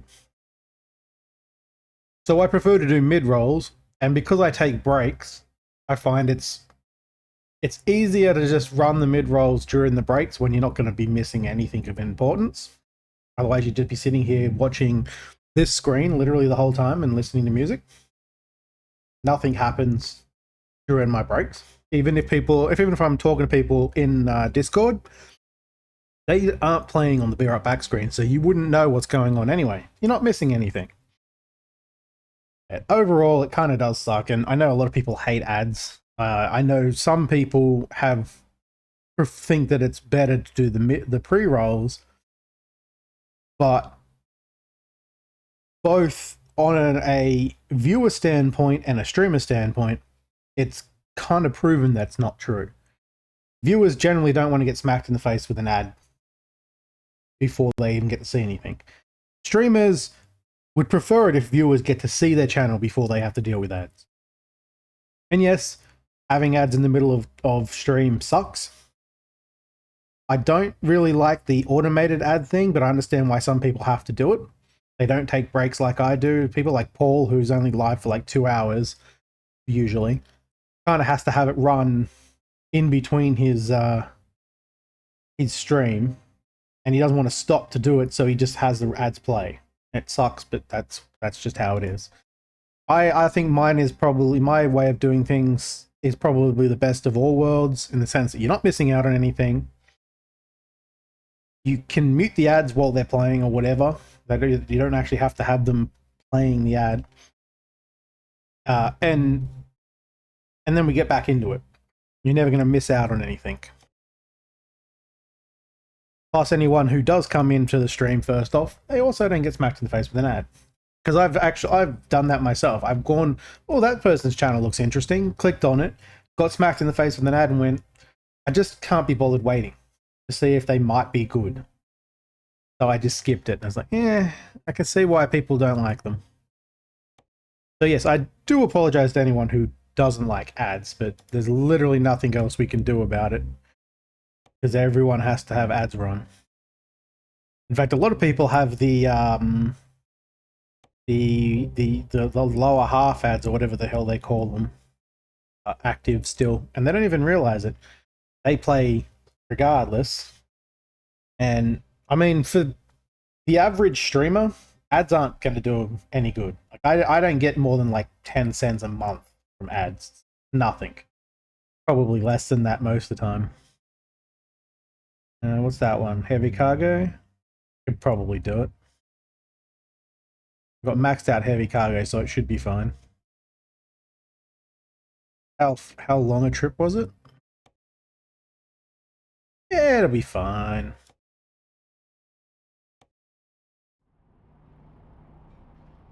So yeah, having those ads running at the moment isn't really like those lower half ads or whatever, the ones that have this they pop in underneath or next to the stream. I don't think there's a good reason to have those on at the moment, as they don't count towards the pre-rolls, like disabling the pre-roll stuff. They're just extra ads. That's all it is. You can't turn off the non-intrusive ads, so yeah, it seems like it'd be better to turn those off at the moment. If they make those an optional thing to do instead of pre-rolls and mid-rolls, I'll turn it on straight away. Absolutely. Because they're non-intrusive. They don't often even like mute the stream. They just shrink the stream down sometimes. I'm all for that. But I don't know if they're ever planning on doing that. I don't know what their actual plans are. They have that, apparently have that plan about, I can turn the music back down. Doot. Yep. They do have plans to apparently make it so that anyone, regardless, like any streamer at all, can monetize their channel. And I've heard, but I don't know for sure because I didn't look it up myself. I've heard that they're using the those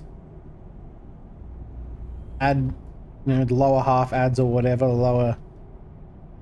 I forgot. There's an actual name for it. Those ads though, as the form of advertisement for anyone who's not affiliate. Don't know if they also plan on having the other type of ads though. I've been told by people that's not the case, but I mean it's Twitch. They generally have ads on everything. I don't know if it's going to get worse or better once that stuff's implemented. Guess we're going to find out whenever they finish implementing it.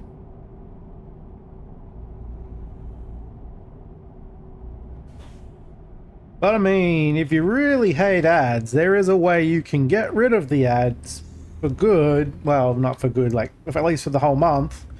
If you're so inclined. What the hell is... Were they drunk when they put that line in? I think they were. If you're so inclined to really want to get rid of ads, you can always sub to a channel to get rid of them. Am I telling you you should sub to me? No. That's totally your choice. I'll appreciate it if you do. But I'm just saying that if you did, you wouldn't get ads. Otherwise, you're at the whim of Twitch. I do my best to not make them intrusive. Hopefully that's better than the standard pre-roll setup. I've spoken with people like Kenjin before, and he's like, he doesn't like the idea of his regulars getting stuck with ads all the time. And I'm like, yeah, I get that. The problem is the regulars are probably going to show up regardless. They don't like the ads, but they're regulars for a reason. They like coming back. They'll put up with the ads. New people won't come in if they get smacked in the face. Well, are less likely to come in if they get smacked in the face with an ad. It's really a matter of do you risk that enough people will just put up with that half a minute ad and then want to become a regular? Or do you risk that your regulars will be fine with the non-intrusive 3 minutes of ads an hour? I say non-intrusive because I mean there are people who still do intrusive, and well, it's a different story entirely. Why am I outside? Watching you, Wazowski. Get back inside. Watching. You are always watching. So is Dog Mom, and I appreciate that, by the way. Like, all the time. That's why I'm kind of a little torn myself, because, like, I know people like you don't like getting smacked in the face with ads. Especially every hour. Or at least I try to do it every hour. But at the same time, I know that there's a lot of people who might want to become regulars that I would probably not have. If I have pre-rolls running. Yes. You can only do a minimum of a certain amount of time, and technically you're only supposed to be able to do a maximum of 3 minutes an hour, because the 3 minutes per hour cuts off pre-rolls entirely. Which is why Paul has his set to 1.5 minutes every 30 minutes, because it still does the same thing, but it's not as long an ad break, because he doesn't stop for his ads. He just keeps going. And I don't do the automatic ones for 2 reasons. They're always the most inconvenient time, and I like to be able to control when I choose to do it. I understand why other people don't. It's just easier. I personally would rather have full control over it. You can snooze the ad break, as far as I know. You can't turn it off with the automatic stuff. At some point it will play regardless. I think they may have changed that. But I feel like overall I'm doing the best for my viewers. I could be wrong. People have their own opinions. I feel like it's still the better choice though. And the reason I state this like this is that I've had conversations with other streamers, and I didn't realize exactly how heavily opinionated about the ads they were. Like, we don't get to choose the ads. They're going to happen one way or another. The best we can do is turn the ads off for our subs. That's it. So we can only choose when to play them and hope that we do it the best. Yeah. Is that once? Oh, you do 5 snoozes per stream. It took me a second to read that out properly. So you can only do it 5 times. That's... yeah, I don't like that.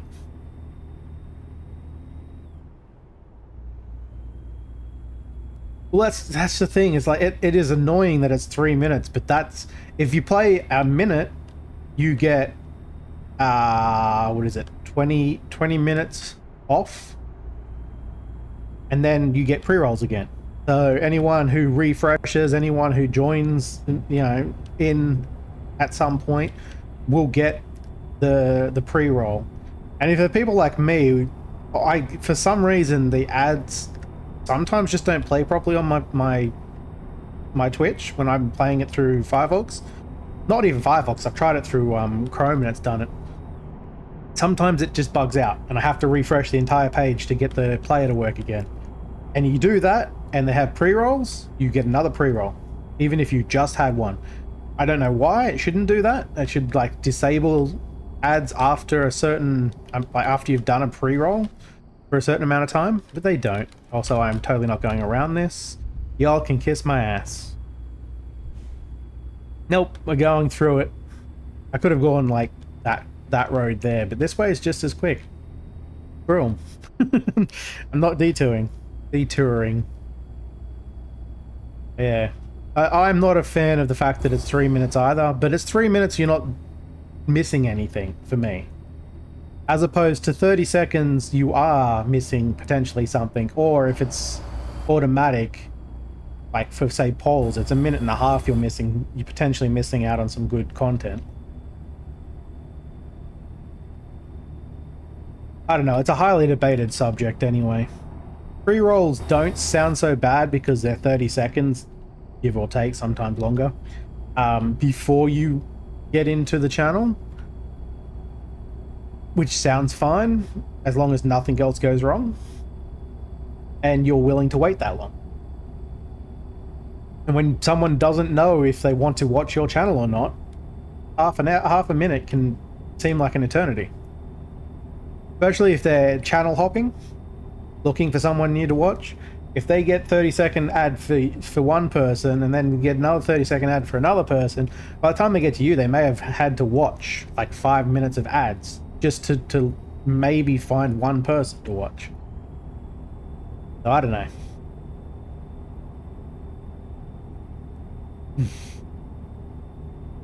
I've done it this way because overall, most, like, fairly successful, or even successful if you follow Pirate Software, I think that's his name, streamers will agree that it's better to have mid-rolls and pre-rolls, especially if you can control them, if you can plan around them.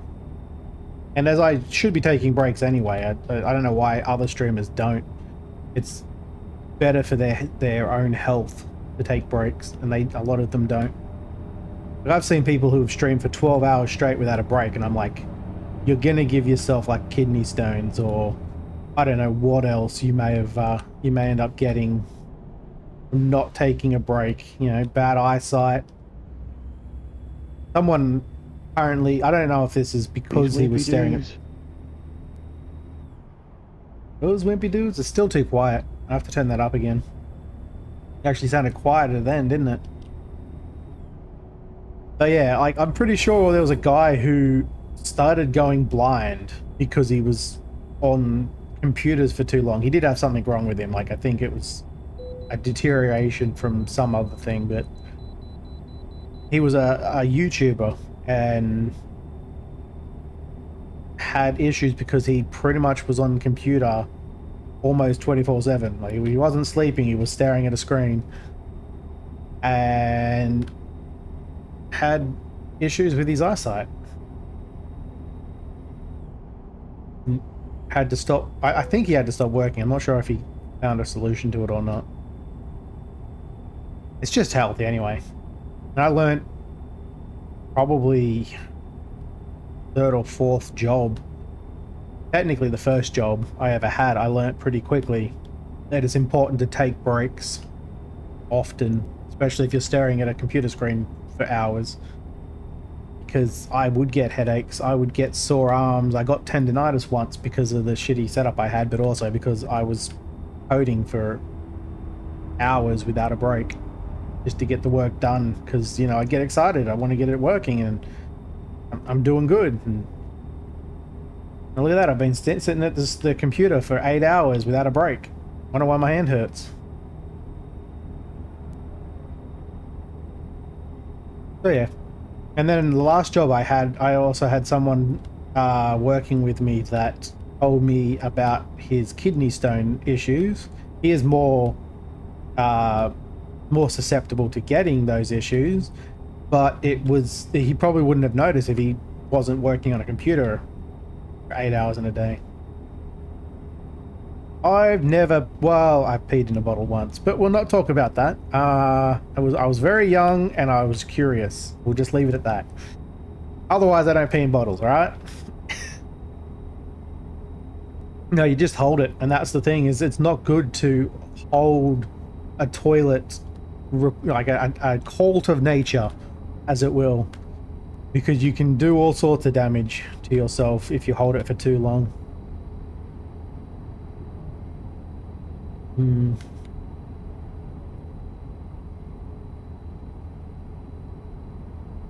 Of course, there was also some jobs where I just used the toilet as an excuse to get away from the job for a while.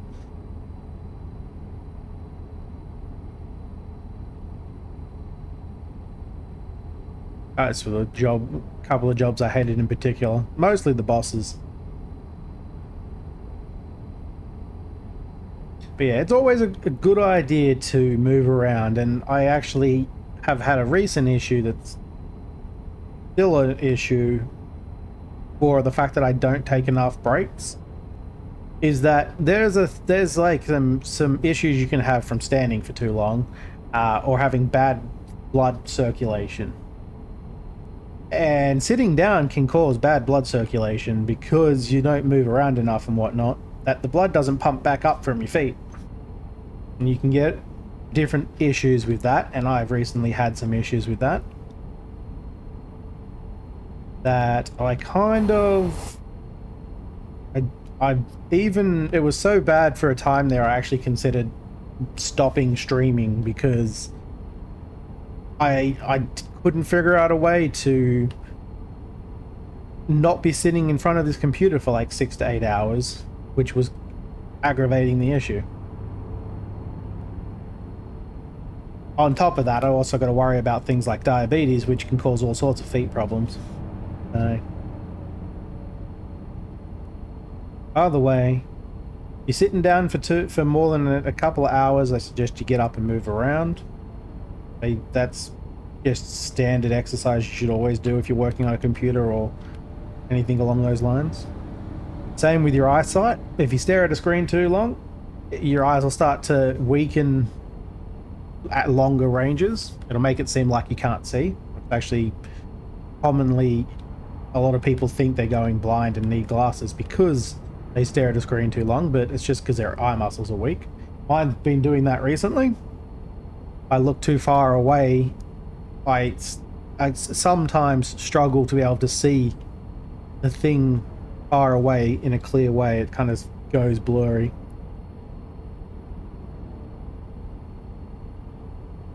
I don't do that anymore. What are you talking about? Also, we don't have Kool-Aid over here. Yeah, I did used to drink lots and lots of sugared soft drink. In fact, I would drink that more. I would never really drink water, and that was the only kind of hydration I got, was like Coke or, you know, some of the cheaper soft drink bottles. Oh. We're going to turn up this way, and totally meant to do that. Was the very practiced well, what is it, like 4-wheel, 5? How many wheels do I have at the moment? 1, 2, 3, 4, 5. 5 wheels on the trailer, I think. 5-wheeled turn. 10 total, but 5 more that were on the ground. My old housemate, my friend Sean, when I was living with him, he would drink 2-liter bottles of Coke. Probably about 3 or 4 of them a day at least, if not more.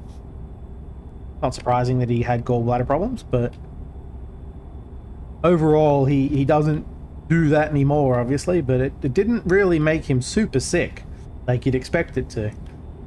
He never got, and never had any issues with diabetes, which is surprising. But I mean, he did already lose his feet, so not much of an issue there. Terrible joke I used to say to him all the time. It doesn't matter if he gets diabetes, he's already lost his feet. I drink a fair amount of soft drinks still, but it's all no sugar soft drink. Because I don't want to have to worry about diabetes. I say that and I've got a packet of wagon wheels in front of me that I've been eating. But I'm fairly stringent on my sugar intake, and I actually feel sick if I try to eat too much. Thankfully, my body seems to not want diabetes. Doesn't seem to have a problem with everything else. Gain weight way too easy, but yeah. My sugar intake fairly limited, which is good.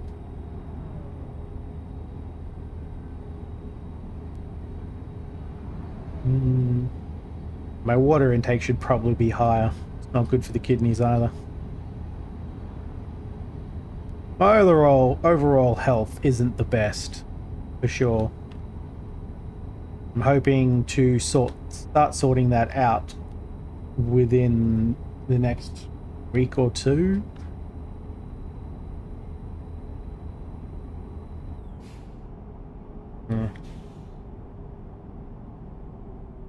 Diets and stuff are kind of difficult there when you're poor as fuck. You would think that having no money would mean that you would lose weight. It's actually the opposite.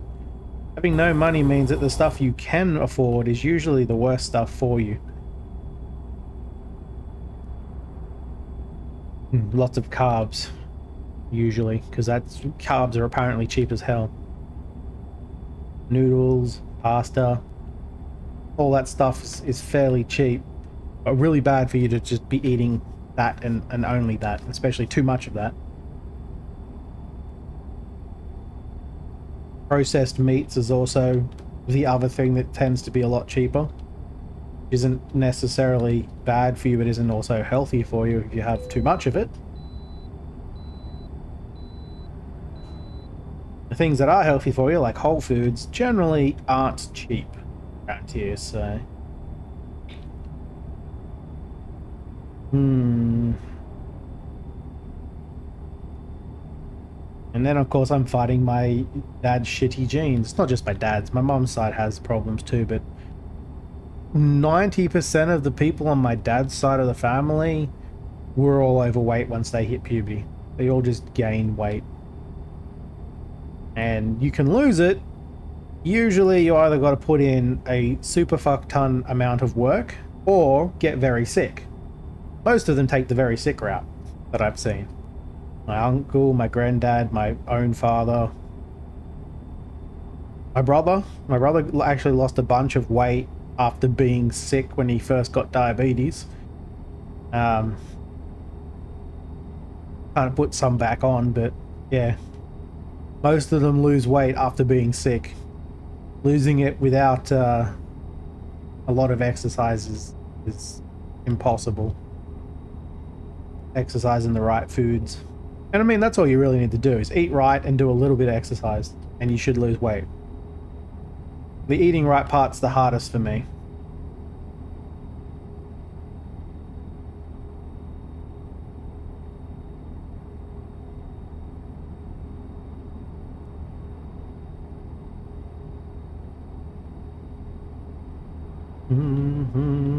And avoiding all of the diets people always tell you to do. I mean, they probably work for some people, but 90% of the diets I've tried have either done nothing or made me gain weight. Because you have to be able to sustain that diet, and I really can't.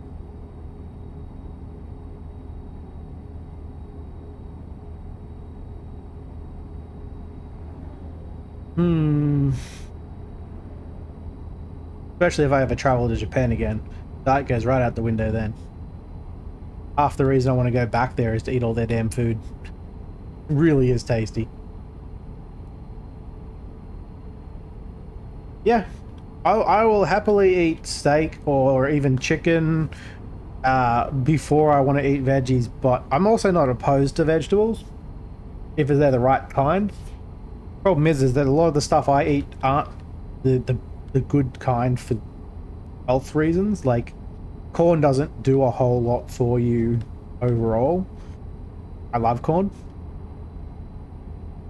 I get way more like vegetables than, say, my friend Sean, who actually despises, like, he violently gets sick when he tries to eat vegetables because of, I don't know, some weird thing when he was younger. Tried to eat it and it made him sick. Now he'll never try it again. But I like vegetables. The problem is that most of the vegetables I eat don't really do much for me. The ones that I think probably the best one I don't have it often enough, is avocado, and I know that's technically a fruit, but don't care. And capsicum. Capsicum is also really good for like weight loss and everything. Is spices, apparently spices like boost your I've forgotten the word.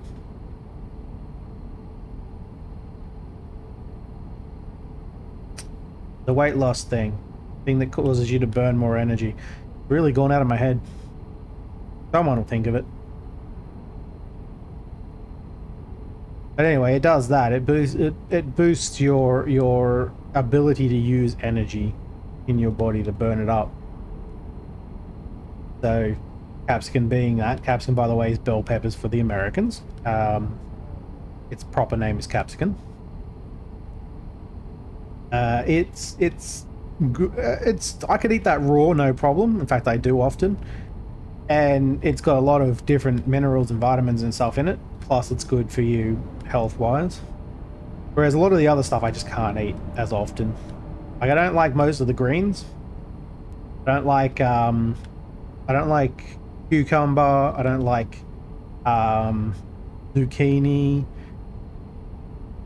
I don't like any of those watery ones, to be honest. Like, they taste watery when you eat them. Nah. I'm not a fan of tomatoes unless it's like perfectly ripe, essentially. If it's overripe, it tastes a bit off. I'll still prefer it. If it's underripe, or it's kind of...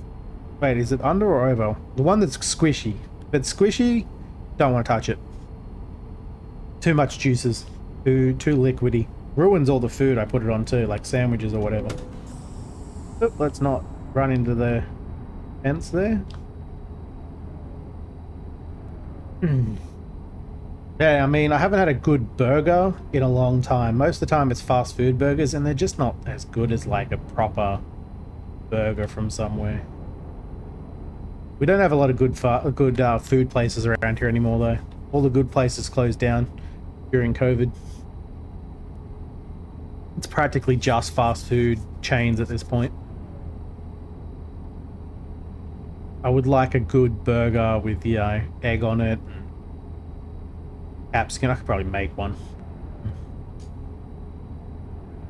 Be delicious. And honestly, I would be fine eating like chicken breasts and rice, which is supposed to be a good way to lose weight. Problem is that around here, I have to buy and use the chicken breast the same day, otherwise I can't trust it. It's far too often they store the chicken wrong, and it doesn't last more than like a day in the fridge before it starts smelling bad. And I don't like to freeze meats if I can avoid it, because oftentimes when I freeze meat, it never becomes unfrozen. too much effort to defrost it a lot of the time, so I just don't, and then it goes bad and I throw it out. Mince is the worst one.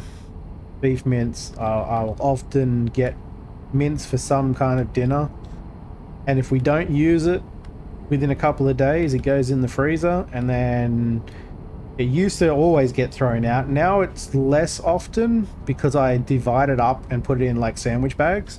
It helps to defrost it quicker, but it just depends on how long it's been in there for before I use it, whether or not I want to use that or just have new stuff. It feels so wasteful. I hate wasting food. I was brought up not to waste though, because we didn't have a lot of money. But I'll say mince makes life a lot easier. I've replaced like steak, any other form of beef. I've replaced with just minced meat, which I think you guys call ground meat in America. Yeah, I've replaced like chunks of steak and things like that with minced meat, and it's been better off in a recipe than the original meat. Even if like the meat is good meat versus bad meat, doesn't matter. Just having mince instead is often better. It's not even good mince, it's like the lowest grade mince we get here, which isn't bad here still. We have, compared to like from my understanding of America's like minimum grade of meat, ours is probably your middle ground, like your average area. It's not the good stuff, but it's not the bad stuff. The lowest we can get is like the middle. We have a very high standard of meat requirement, which is also why we don't import American meat, because most of it doesn't meet the standard requirements.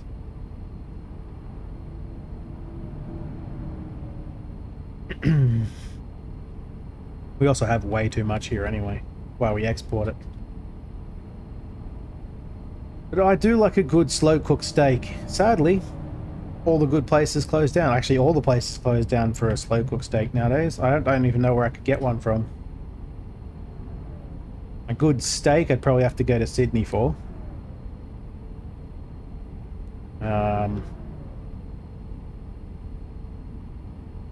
Lots of different chicken places around here, but most of them are kind of meh. The fried chicken places are really the only good ones. There's a charcoal chicken place, which is essentially a rotisserie chicken. Their chicken's good, but not almost $20 good. Catch you later, Surfane. And that's the problem, is the price of a rotisserie chicken has gone up so much, it's no longer cost effective to get it from a store, like a restaurant place. It's not really even worthwhile most of the time to get it from our regular shopping store, like shopping markets. We get it occasionally and usually just have chicken on sandwiches, my brother and I. So that's a lazy meal, but we don't get it often because it's just not worth it. Especially right now, the chickens are they're a lot more expensive because of the whatever the hell, or the aviation flu or whatever we recently had. We ran out of eggs, and now we've got a lot less chickens as well. And the chickens we have are kind of tiny in some cases. They're back to being pigeons again.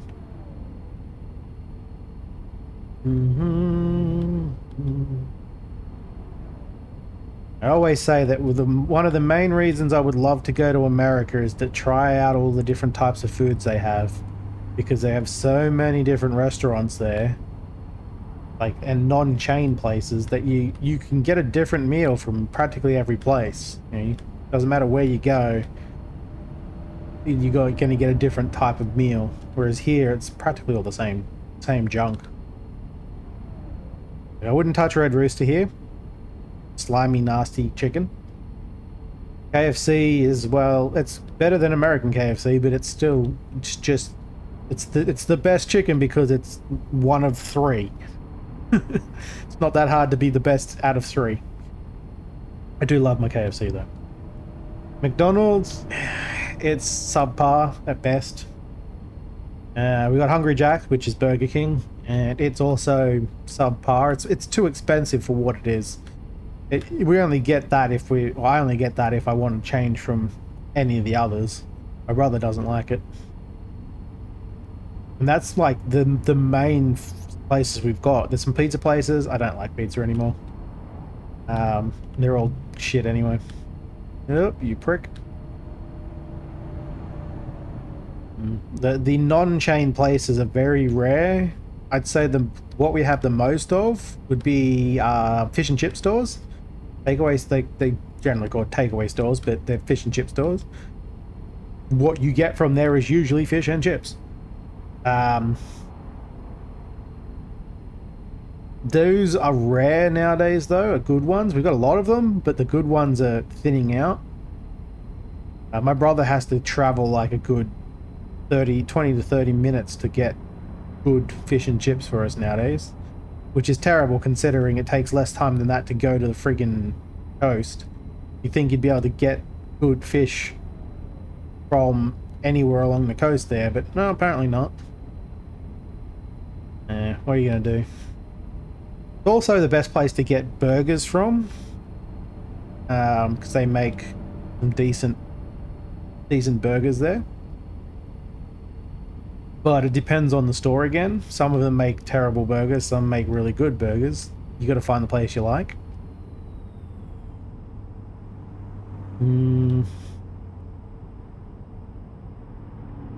We have a lot of Asian stores nowadays because there's a large amount of like a large population of Asian communities.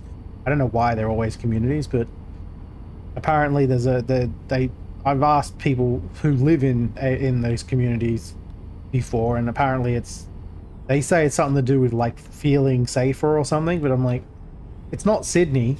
All of the coast, majority of people don't care where you're from.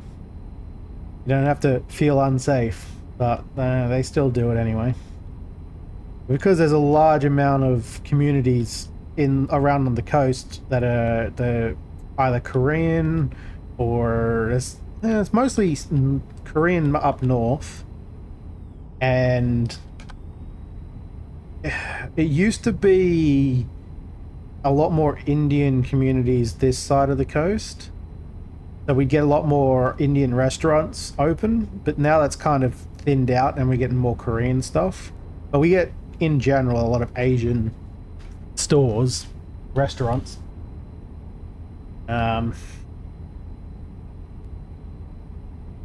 I don't actually know the quality of a lot of them because I stopped eating a lot of Asian cuisines.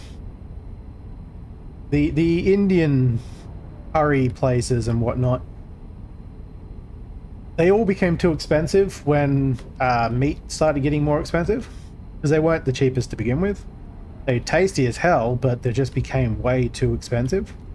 That a large amount of them closed down, and the ones that are still open are usually using cheaper materials that just don't taste as good. I've been more interested in like Thai food or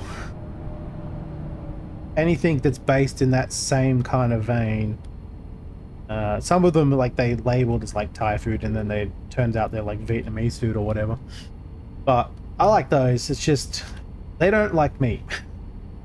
The more oily foods tend to be more heartburn inducing to me nowadays. So I kind of don't get to eat that as much.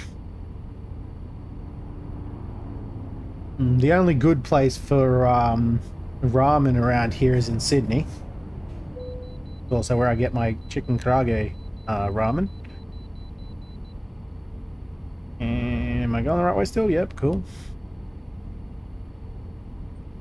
Yeah, I like to joke that all the good places are in Sydney now. It's less of a joke than it used to be.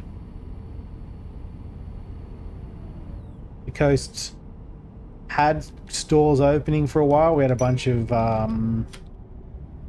sushi places opening. They were good sushi too. A bunch of Korean barbecue places and whatnot. And then shit went out the window and everything became too expensive. To the point where now it's like, well, unless you've got a lot of money, you can't really afford any of the good places, and all the bad places just kind of not worth any money for me.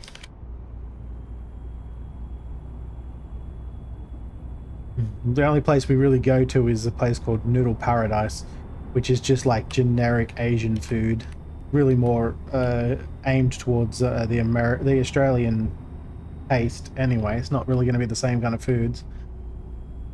And it's only because of its proximity to our house that we really get it. It's way too expensive as well. And it gives both my brother and I heartburn. We still eat it anyway.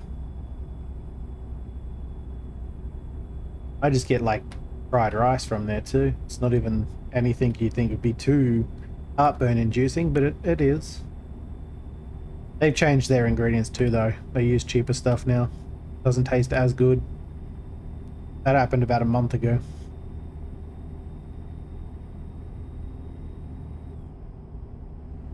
For those who might still be out there and have been listening to me ramble for like about the last hour, what is your favorite restaurant to go to, or favorite food to have in general? If you have a particular favorite restaurant, cool. If you just have like a favorite food you like, what is it? Curious.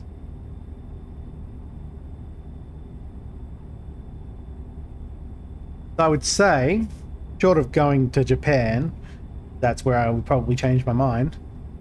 From where I am, my favorite food is probably the ramen karaage, fried chicken on top of a bowl of ramen. Super unhealthy for me, but I love it. There's a place in Sydney that I think still exists, I hope still exists, that I usually get it from. It's really close to the train station too, so I can just hop a train straight up there. Straight down there. Grab myself a bowl, but I haven't done that in a long time. I don't know if it's even open. If I was in Japan, the story would be different because I would probably say just about any steak place, if not half the ramen places there. Their food is delicious. It'd be hard to decide exactly what I would call my favorite. There was the one place I went to I'd love to go back to. It was literally just a steak place, like all beef. And it has a cow on the wall. You can pretty much like point at the cow and go, I want this piece. And they'll give you a piece of that cow. That part there.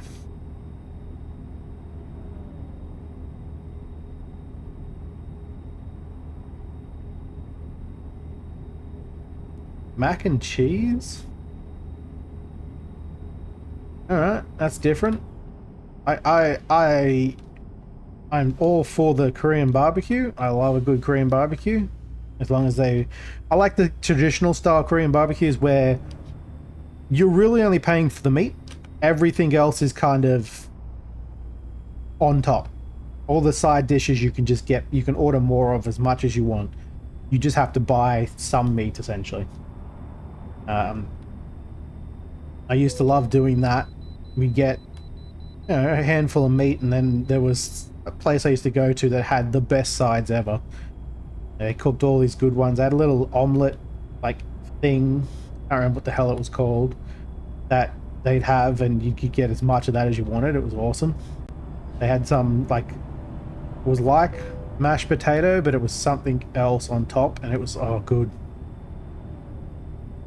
Making my mouth water just thinking about it. And I would scoff down all of that while waiting for the meat to cook. And yeah, I kind of overcook it, but whatever. I don't like my meat anywhere near raw. It was the mac and cheese part of the Korean barbecue place? Because that sounds like a very like localized thing. Never heard of that in any other place. Hawaiian barbecue. That would make more sense. They definitely have mac and cheese. My understanding is, I've never been to Hawaii, but every video or thing I've seen about people going there, mac and cheese is a pretty big one. And I'm actually curious as to how that would taste. Rice with mac and cheese. I mean, it just rice with the cheese would interest me.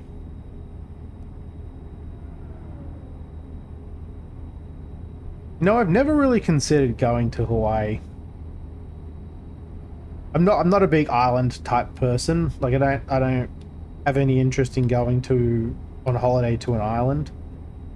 But if I was going to go to any of them, it'd probably be Hawaii. Don't know which island, but at least one of them. And it would probably again be to try the food, you know? Because I've heard a lot about the food recently being fairly tasty, and the fruits and stuff. I watch Outdoor Boys, and the guy there, he's traveled to Hawaii I don't know how many times. He's done that. I live on an island as a technicality. It's an island because the entire landmass is owned by one country. That's the only reason it's an island. It's not an island in the aspect of all of the islands that people talk about. It is nowhere near that. It is just another landmass like America. It's as big as America. It's just a very large island because one government owns it, as it were. It's also a continent. No one ever cares about that either.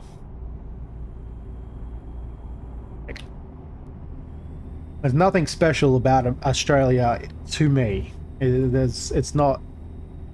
It's just like living somewhere in America, probably. I don't know, I've never been. I assume it's like living in your standard suburb area in America, though, where I live. Oops, slowed down way too much. I forget how heavy this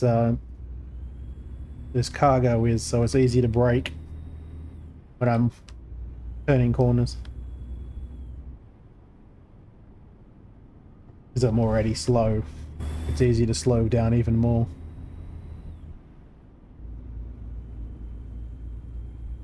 See, there's always going to be I wouldn't call it a delicacy, the special thing from any country. Kangaroo is only considered special because it's a rare thing. You can't get it anywhere else. It's not good. It doesn't taste good. It tastes like really irony beef. Really doesn't taste nice at all.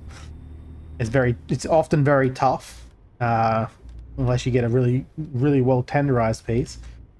And I don't like jerky at all, so that's already out. Kangaroo on its own is just not great. Wouldn't want it as jerky at all. Have had jerky and it's not horrible, just I don't prefer it. Bundaberg, if you're talking about like the non-alcoholic drinks, because the alcoholic drink to me is just like any other rum, really. The non-alcoholic drinks aren't bad. The thing that stands out is probably their ginger beer because it actually has ginger in it. But even that, I wouldn't say is anything special. We have quackers. That's something that's special. It's so special, I've never seen them because they only exist in one area. I've never had the opportunity to ever be over near one. Can't say koalas are all that special, honestly. People love them, but I just don't get it. I could go up there. Goes through Ogden. Yeah, I'll do that one.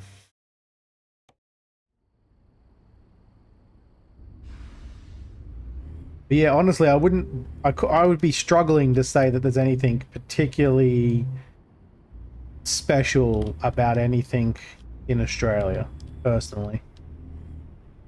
Kangaroo is like snails in France. It's a thing. The average person doesn't like them and they're not really good.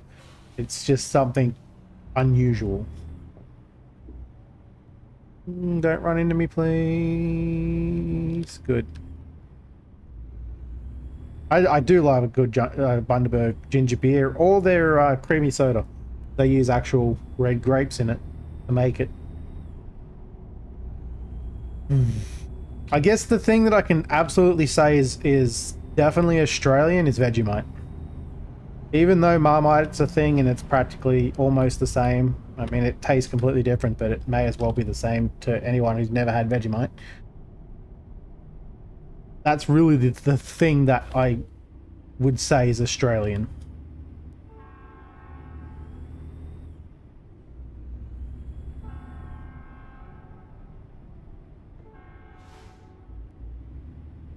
And the problem with Vegemite is the average person doesn't like it, and a good amount of them is because they don't know how to eat it. But yeah, it even like you won't even find every Australian liking it. There's a lot that don't. I don't know any of them because they're all weirdos. No, I'm kidding. I just don't know anyone who doesn't really like Vegemite. It's more of a, because we were brought up with it, we know how to eat it in a way that isn't overly strong, I'd say. I wouldn't even say an acquired taste, because I never really acquired the taste. The first time I had it, I liked it. First time I had it was the right way, though. I also don't think, I've never really thought of it like a common spread. Like a lot of, especially Americans, but a lot of people have the impression that a sandwich spread is going to be sweet, and it's not. It's very savory. And they're not expecting that, which is why oftentimes they don't like it. How far away is this? It's kind of a pain in the ass, but I'll get to it. That is often the biggest problem people have, is they're expecting it to be sweet, so they treat it like a sweet spread. I'll put too much on because they're expecting to be like peanut butter or something like that. It's a particular thing, and I don't expect everyone to like it. Again, there are people who don't like it in Australia, but people who say they don't like it after treating it like peanut butter and jelly, I'm like, yeah, no shit. I mean, that would be the same as like getting wasabi and having a spoonful of it and going, this is shit. No shit. It's not supposed to be at that excessive amount, you know? You've got to do things the right way and expect it not to be what you think it is. I actually don't like wasabi, by the way. It's not the taste, because it tastes fine to me. It's the burning sensation that takes away from other flavors I don't like. Like, I don't care for my nose to feel like the nose hairs are being singed off, and I lose the taste of certain things. Doesn't add taste. The base taste of wasabi isn't strong enough to matter when you put it with something. I've had it plain and on sushi or whatever. It doesn't do anything for me. I'm good. I would rather chilies than wasabi. Yeah, I'm guessing that's the case. I honestly don't know too many people who have ever had Vegemite and gone, that's disgusting. Because I don't normally see like, other than YouTube videos, I don't really see people overseas getting to eat it much, because they don't visit very often. I have wanted to send a care package to my friends, my international friends, and get them to record their reaction of different types of things that they eat, just so I can see it. I haven't gotten around to it because I'm too poor, but Vegemite would definitely be one of those things that gets added onto every care package, along with Tim Tams. Everyone loves Tim Tams for some reason. They are pretty good. But, I mean, you think someone wouldn't? So far, I've never seen anyone eat a Tim Tam and go, I don't like that.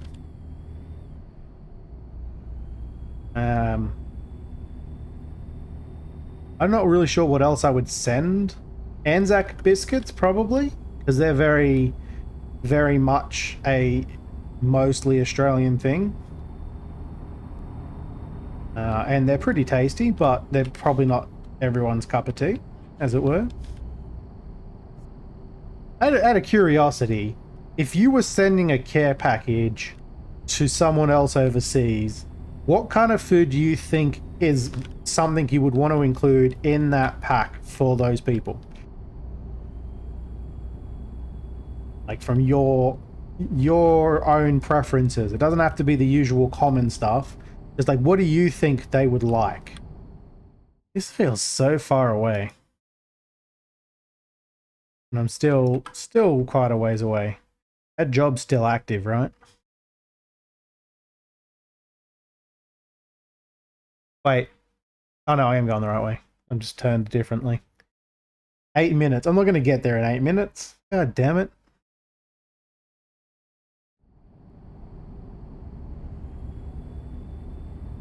It was just a minute then. Another minute. Oh, well, too late now. I'm just going to pick up whatever I can from that place.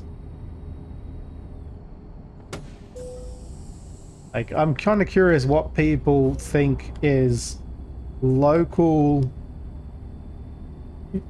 stuff that no one else overseas has tried. Because that's the thing, like, Tim Tams, I know people who have had that are my friends overseas. Like, Dog Mom has just had the caramel Tim Tams that I currently have in my fridge. And Paul Tagaris had, I think he just had the double coat Tim Tams. Like, they're not uncommon. He had them sent to him, though. I'm pretty sure you can pick up those from a local international mart. They're not entirely uncommon. They're just rare for most people overseas to have. Get your frog out for the lads. Exactly. You're gonna send stuff, you gotta send it with a frog. I feel like that's peaking a little bit through blurps. I might have to turn it down a smidge. Pity Al's not here. I'd ask her what she would suggest to give people, because I don't know anyone else that's from like England anymore. I used to know people, but I don't talk to them anymore.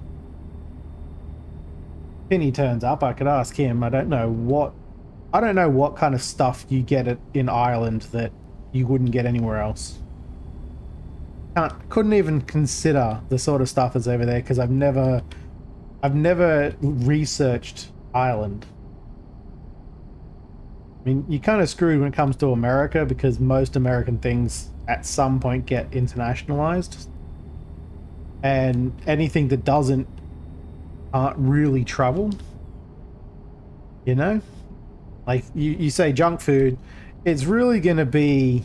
The only things you'd really be able to send are things that... Some of that we can get over here. It's got to be like the non-popular stuff. Like, it can't be Hershey's. We can get Hershey's here. We get Reese's over here as well. They're more expensive, but we definitely get them. Different types of chips, probably. I don't know how easy it is to send jerky, but probably would be jerky as well, because we don't get as much over here of that. Especially not things that are animals we don't have over here.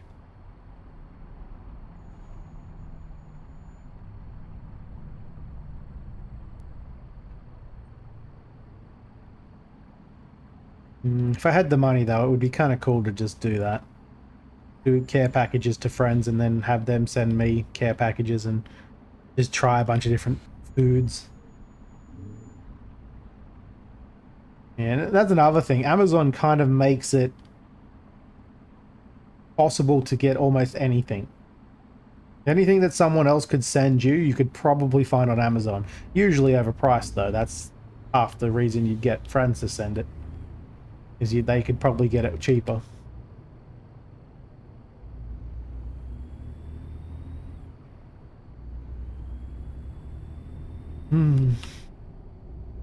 If anyone wanted to send me Dr. Peppero, I don't care if I can get it over here. It's fucking expensive as all hell, and I love that shit. Send me the crack drink as much as you want. I would happily accept any donations of Dr. Pepper because I love that drink. I don't know why, I just do.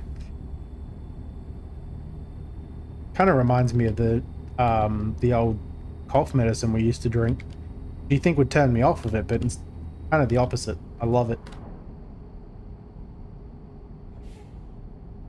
If you're trying to change the region to like another country, you'd be easier off to change the domain. So Amazon, go to amazon.com.au. That'll get you to Australia. It'll complain. You just say, I don't care. Stay where I am. If you try to change from America to Australia, it'll often complain about it. I get the same if I try to go to America or any other country, really, from Amazon through Australian Amazon. But if I go directly, if I go to amazon.com, I'll get America straight away. And a message pop up going, are you sure? Don't you want the closer stuff? And I'm like, no, I don't.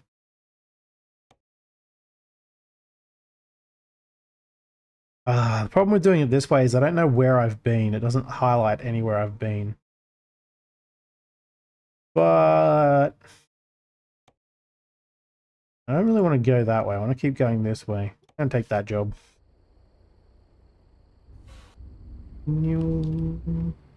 Alright, where in the hell is this going to be? It's going to be further back because it always is. It's going to be down here. It should be down here.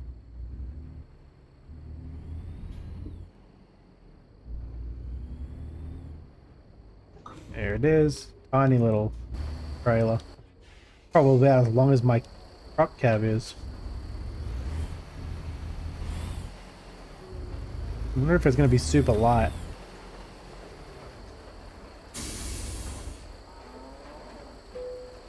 To you too, cow.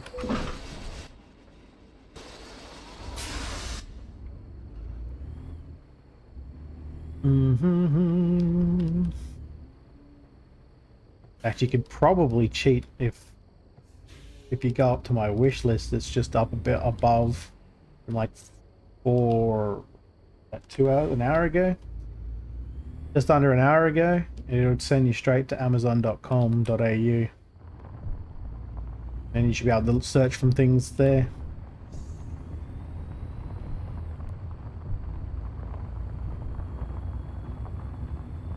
So just thinking that I always go to .au for my things.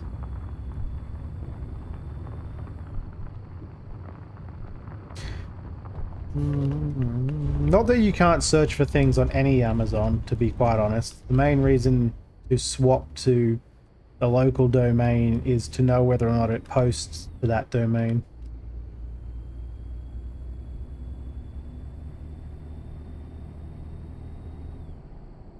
I guess it does block some things that can't be shipped over there. If you're just looking for a list to compare, yeah, you probably have to go to each individual one.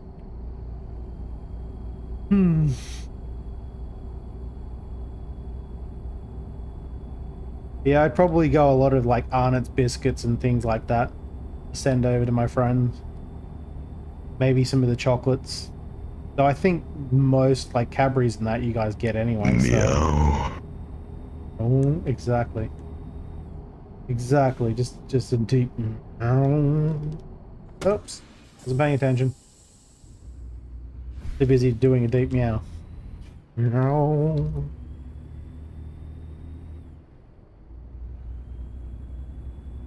I think I'm hungry because I keep talking about food. Usually when I'm hungry is I'll be focused on food.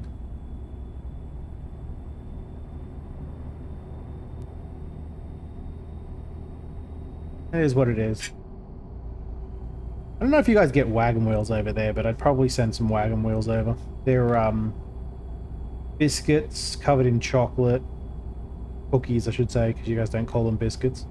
Covered in chocolate, and it's got like a jam and a cream filling, but they're kind of artificial jam and cream, not your normal stuff. They're quite tasty.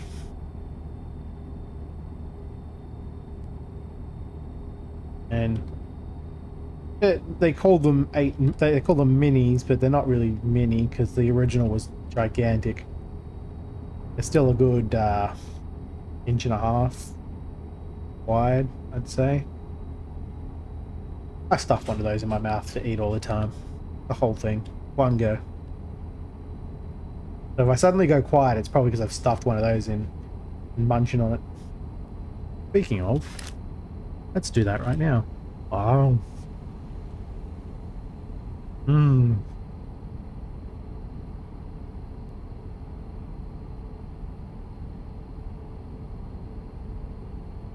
Mmm.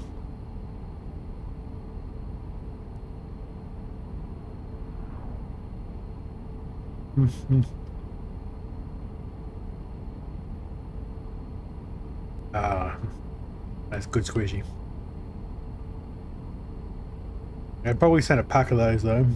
They're good. Mm.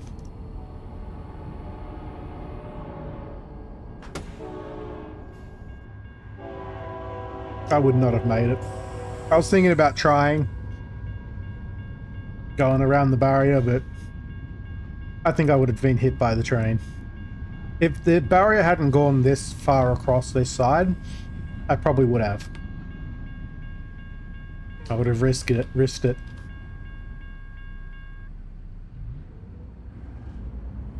Oh well.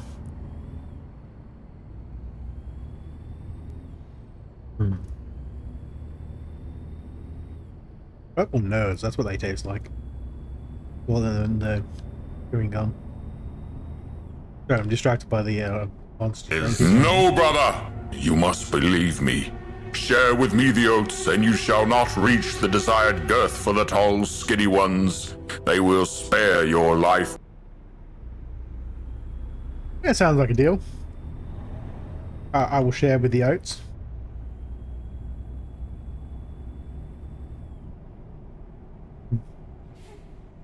I don't mind the tall, skinny ones.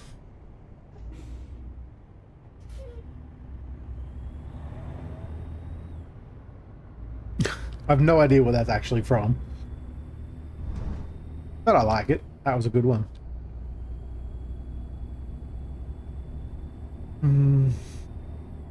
They like pencils?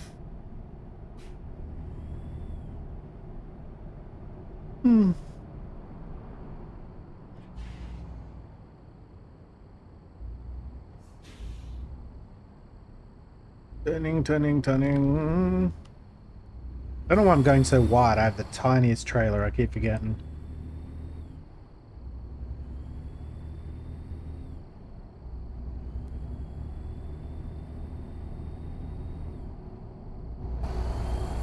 I used to get a Japanese candy type box all the time. True, it's true. And I used to like getting the different kinds of candies they'd send. I'd like to do that just for local stuff to my friends. And then have them send a local care package back like that every now and then, different stuff that they've found along the way. Picked up from whatever stores they've come across. I didn't mind the Japanese candy box, but the problem was is it got way too expensive after the first like 3 boxes or something, and they upped the price on me. And the candy, the chocolates and things, and it just wasn't worthwhile. Half the time the candy was the same flavored stuff, just in a different form. And none of the stuff I actually had when I was in Japan I ever got in any of those boxes. I think I might have gotten one type of thing, but I mean, I would absolutely love to make friends with a person in Japan and have them ship me a bunch of care packages.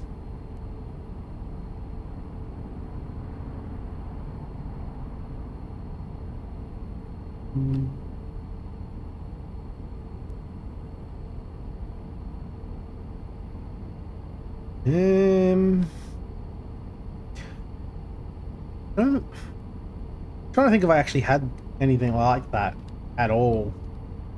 I tried so many things when I was in Japan that I kind of forgot half of them, the names of them anyway. See if I can remember based on an image. I definitely don't know by name. Name is always terrible.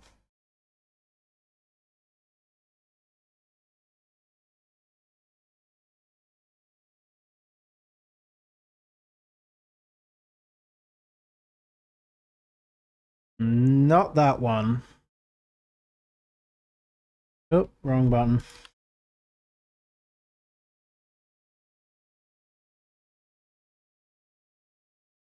What did I have from that brand?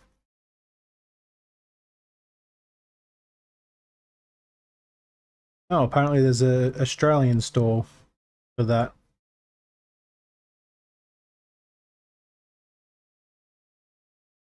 Yeah, which one was it?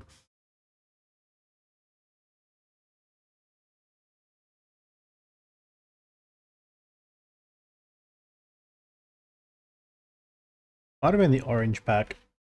I don't really remember though. I'm not big on tea in general though, so I tend to have less of it. Even in other countries, but I mean Japan's definitely big on their teas. Their iced teas in particular.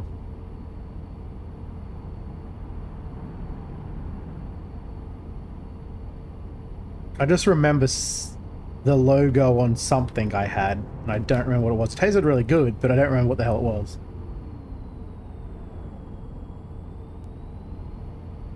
I want to say I had it when I was in Fujikawa.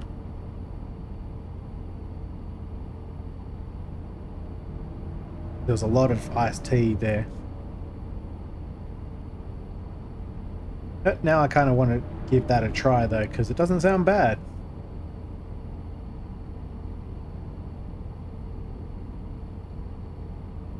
And also, not alternate reality with no one, just mostly no one. I know what you're talking about.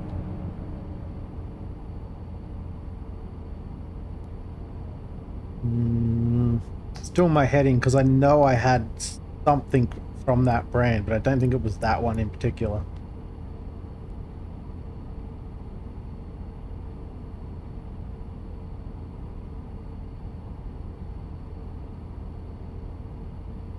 It was definitely a canned drink though.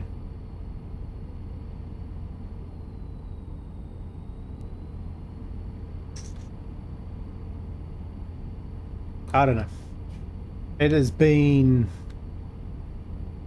almost, well, it's been 5.5 years since I went to Japan now, so my memories of the particular names and things that I had are fading, which is sad. Makes me want to go back over there all the more, but nothing but to refresh my memory of all the tasty goodness.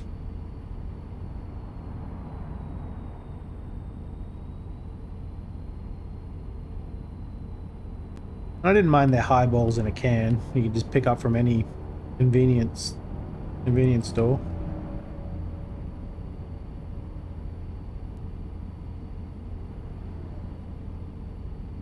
And because it was still kind of hot when I first got there, I definitely went through a lot of Pocari Sweat.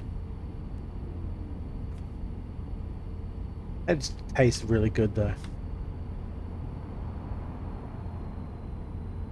The milk soft drink, like the sparkling milk stuff, I can't remember what it's called. That was pretty good.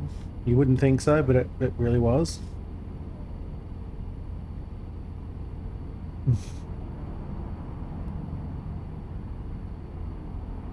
I can still get some of that stuff from a local store here, but none of the really good stuff. Yeah, it was carbonated milk.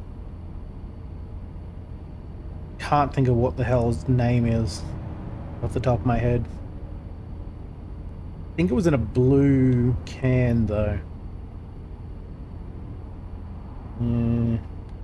Maybe it was Blue Riding, I don't remember.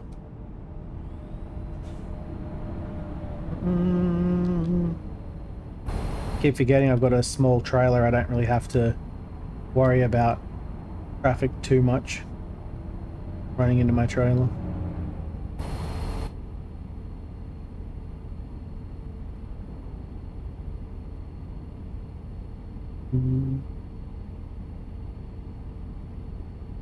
The one that has a really weird name. Maybe that was Korean. I went to South Korea for a week and then Japan for 2 weeks directly afterwards. I flew from Seoul to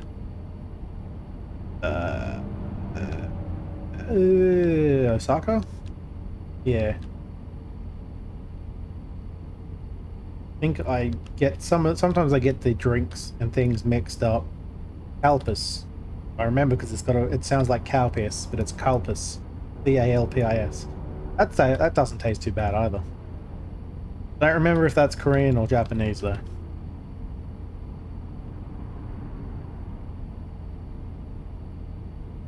I don't think that's the one I was thinking of. It might be.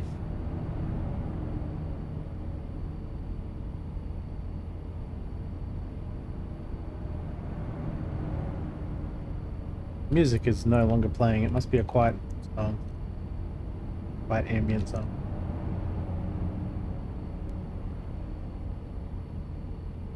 And I did eat a lot of candy and chocolates in Japan.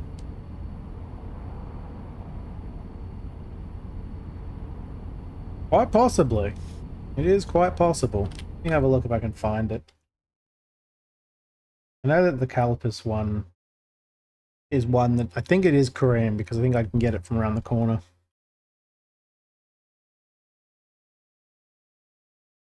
Is a oh no, Calpis is Japanese. Non-carbonated soft drink known for its yogurt-like flavor and refreshing taste. I never really thought yogurt-like, but it was definitely like dairy-ish in a way.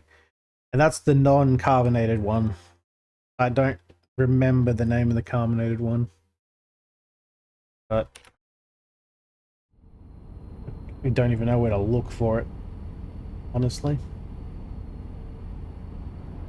Yeah, Calpis isn't too bad.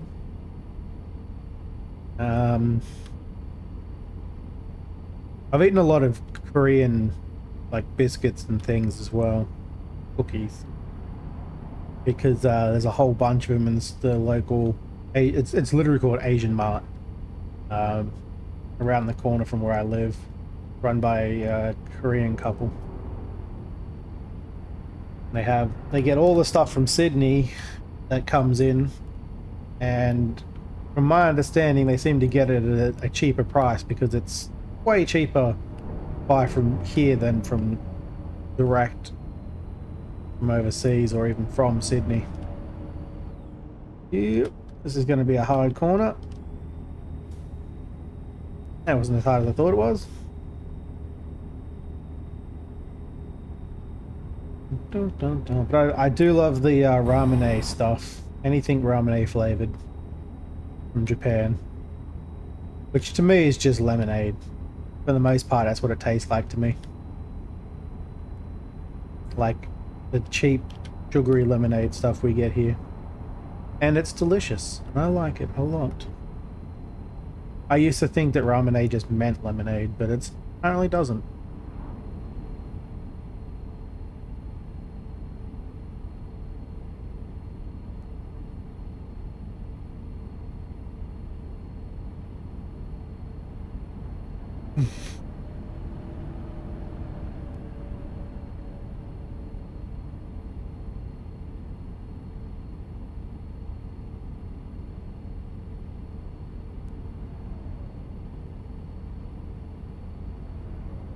You could teleport somewhere just to like a place to eat the food for like an hour, and then you'd be teleported back home. You could only do it to one place. You couldn't leave the building or anything. Is there a place you can think of you'd want to go? Essentially, it could be a restaurant or anything, and you could go there, get the food, and come back like you would never left your house. I mean, there's probably a lot I would want to do that with, but I don't really know which one in particular I'd want to do. I'd say Japan, but then like I could actually go there and have it. I'd probably go with somewhere I wouldn't likely travel because of the expense. Like somewhere in America, or perhaps somewhere I wouldn't mind going to Canada and trying some proper poutine. I mean, we can make that here, but it'd taste different because I don't really know exactly what they use.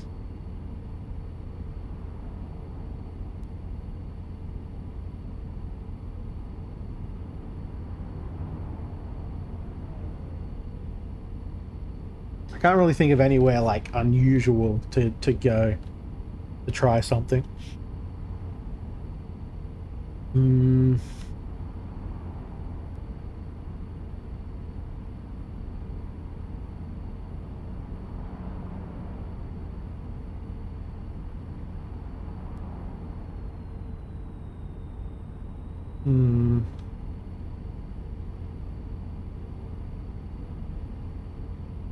It has a castle mansion.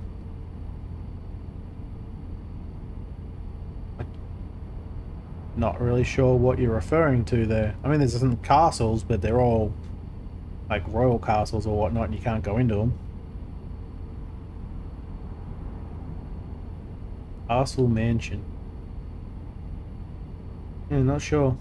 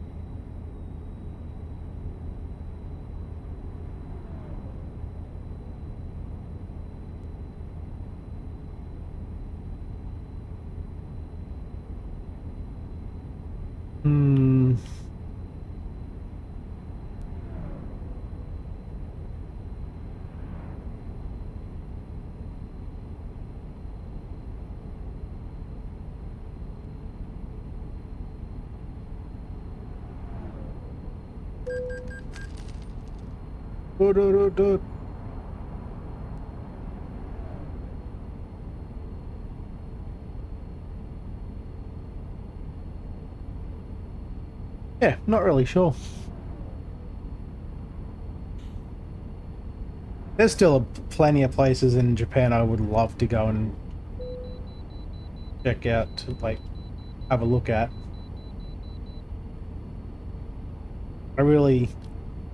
I spent 2 weeks there and I feel like I saw practically nothing. I only went to 4 places, so it's not really all that surprising. 2 of them were cities, though. I did spend a lot of time around the cities. I think that if I went again, other than wanting to spend even longer there, I would want to spend more time traveling around the rural areas, checking out like the smaller towns and whatnot. Go to like small onsens and stuff.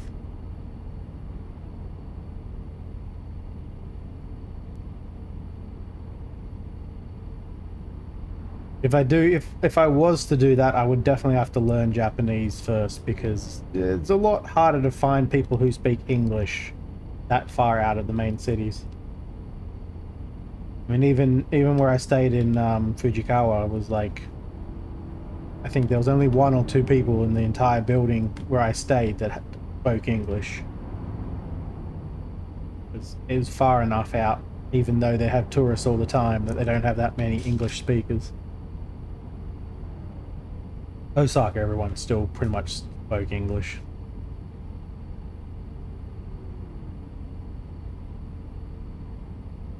Osaka? No, Kyoto. Speaking of. Everyone pretty much spoke English. Of course they did in Osaka City.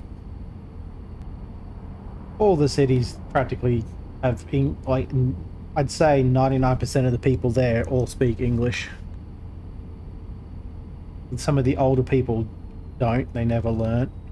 Pretty much anyone that's like probably 50 or younger speaks English though in the cities. Even if they're not fluent, they can understand you and can communicate at the very least. The entire time I was in Japan, in the cities, I think I only ever ran into 2 people who didn't speak English out of everyone that I spoke to. And I obviously ran into a number of people who didn't speak English in Fuji because they didn't, like, most of them didn't speak English. But even Osaka, or even, I keep saying Osaka, even Kyoto, most spoke English. Not that I was there for very long. Anyone I actually spoke to spoke English. Oh wait, no, I did have a very brief conversation, well, attempted a conversation with an older lady there, and she didn't really understand any English. Very nice. Very, very, very friendly attempt to communicate, I will say. She gave it her all, though. She had no idea what I was saying, and I had no idea what she was saying. We kind of got the point across, though, with, you know, gestures and whatnot.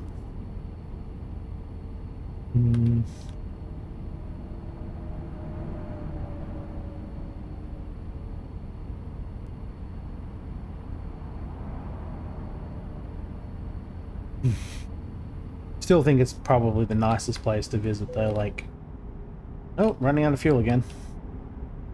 Like, I didn't feel like I had to worry about being robbed or harassed or anything. Or, actually, I take that back. By any of the Japanese people, I didn't feel that way. Any of the foreigners, there was a couple of foreigners that I kind of felt like were looking for a fight or something, and it's just like, guys, come on, do better. I can't say much. I did a terrible job while I was there as well. Ew. I can get to the fuel here, I guess.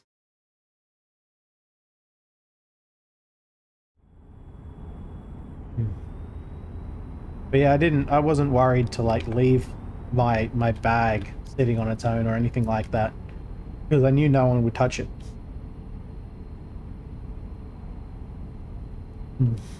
The only downside is that because I spent most of the time in the city,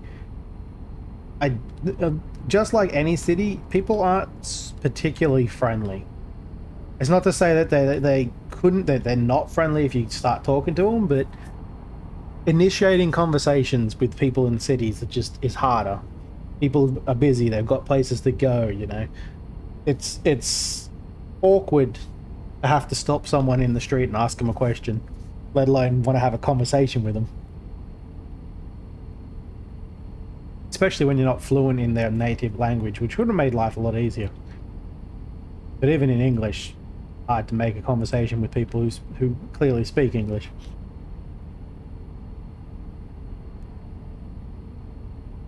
The entire time I was over there, I think I only spoke to one foreigner. That was at a club,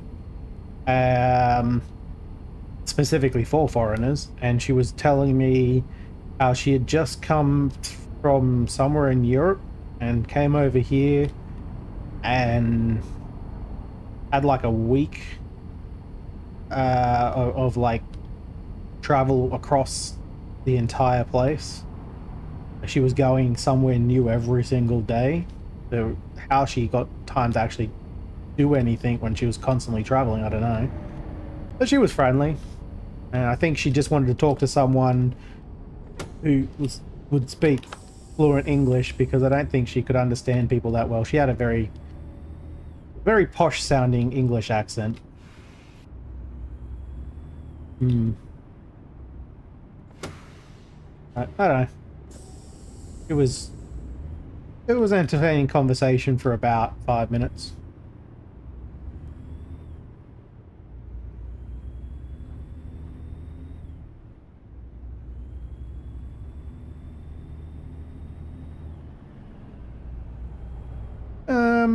Well, no.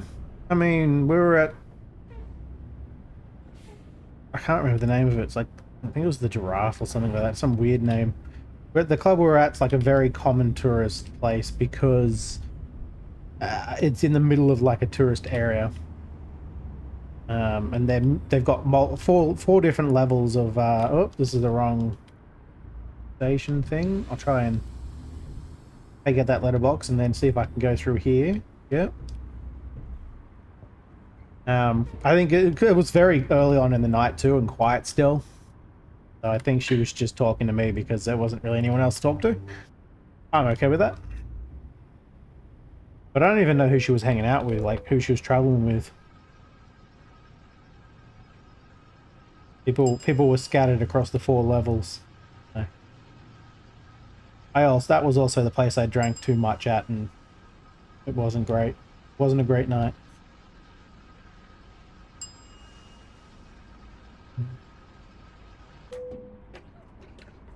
But she was definitely a nice person. I hate to say it, but a good majority of the foreigners in Japan, not friendly.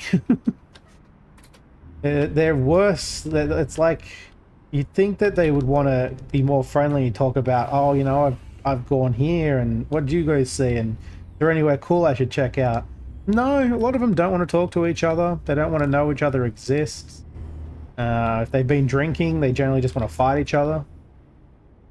So it was nice to have someone who was a fluent English speaker wanting to just have a normal conversation. Their music wasn't like excessively loud either. Over here, you can't really have a conversation with people because it's too loud. I could actually talk to someone at that club. I'm gonna have to look up the name of it. Not that I'll probably go back there. It was okay, but too many bad memories.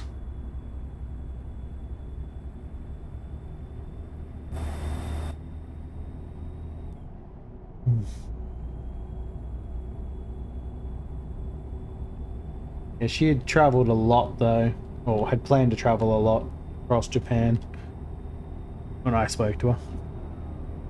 I think she might have been doing like a break from her studies and was traveling for like a year or something. She was traveling around. Japan was just one of the next stops.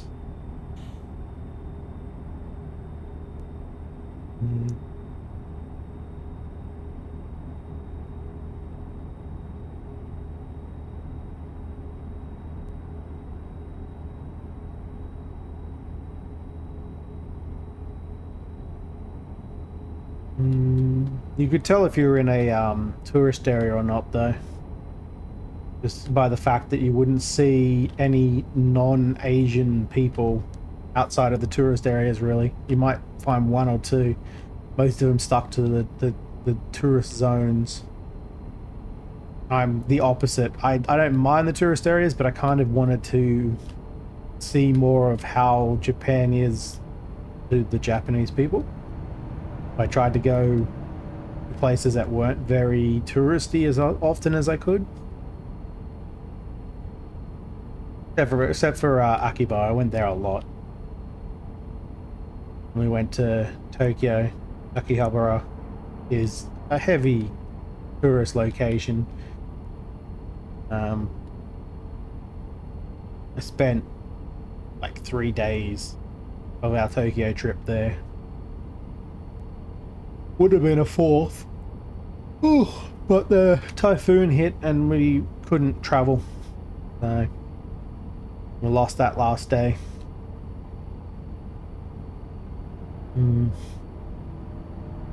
I didn't really need to go a 4th time. For the first 3 times I probably saw everything I wanted to see in Akiba. But I wanted to go to areas just outside of there. I didn't go to the other tourist area. I can't remember its name in Tokyo. It's where a lot of the streamers stream from.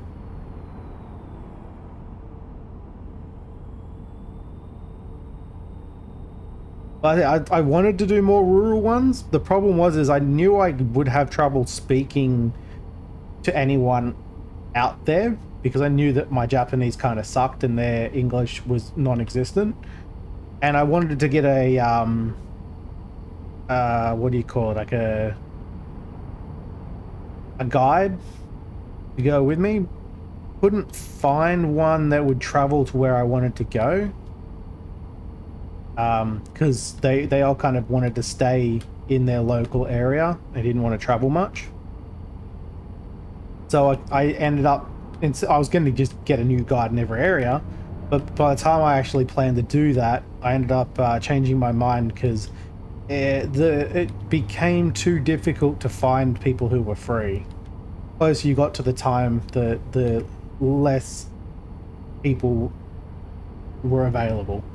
I think some of them just didn't bother to book after a certain amount of time because it wasn't even a really busy travel time and everyone was gone.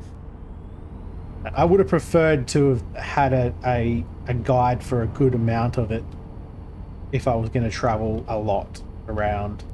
Next time I go, I want to travel a lot, but I would prefer to be fluent enough in the language I don't need a guide. That way I can still have local guides maybe for like the town so that they can point out places to check out, you know, their local favorites and that sort of thing, but not so much someone to help us get around because I'll be able to get around on my own.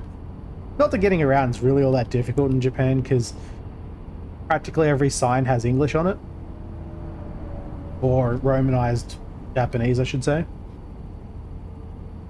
So finding a particular train or whatever isn't difficult. Plus I also had Google Translate. You can always use that to read signs and whatnot. I only had to do that at one train station because I couldn't figure out which place I actually needed to go to. Which I should say I couldn't figure out which side of the tracks I had to be on to go the direction I wanted to go. Because it was a very confusing signage. I had to use Google Translate to figure that out. But I'm absolutely the same. Rural would be great. And I've stated this before, like if I ever had a shit ton of money, I would probably grab a bunch of my online friends, plus any of my actual friends if they want to come, and we'd just go for a trip over to like Japan, because a lot of people I know want to go to Japan. And it would be fun just to travel around, check places out.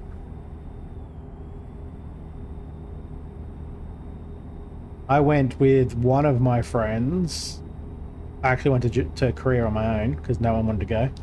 I went with one of my friends to Japan, even though I was supposed to have four people go with me.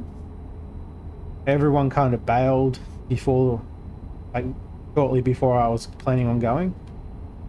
Only one person decided to come with. That would be nice to actually go with a bunch of people. Not that it was a bad thing to go with just one other friend, and half the time we'd travel separately anyway, like we'd go check out our own things. It's just it would be nice to have a experience the place with the people who share the same interests as me. Or as I said before, make a friend, a Japanese friend, and then travel with them too. That'd be cool.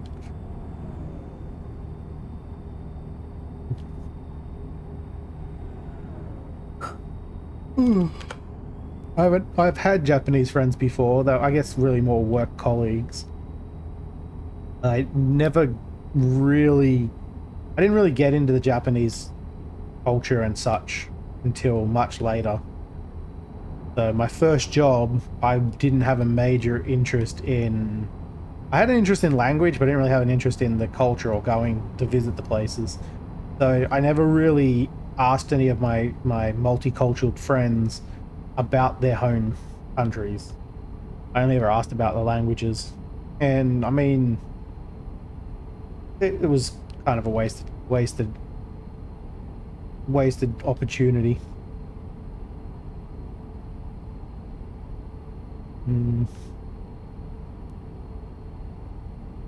Cool. Still have contacts from back then. Grinny.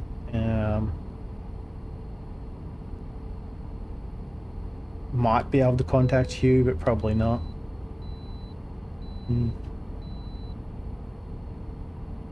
I know the rest are all pretty much moved on. Lorraine went to England. Don't know where the Scottish dude went. Don't know where the German guy went. Thomas. I liked Thomas. He was very friendly, and he put up with my shit a lot, which was great because he was like right next to where I was sitting. My little cubicle. His was within visual distance. Like I could see him from my chair every time, whereas everyone else was blocked. Didn't really stay in contact with any of the graduates from I was in a thing that was called the graduate program for that company. It was just a bunch of us who had just recently graduated. So we were all about the same age, more or less. But after I left the job, well, after I was made redundant because it was financial crisis time, staying in contact with a lot of them was difficult. Some of them I didn't care about; they were jerk-offs. But I would have liked to have stayed friends with Alinda. She was nice. She was from... what's the name of it? Macau. Yeah, she was from Macau. She was over here doing the... like, she'd probably gone back home, but at the time she'd been over here and would have stayed over here longer. Finish up on the graduate program, but I don't know if they continued that after I left or not. Because it cost money and they didn't have money. Bang. Yep. I knew there was no getting out of that. Luckily, just around the corner is a repair store. Because that sucked. Of course, it's 1 mile away from my my finishing point too. If Fane was still here, he'd understand how that's kind of to be expected.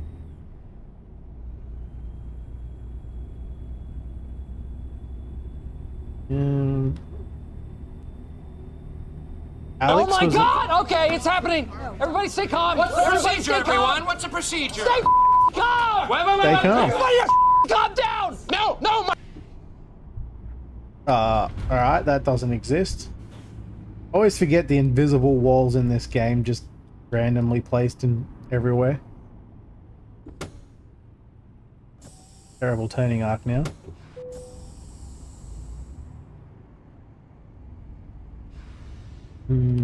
Is that because I'm almost done with it, or because of the crash? I'm not sure which.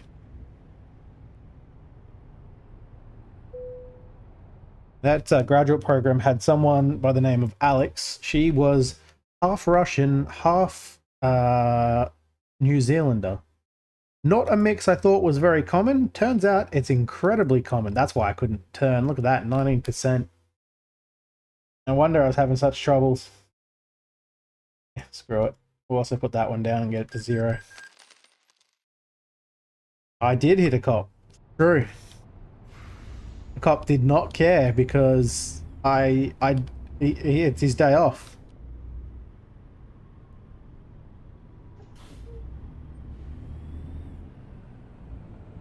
He doesn't pay for the repairs of the car, someone else does. Really? You're gonna do this to me now? You're gonna do this to me, game.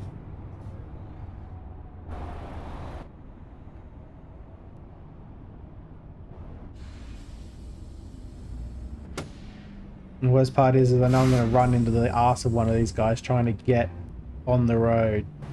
Stop, jackass. Don't you run into me.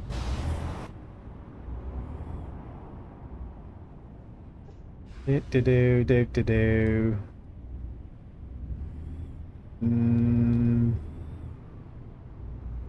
Yeah, I'm gonna cut this guy off. Oh, no I'm not, because there's only there's a 2 lane, but he's taken up both of them. It's fine. Relax, guys, relax. Because that guy goes on the inside lane and flies along. Honestly can't remember anyone else from the graduate program. Just Alinda and Alex. They were both, just because they were both quite friendly to me. There was one guy who reminded me almost exactly of Vince Vaughn. Like he was a spitting image of this guy, and sounded like him too. Which is I honestly thought it was him for a while there. How's it going, Aussie? Not too bad though. I think you may have just caught the end of my stream because I'm just about thinking about calling it. Been 6 hours and I've got to get something for dinner. I was going to stream later, but then I realized I didn't eat anything for lunch or breakfast today, so it's probably a good idea I eat something.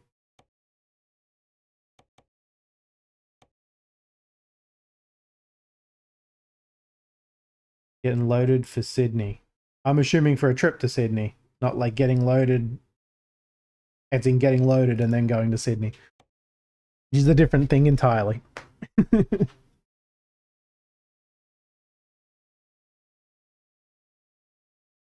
Like loading up something for a trip to Sydney, I'm assuming.